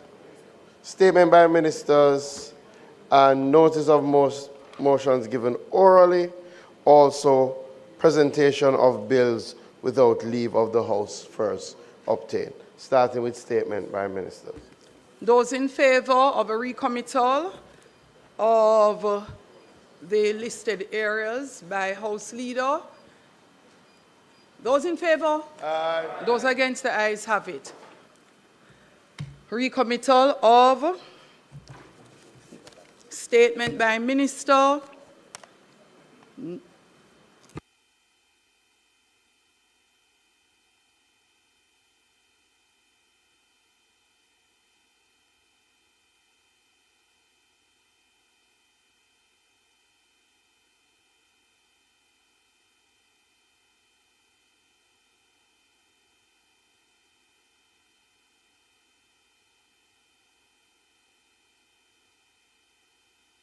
Minister of Finance. Thank you, Madam Speaker. Madam Speaker, I'm pleased to announce Cabinet's decision to approve amendments to the Income Tax Act to facilitate a relief support regime that allows for a non-taxable treatment of disaster relief honorarium made by employers to employees during periods in which a declaration of disaster has been issued pursuant to Section 20 of the Constitution of Jamaica and/or Section 26 of the Disaster Risk Management Act. The Cabinet has also approved the issuing of drafting instructions to the Chief Parliamentary Council to give effect to the proposed regime. As you know, Madam Speaker, Hurricane Melissa made landfall on the 28th of October 2025 as a Category 5 hurricane, resulting in catastrophic impact across several parishes. The event caused a significant loss of life, extensive population displacement, and widespread damage to critical infrastructure. Preliminary damage assessments have indicated US $8.8 billion of losses across various sectors, including housing, public infrastructure, agriculture, and other key industries. The current legal framework governing the taxation of employment income does not provide a structured mechanism through which temporary disaster relief payments from employers to employees are exempt from income tax. The Income Tax Act, as Section 2.1, defines emoluments in broad terms to include in paragraph A of the definition salaries, fees, wages, and any other benefits arising from employment. Minister of Finance, hold a moment, please. Somebody's music is playing in the House on their phone. Whomever has that going on, please turn it off. Go ahead, Minister. All of which are subject to income tax. A review of the Act indicates that apart from the Minister's discretionary remission authority under Section 86, which applies only where it is considered just and equitable, there is no statutory mechanism through which disaster relief payments may be accorded non-taxable status on a consistent or system-wide basis following a declared disaster. The Ministry of Finance and the Public Service has implemented and operationalized an employee support and relief program to support one-off or a limited series of disaster relief payments. The program permits employers to provide an honorarium either as a single payment or as multiple payments from the 1st of November 2025 to 31st of March 2026, up to an aggregate maximum of Jamaican dollars 200,000 without incurring statutory liability for either the employee or the employer. However, given Jamaica's recurring exposure to climate-related disasters, the current measure is insufficient as a long-term solution due to its temporary nature. In the absence of an explicit statutory exemption, such payment risk being classified as taxable emoluments in future periods, resulting in legal ambiguity, administrative inconsistency, and inequitable treatment across employers and sectors. As a result, a legislative amendment is required to provide appropriate statutory provisions for the treatment of these payments. Madam Speaker, existing fiscal tools such as discretionary waivers, write-offs, and ministerial remission are inadequate for the high-volume, time-sensitive nature of disaster-related income support. These mechanisms cannot be deployed at the scale or speed required during a declared disaster. Under the proposed regime, disaster relief payments will be recognized as non-taxable only where they're provided strictly for personal recovery, welfare, or household needs, and are not connected in any form to employment services, performance, compensation arrangements, or ongoing remuneration. This ensures that the exemption is narrowly targeted and limited to situations where financial assistance is required to safeguard the welfare of employees facing an abrupt loss of income, housing, or essential goods. The exemption will apply solely to cash payments, thereby avoiding interpretational ambiguity associated with in-kind benefits, allowances, or fringe benefits that may otherwise fall within the statutory definition of emoluments. To safeguard fiscal integrity and prevent potential abuse, the proposal includes a prescribed cap to be determined by the minister. The prescribed cap is intended to strike a balance between providing meaningful support to affected workers and maintaining the principled structure of the income tax system.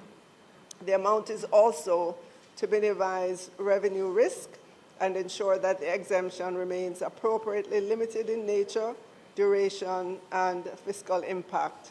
Additionally, the application of the exemption will be limited to the period during which the disaster declaration remains in force.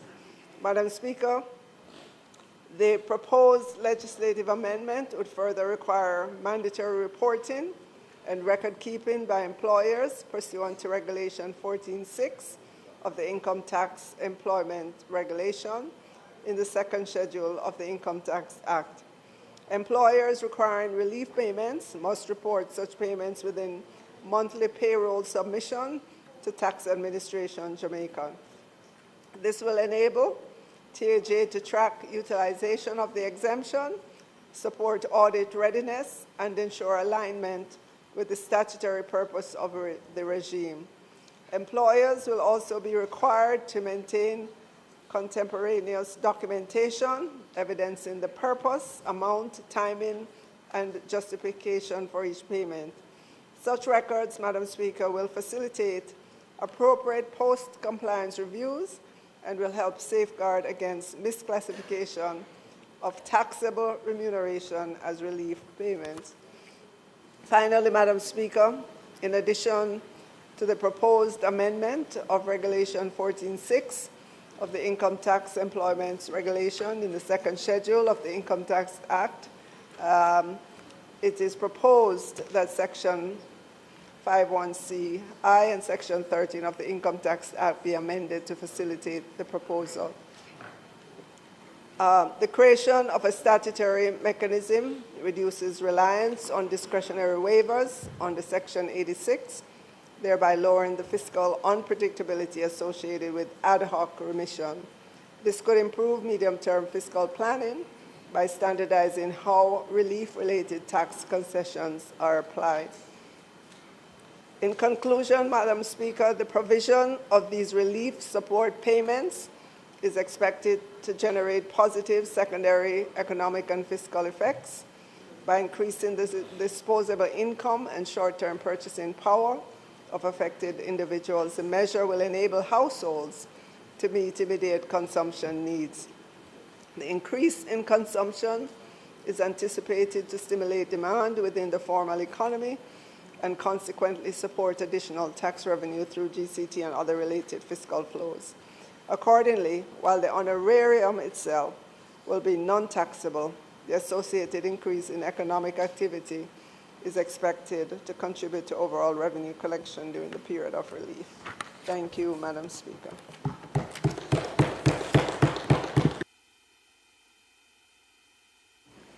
In response, member from St. Andrew Southeast.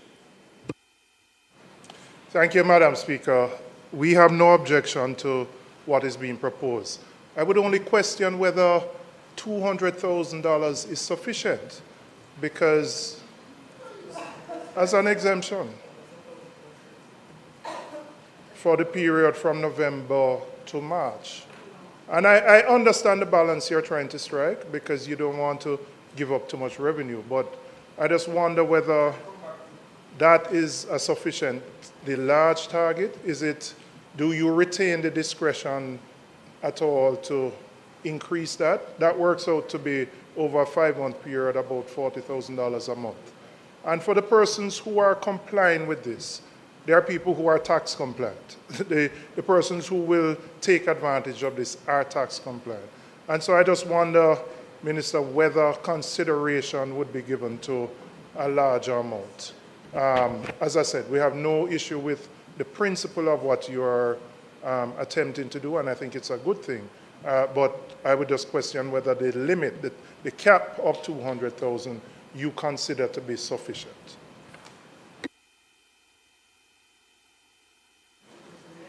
Minister. Okay. Thank you, Madam Speaker. So, member, this initiative is the first of its kind that we are rolling out, and we are ensuring that it is available in the event of a disaster, so that you don't have to have employers coming to the minister and seeking enrollment. This first 200,000 was gauged based off of the requests that came into us thus far from employers. So I'm sure in the years ahead, maybe that figure will change, but right now it's within the context in which we're operating.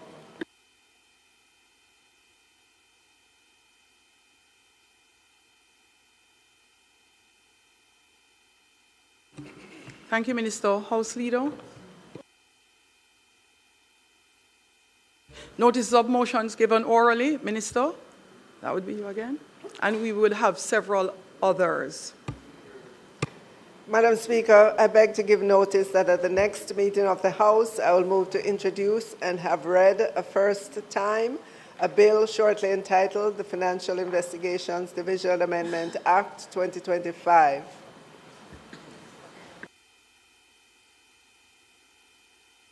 Prime Minister. Mike, Prime Minister. Madam Speaker, I beg to give notice that at the next meeting of the House, I will move that the Honourable House of Representatives approve the following motions under the Law Reform Zones of Special Operations, Special Security and Community Development Measures Act 2017. 1. The Law Reform Zones of Special Operations, Special Security and Community Development Measures, the Mount Salem Community and Environs in the Parish of St. James Zone, extension of period of operation. Number 2, Order 2025 Resolution. The Law Reform Zones of Special Operations, Special Security and Community Development Measures, the Denham Town Community Zone, extension of period of operation, number 2 order, 2025 resolution. The law reform zones of special operations, special security and community development measures, the Greenwich Town zone, extension of period of operation, number 2 order, 2025 resolution. The law reform zones of special operations, special security and community development measures, the Parade Garden zone, extension of period of operation, number 2 order, 2025 resolution. The law reform zones of special operations, special security and community development measures, the Norwood community in the parish of St. James zone, extension of period of operation, number 2 order, 2025 resolution.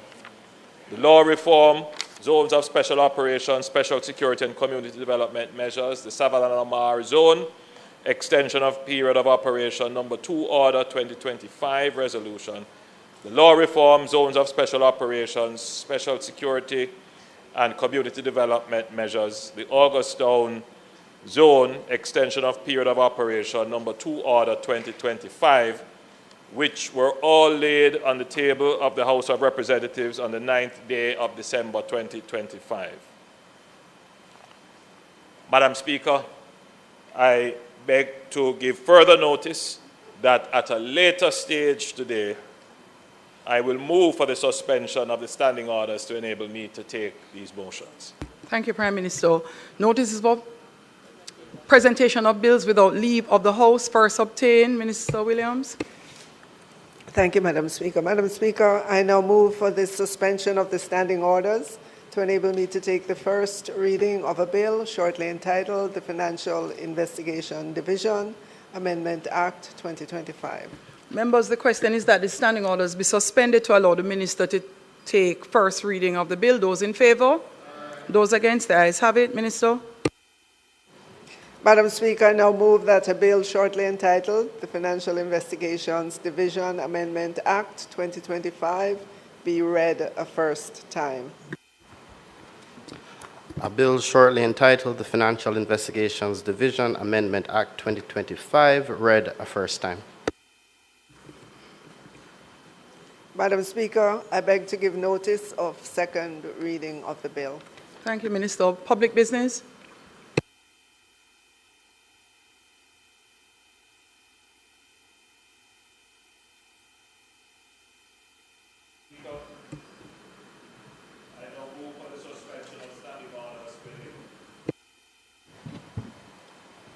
Madam Speaker, I now move for the suspension of standing orders to enable me to take the motions, notice of which I gave earlier.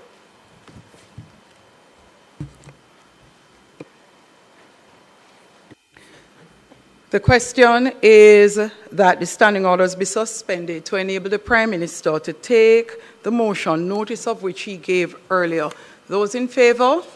Those against? The ayes have it. Prime Minister, you may start the debate.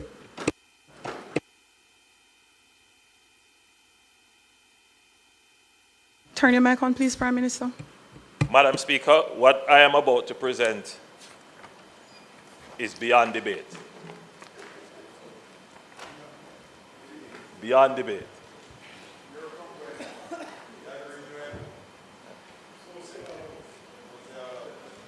Madam Speaker, I come before this Honourable House not merely to seek the extension of the zones of special operations, but to affirm unequivocally that we are winning the war against gang violence in Jamaica.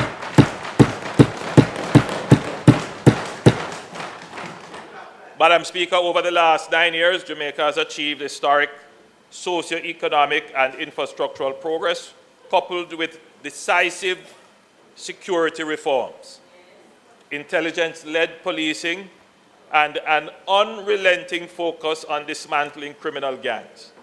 Even in the wake of the most devastating natural disaster in our modern history, Hurricane Melissa, which inflicted damage estimated at $8.8 billion, or 41% of GDP, and affected over 900,000 persons, public order held.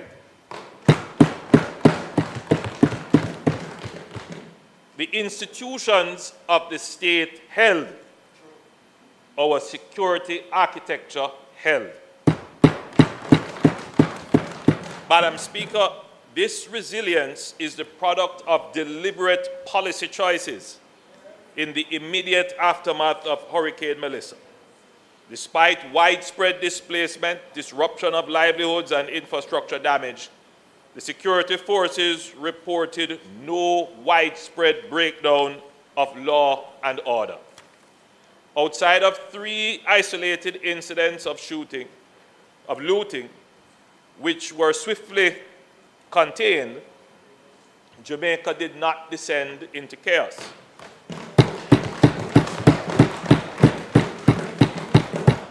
That outcome stands as powerful evidence of a security apparatus that is now more robust, more coordinated, and more trusted than at any point in recent history.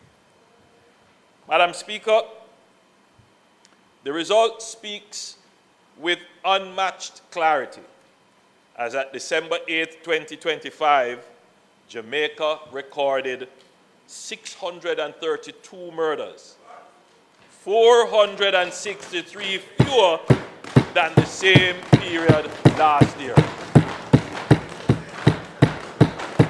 Madam Speaker, that represents a 42.5% reduction in killings, with projections placing total murders to below 700 by year-end.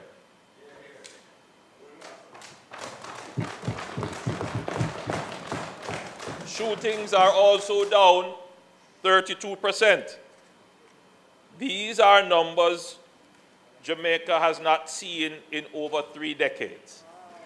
And it is a direct outcome of sustained anti-gang operations, legislative reform, intelligence coordination, and the disciplined application of the clear hold build strategy within the zones of special operations. Madam Speaker, let us be clear. Gangs thrive where the state retreats. Zozos represent the permanent return of the state. Security, social services, infrastructure, education, health, and opportunity. We are returning the state into communities that were previously abandoned to criminal governance. The zones do not merely suppress violence. They dismantle the ecosystem that allows gangs to recruit, extort, intimidate, and control. Madam Speaker, even as we register historic gains, we remain sober about the risks. Hurricane Melissa has undoubtedly created new vulnerabilities: displacement, economic shock, psychological trauma, and opportunities for criminal exploitation. This is precisely why Zozos are more relevant now than ever. They harden communities against regression. They prevent shocks from becoming opportunities for gangs to reassert control. They protect the gains that Jamaicans have sacrificed to achieve. Madam Speaker, the road ahead requires discipline, endurance, and national unity. Security is a continuous building exercise. And this is why the government has made and will continue to make major financial and institutional investments in the zones of special operations. These investments have already delivered measurable reductions in serious violent crimes, tangible physical transformation, and sustained support for citizens whose lives were once defined by fear. Madam Speaker, through the clear hold build framework enshrined in the law reform legislation, the state clears gangs from spaces, holds that space with reinforced security, and then builds lasting social and economic infrastructure.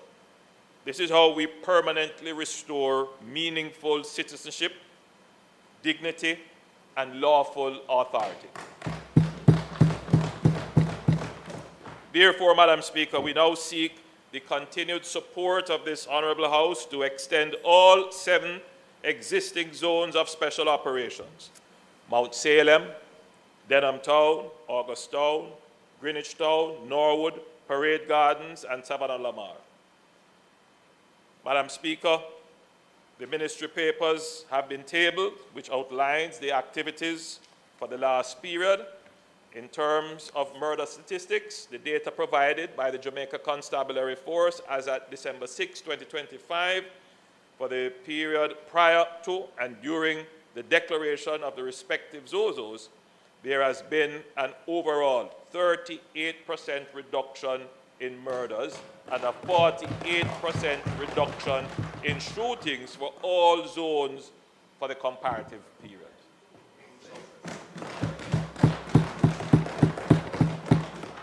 This extension will be an affirmation of success and a declaration of resolve. Madam Speaker, Jamaica has turned a corner. We are no longer managing violence. We are breaking its back.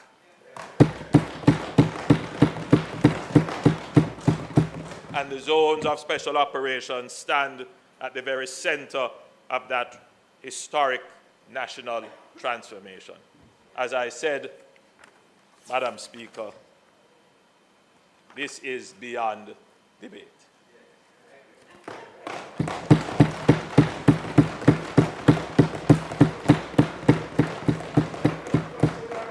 Since I have been obliged, Madam Speaker, I will take it very quickly, since I have been obliged. Prime Minister, I saw. That was very quick. Member from St. Catherine South. Oh, you were first. Member from St. James Central. Member from St. James Central.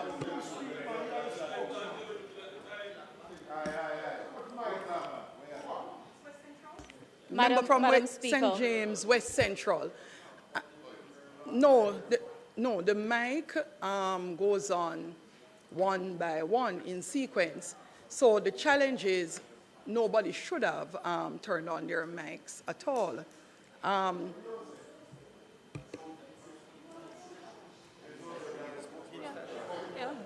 Yes. And member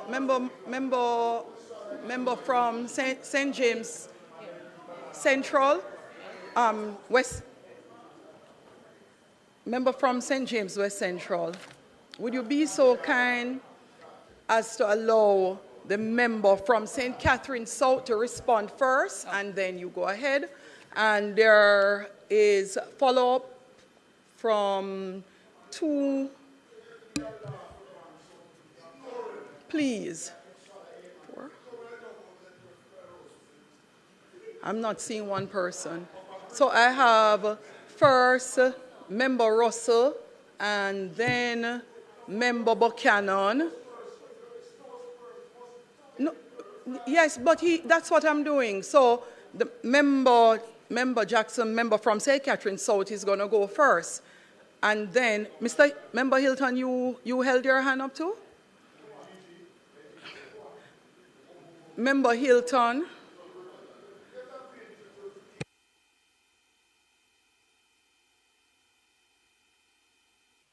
So members, would you be so kind as to turn off all your mics?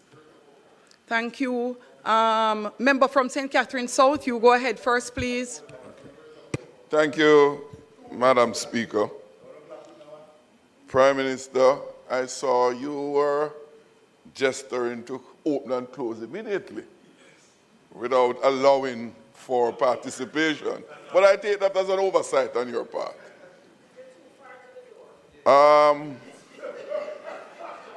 You know, those of you who just run through here have too much talk. Don't.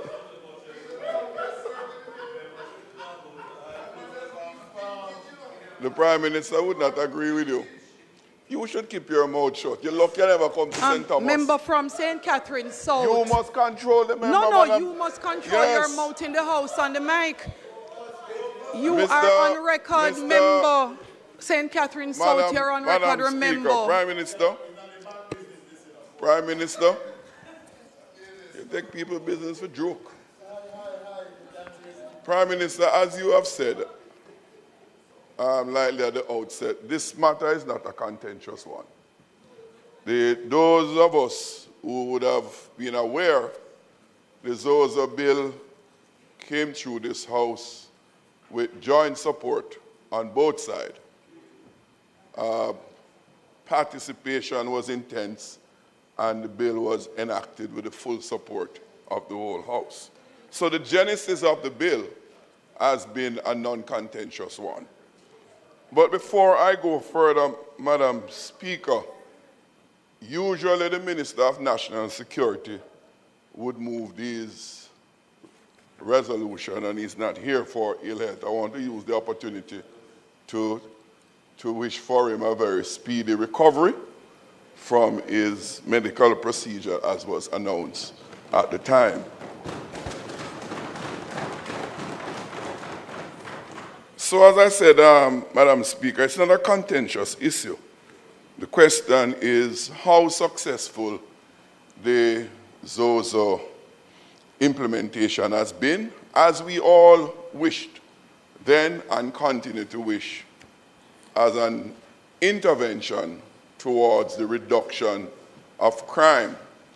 But what we must also not lose sight of is that one of the inherent intentions was never to just have a reduction in crime, but to have a sustainable reduction of crime in the communities that were identified and the Zozo was declared in. It is quite a long time now since we have been having the Zozo in these communities. As I said, from 2017 to now, started with one and the number incrementally increased. In fact, I recall quite often the Prime Minister commented that, in fact, had failed to implement Zozo in many other communities that members were making the request for them to be. But be that as it may, we have just 7 now. In the reports tabled of the 7, there are 2 of the Zozos which are in areas that were badly affected by the hurricane, namely the Mount Salem Zozo, that community, and Norwood, where damages of significance. And Sablamar, yes, but I'm just going by the report, yes, but Sablamar is indeed one of our western parishes that have been affected. So, Prime Minister, I would want to suggest that as we seek to bring normalcy to all the communities that have been ravished by the hurricane, we remain mindful that these particular areas should be given particular attention because we had recognized their vulnerable states from then, why they were declared areas in the first instance. And in the midst of the hurricane, the post-hurricane period, we should make much effort to ensure that they are treated probably differently or a little bit better because they were worse off in terms of their contribution or the prevalence of criminal activities. So I want to posit that. Beyond that, Madam Speaker, reduction of crime is welcome. Reduction of murders, violent crimes are always welcome. But as I recall from a retired police officer, in fact, I was reminded of it by a former commissioner of police and former minister of national security on that side. Security is not merely the reduction of murders. It is an environment where people feel safe. In other words, the numbers can go up very high and people still feel very unsafe. And we have experienced that in the country, and vice versa. The numbers can go down of significance, which we want them to go. But what is also important is that we generate an environment of safety, of sense of security by our citizens. That's not an idea of mine. It's a well-established phenomenon. We can either decide to accept it and be guided by it, or we ignore it. Madam Speaker, we want to ensure that as the number of murders and violent crimes in general go down, that the reduction is sustainable. And we have always said there must be other interventions to ensure that sustainability. In fact, even the Zozo was considered one form of social intervention in that regard. If we embrace that as a critical input, then we must endeavor to deepen it and widen it so that the sustainability can be achieved. So I want to posit that we not just focus on the numbers that go down, but to ensure the sustainability. It is two shufflers make for a dance. Madam Speaker, we are coming from a point where much effort been made via states of emergency to reduce crime. And we saw that never gave us any result. In fact, ironically, the period that is being referred to by this reduction is the period since we have not had states of emergency. There's a direct correlation between both. That is not my opinion. You might not like it, but it's a matter of fact. So, but interestingly though, Madam Speaker, with the welcome reduction in murders, we have a significant increase in killings by the police. We can't ignore that. And if we do it to our own perils. So that must not be ignored. And that brings me to the other question, which has detained many Jamaicans. In fact, the Prime Minister, you yourself have made reference to it in not so long ago. The body-worn cameras. You have publicly voiced your support for the widespread implementation of body-worn cameras. Where are we with that? And it would be useful if you, Prime Minister, or anyone in the pertinent ministry can provide that update, and not only an update, but a roadmap, a schedule, so that we know when we are going to get where. It's not enough to say we are working on it, plans are afoot, all efforts are being made, because the truth of the matter, that has been said for quite a long time. But we are where we are, and to my knowledge, my information, we are way from fully implementing that. So I want to posit that for your consideration and response, Prime Minister.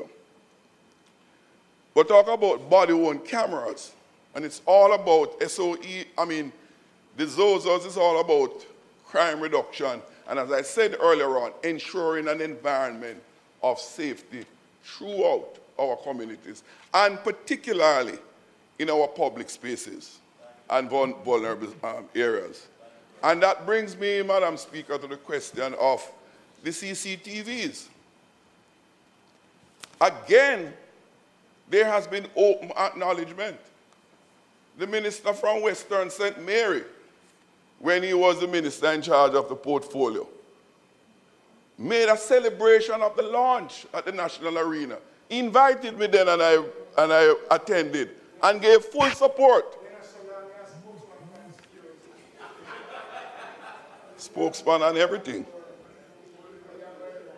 So the then Minister of National Security made huge promises then about the rollout of closed-circuit television throughout the country. Where are we with that? Again, it is incumbent on us to ensure that we have more and more safe and secure public spaces throughout the country so that our people can traverse their communities, traverse the country, and feel safe in their country. So I put it to you, Prime Minister, that would be welcome. It is and always been the commitment of the opposition to work, to collaborate towards ensuring that Jamaica becomes a safe place and remain a safe place by sustainable measures that are implemented. And I give my support to the passage of the resolution that is before us. Member from West Central St. James. Speaker.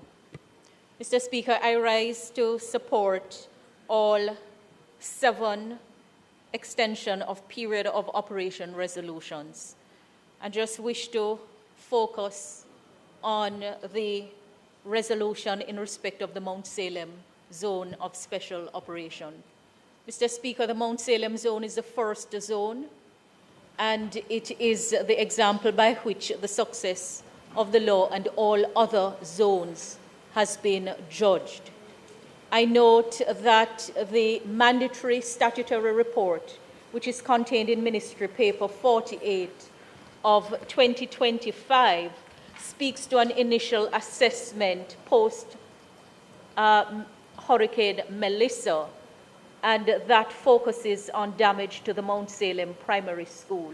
I would like to use the opportunity to ask for a full assessment of the damage done within the zone, and to also, through you, Mr. Speaker, to the Prime Minister, ask for a convening of the Social Intervention Committee for the Mount Salem Zozo, and to remind that we have a major outstanding matter in respect of the Comfort Land Regularization Program, which has been far advanced, but its completion has been overtaken by a number of other matters along the way. And I wouldn't want the passage of Hurricane Melissa to further displace the completion that must be done.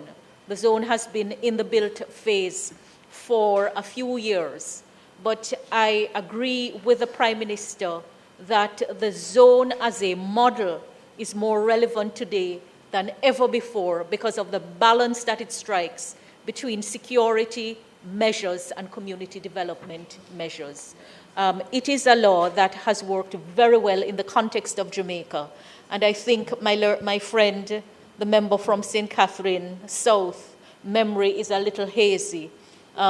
It wasn't as smooth as he said, but in the end, the value of the framework has been celebrated on both sides, but it didn't start off smooth. Member from St. and Southeastern.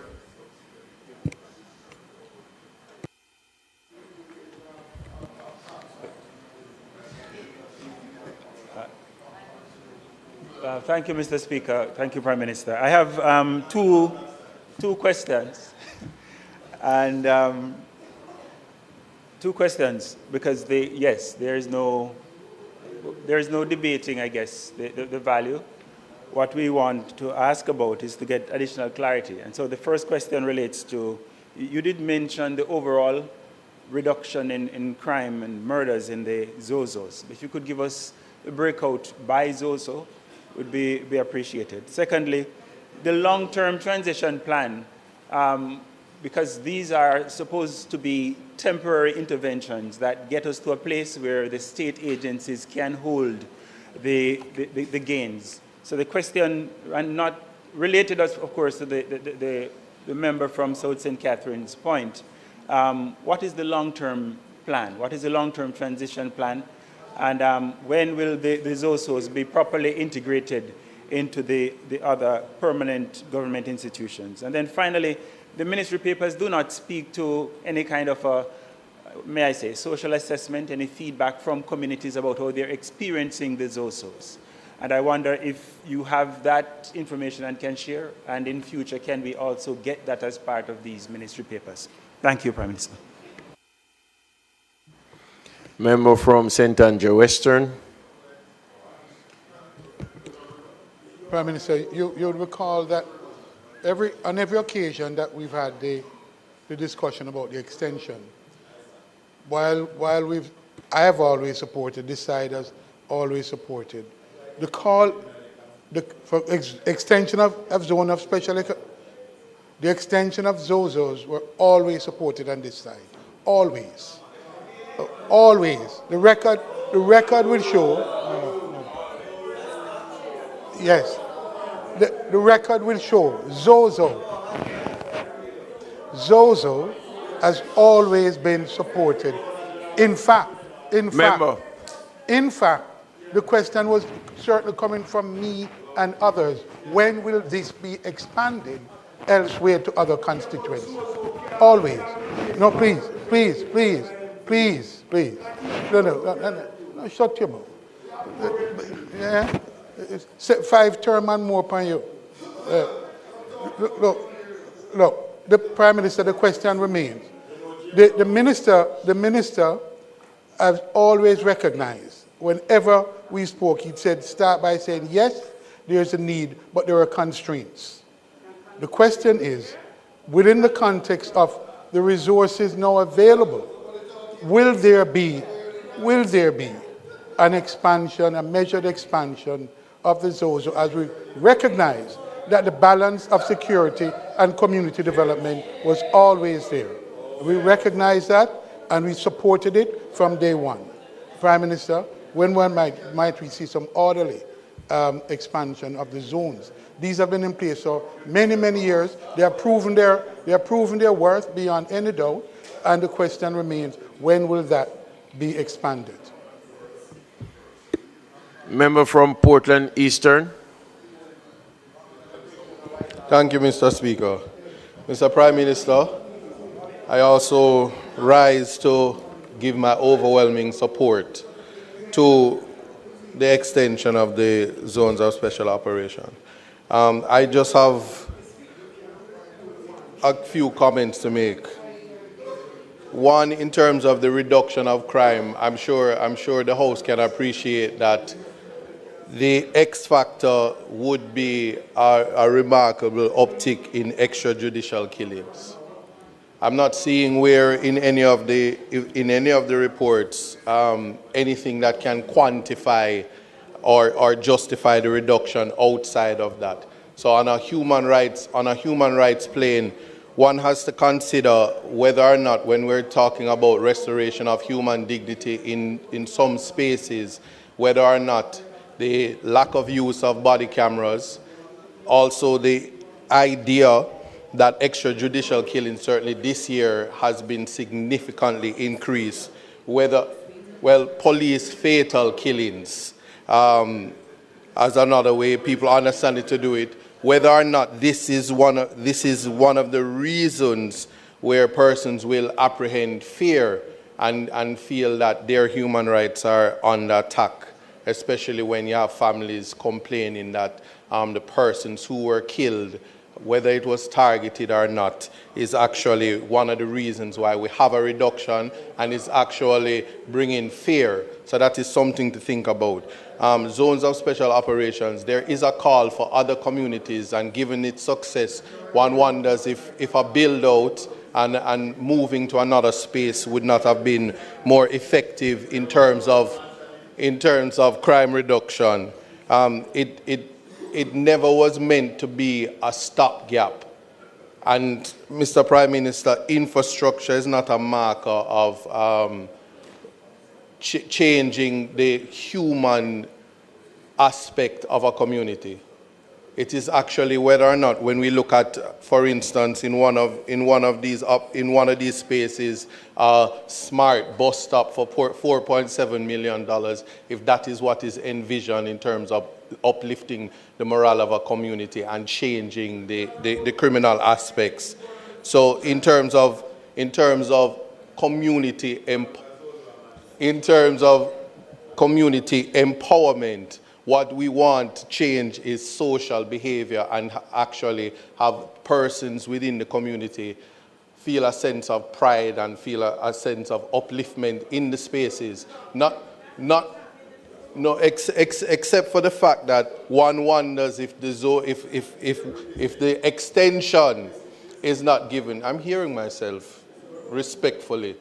If the extension is not given, Mr. Prime Minister, the fear is we will regress into a situation where all the work would have been to naught because the persons in the actual community, there's no evidence that's saying that the lives of the persons are being uplifted, but rather there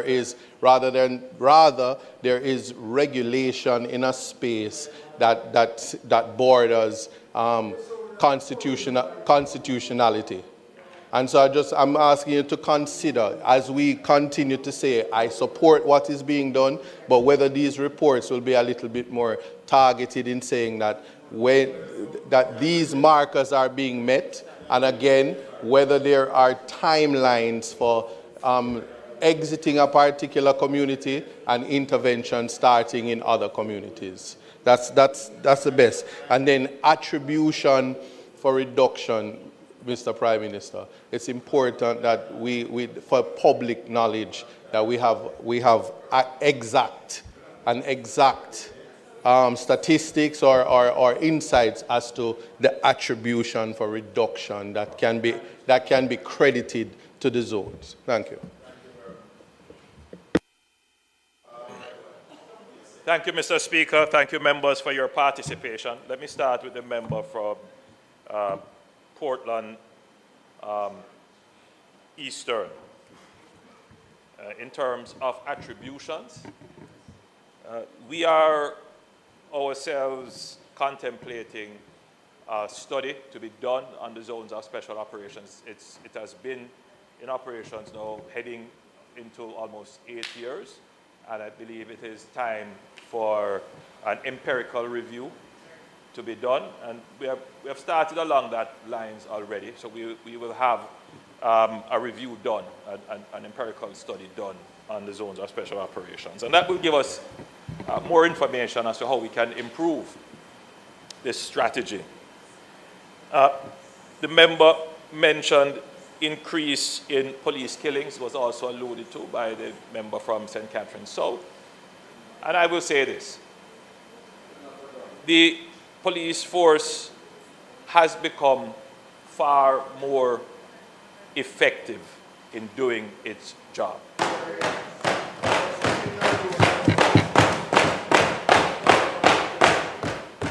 I can say with great confidence that the JCF and the JDF have mainstreamed and internalized human rights training. It is part of their doctrine. It is part of their leadership culture. And they do try, as far as they can, to protect lives, including the lives of criminals. I hear a great deal of talk about the increase in the number of police killings. And I too have my own concerns about this, because I don't want it to ever be said that, you know, our police force is the most lethal. That's not the kind of police force that we are trying to create. But I believe that on the other side of the ledger, on the other side of the argument, we must also be concerned about the propensity of criminals to challenge the police.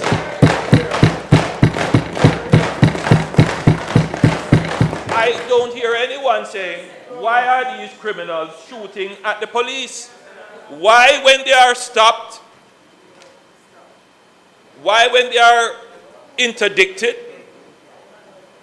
they decide to challenge the police? As I have said earlier, we have invested heavily in our police force to make them more effective. And the Jamaican state must never be at threat or at risk of criminals. If criminals challenge the state, they must not win.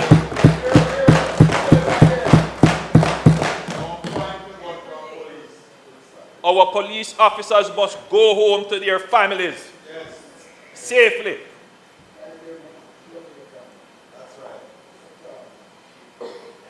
So, whilst we do have our concerns, and we have put systems in place, both internally at the leadership level, we support INDECOM and its own operations.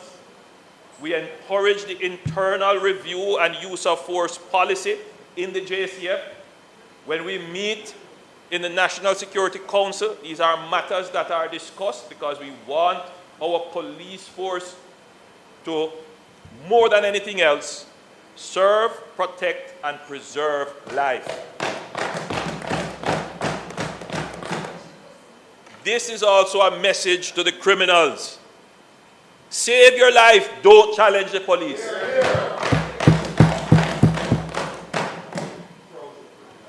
So I'm hopeful that I have put that to bed.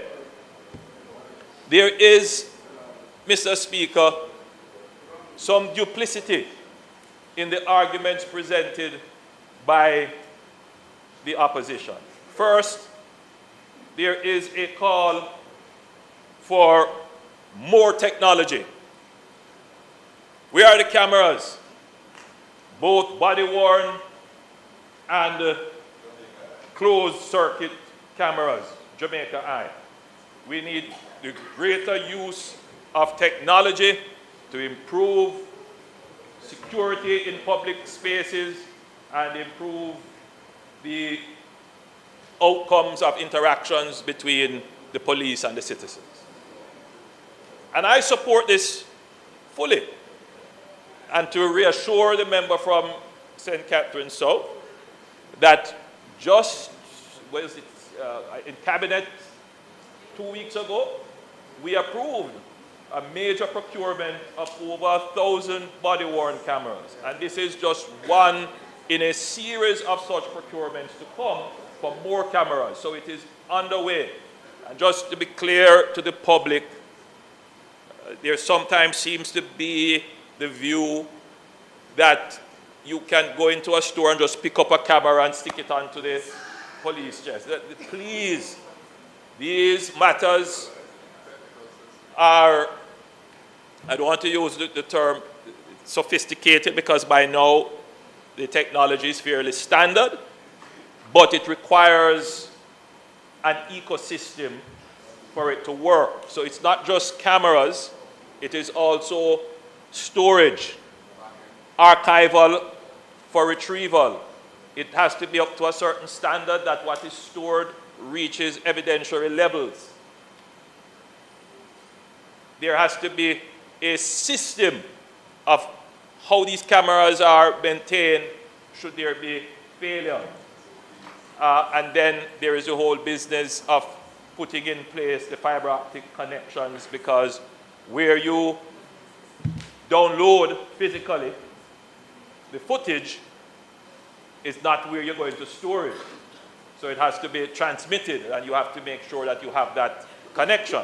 So there's a lot to be built out before you can deploy body-worn cameras. And I'm assuring the public that the build-out is taking place, and we have signed off on a procurement for 1,000 body-worn cameras, which is not the final amount. They will procure in batches. And so the JCF will have body-worn cameras sufficient for its members to ensure that there is transparency and accountability in the police-citizen interaction.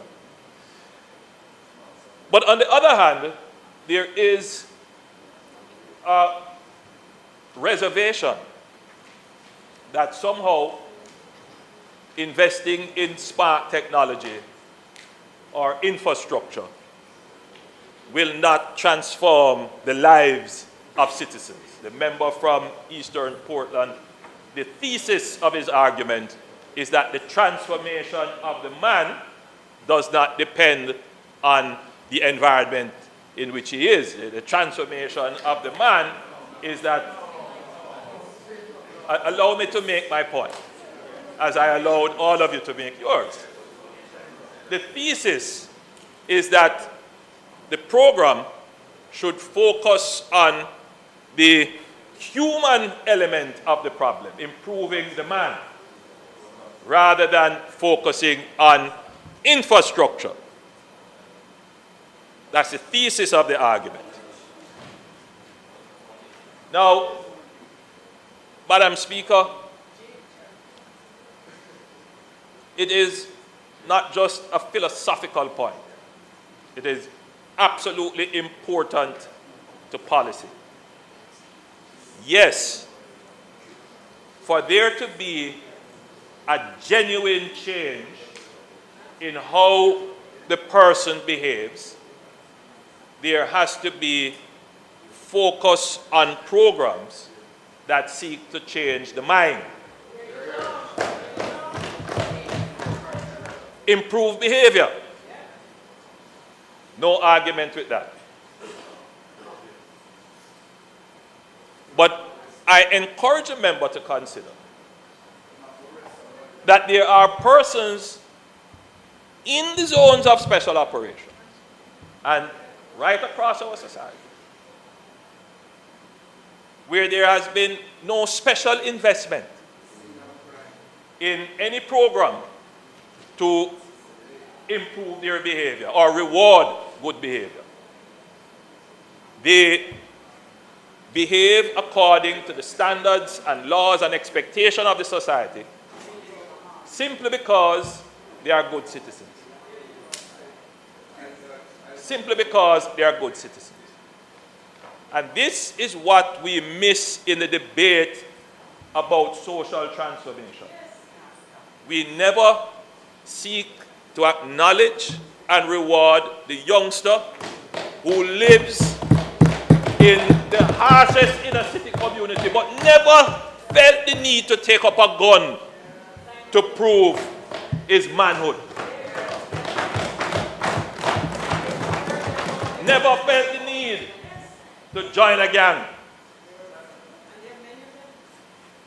It is time that government policy shifts to supporting people who obey the law.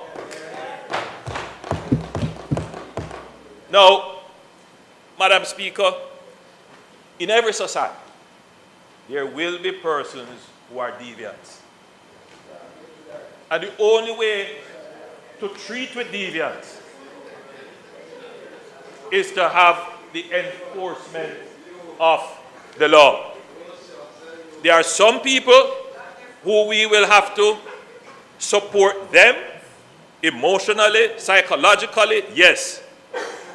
But we cannot compromise the enforcement of the law and, more importantly, the building out of the infrastructure that ensures that where crime is committed, it is detected and the perpetrators brought to justice.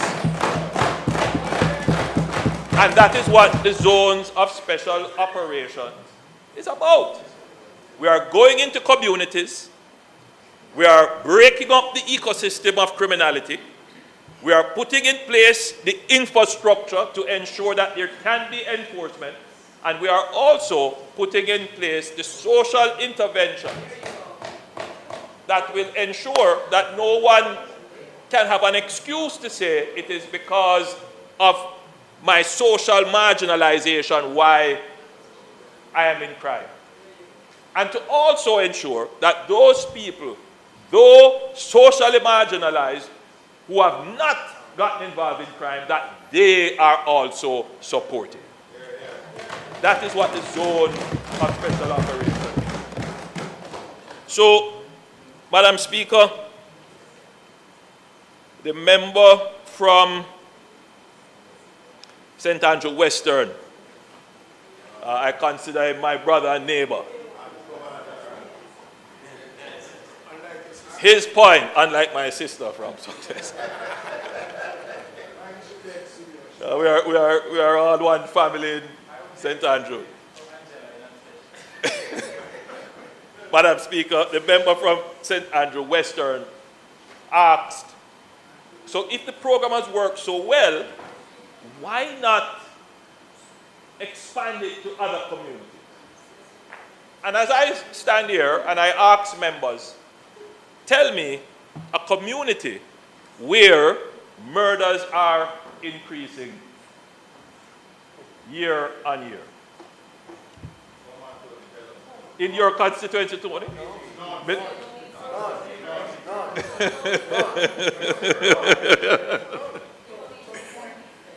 You are standing on a point of order? Clarification. Not necessarily about... Member from St. Andrew Western. Thank you, Madam Chair. It's not simply about... As we speak, part of the challenge we're having is the amount of... the more times when the police intervene to close off social programs, parties, and other things that people... Because they are shooting in the neighborhoods. And that happens certain frequently. I'm not talking about the number of that crime is spiraling out of control. It's just happening sufficiently that it feels like suppression is taking place. Appreciate what the member is clarifying.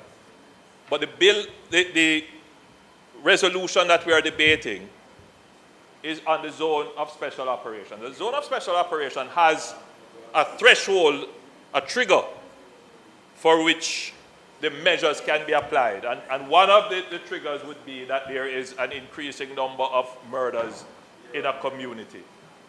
And one of the reasons why we haven't put in more zones is because we no longer have communities that meet that trigger threshold. Now, if members reflect on this, this is a major change from 2016 when we started to contemplate and actually implemented the zones of operation in 2017. Because then, Madam Speaker, we identified 20 communities in which we would have to implement zones of special operation. 20 communities. To the point where the member from St. Andrew South, after he came on board, because he only recalled from St. Catherine South, he only recalled when, you know, there was agreement. But there was a time, especially when the bill was being debated, and the member from St. James West Central can tell you that there was significant opposition to the bill. But good sense prevailed. And when the effectiveness of the program was manifest, the member, because when he was speaking, I went online and looked for some of the reports. And there's a report of the member asking for more money to be given to the zones of special operations. So, Madam Speaker, why was this necessary? Because the program was so successful that everyone agreed they would like to get a zone of special operations. We didn't have enough money to expand the program. But, Madam Speaker, the programs, the zones that have been implemented have worked so well that they have had an impact on other communities. So there is no question, Madam Speaker, that the zones of special operations have worked so well to the point where we cannot now identify a community that requires a zone of special operation. A major transformation of the criminal landscape in Jamaica. The member from South St. Catherine also pointed out, falsely so, that the states of public emergency did not result in a reduction in crime. Again, bringing a falsehood onto the national platform. That is absolutely not true. I am not calling the member a liar. I am merely saying what he said was not true. Between 2018 and 2019, when the first SOE was declared in St. James, murders declined by 70%. In fact, every year that we have used the SOEs, murders have declined. In 2020, the former leader of the opposition and myself agreed that that being an election year, we would not seek the extension of the SOEs. Without the extension of the SOEs, murders began to rise again. These are the facts. So, again, you know, as I've said, Madam Speaker, I am going to make it a point of duty to dispel all the falsehoods that are being placed in the public domain. The member, again, from St. Catherine South, asks that special attention be given to the communities that are under zones of special operation impacted by Hurricane Melissa. And the answer is yes. In fact, we are going to be focusing on them through the Jamaica Social Investment Fund. And in the reconstruction phase, they will get the special attention that they need. There are actually 3 communities that would be impacted. It would be Mount Salem, Norwood, and South. Now,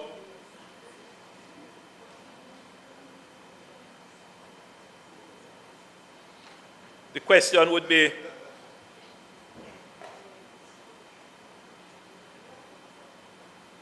I believe I've answered all the questions. So, but Member Russell, you had the question, something? the question about, I dealt with your question on the attribution, which would be stakeholder feedback. So we're going to do a study.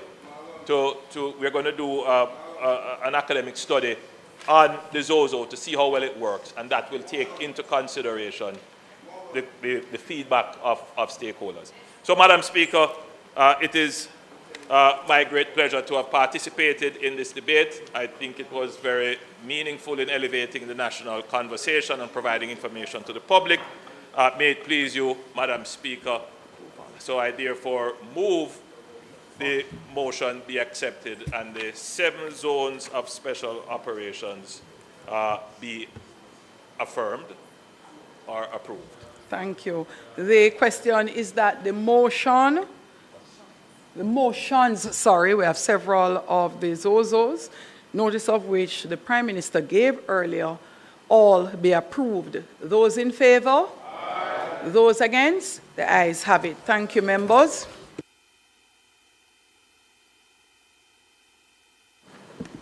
House Leader. So, Madam Speaker, it is not intended to do any further business today. Just to say that we do expect that this will be the final sitting before Christmas. We will break and return in January unless there's an urgent and pressing matter. So I would want to take the opportunity to wish you, Madam Speaker, and members of the House and the team headed by the clerk all the best for the Yuletide season and for them to keep safe. On a more somber note, Madam Speaker, I just wanted to use this opportunity just to note the passing of Mr. Lenworth Fulton, who served as president of the Jamaica Agricultural Society for a number of years and also served in government as the executive director of RADA, other agencies like the Jamaica 4-H.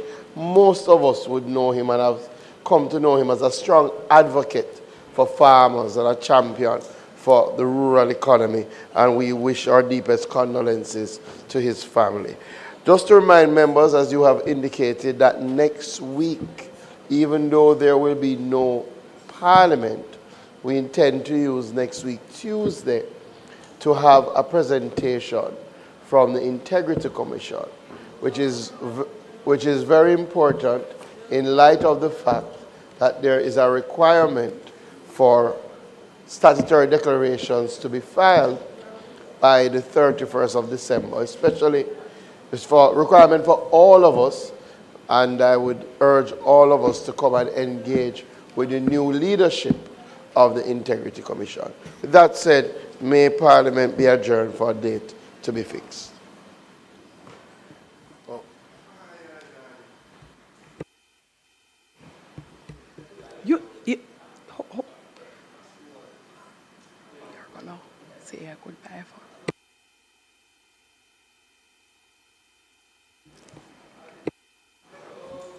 Thank you, Madam Speaker. You may proceed. On behalf of this side of the House, I would also like to join with the House Leader in wishing a very Merry Christmas to the clerk, staff of the House of Parliament, and indeed all the members of this House. I would also like to join in expressing my condolence to Mr. Lenworth Fulton. I worked with him when I was a director at the National Youth Service on a number of agriculture programs, some that are still in existence. And it is a great loss to the people of Jamaica. Wonderful. Thank you. In requesting the adjournment of the House, there will be communication made to the entire House as it relates to the last CDF meeting that will take place after the Christmas period. We will only have one single meeting. I am encouraging all members of Parliament to have their projects submitted, whatever changes or corrections submitted. That will be the only meeting in the new year, after which we will conclude all our budgets, all our meetings, all our ability to be able to do anything else in respect of the Constituency Development Fund. So we will notify soonest when that last meeting will be held. I'm encouraging you to get your projects into the CDF unit so that you are not in any way disadvantaged. Members, as the House Leader indicated, there is no further business for the day, and I now seek your approval for Parliament to come to a close for the day, adjourn with no date, with a date, for a date to be fixed. Those in favor? Those against? The ayes have it. Thank you, members.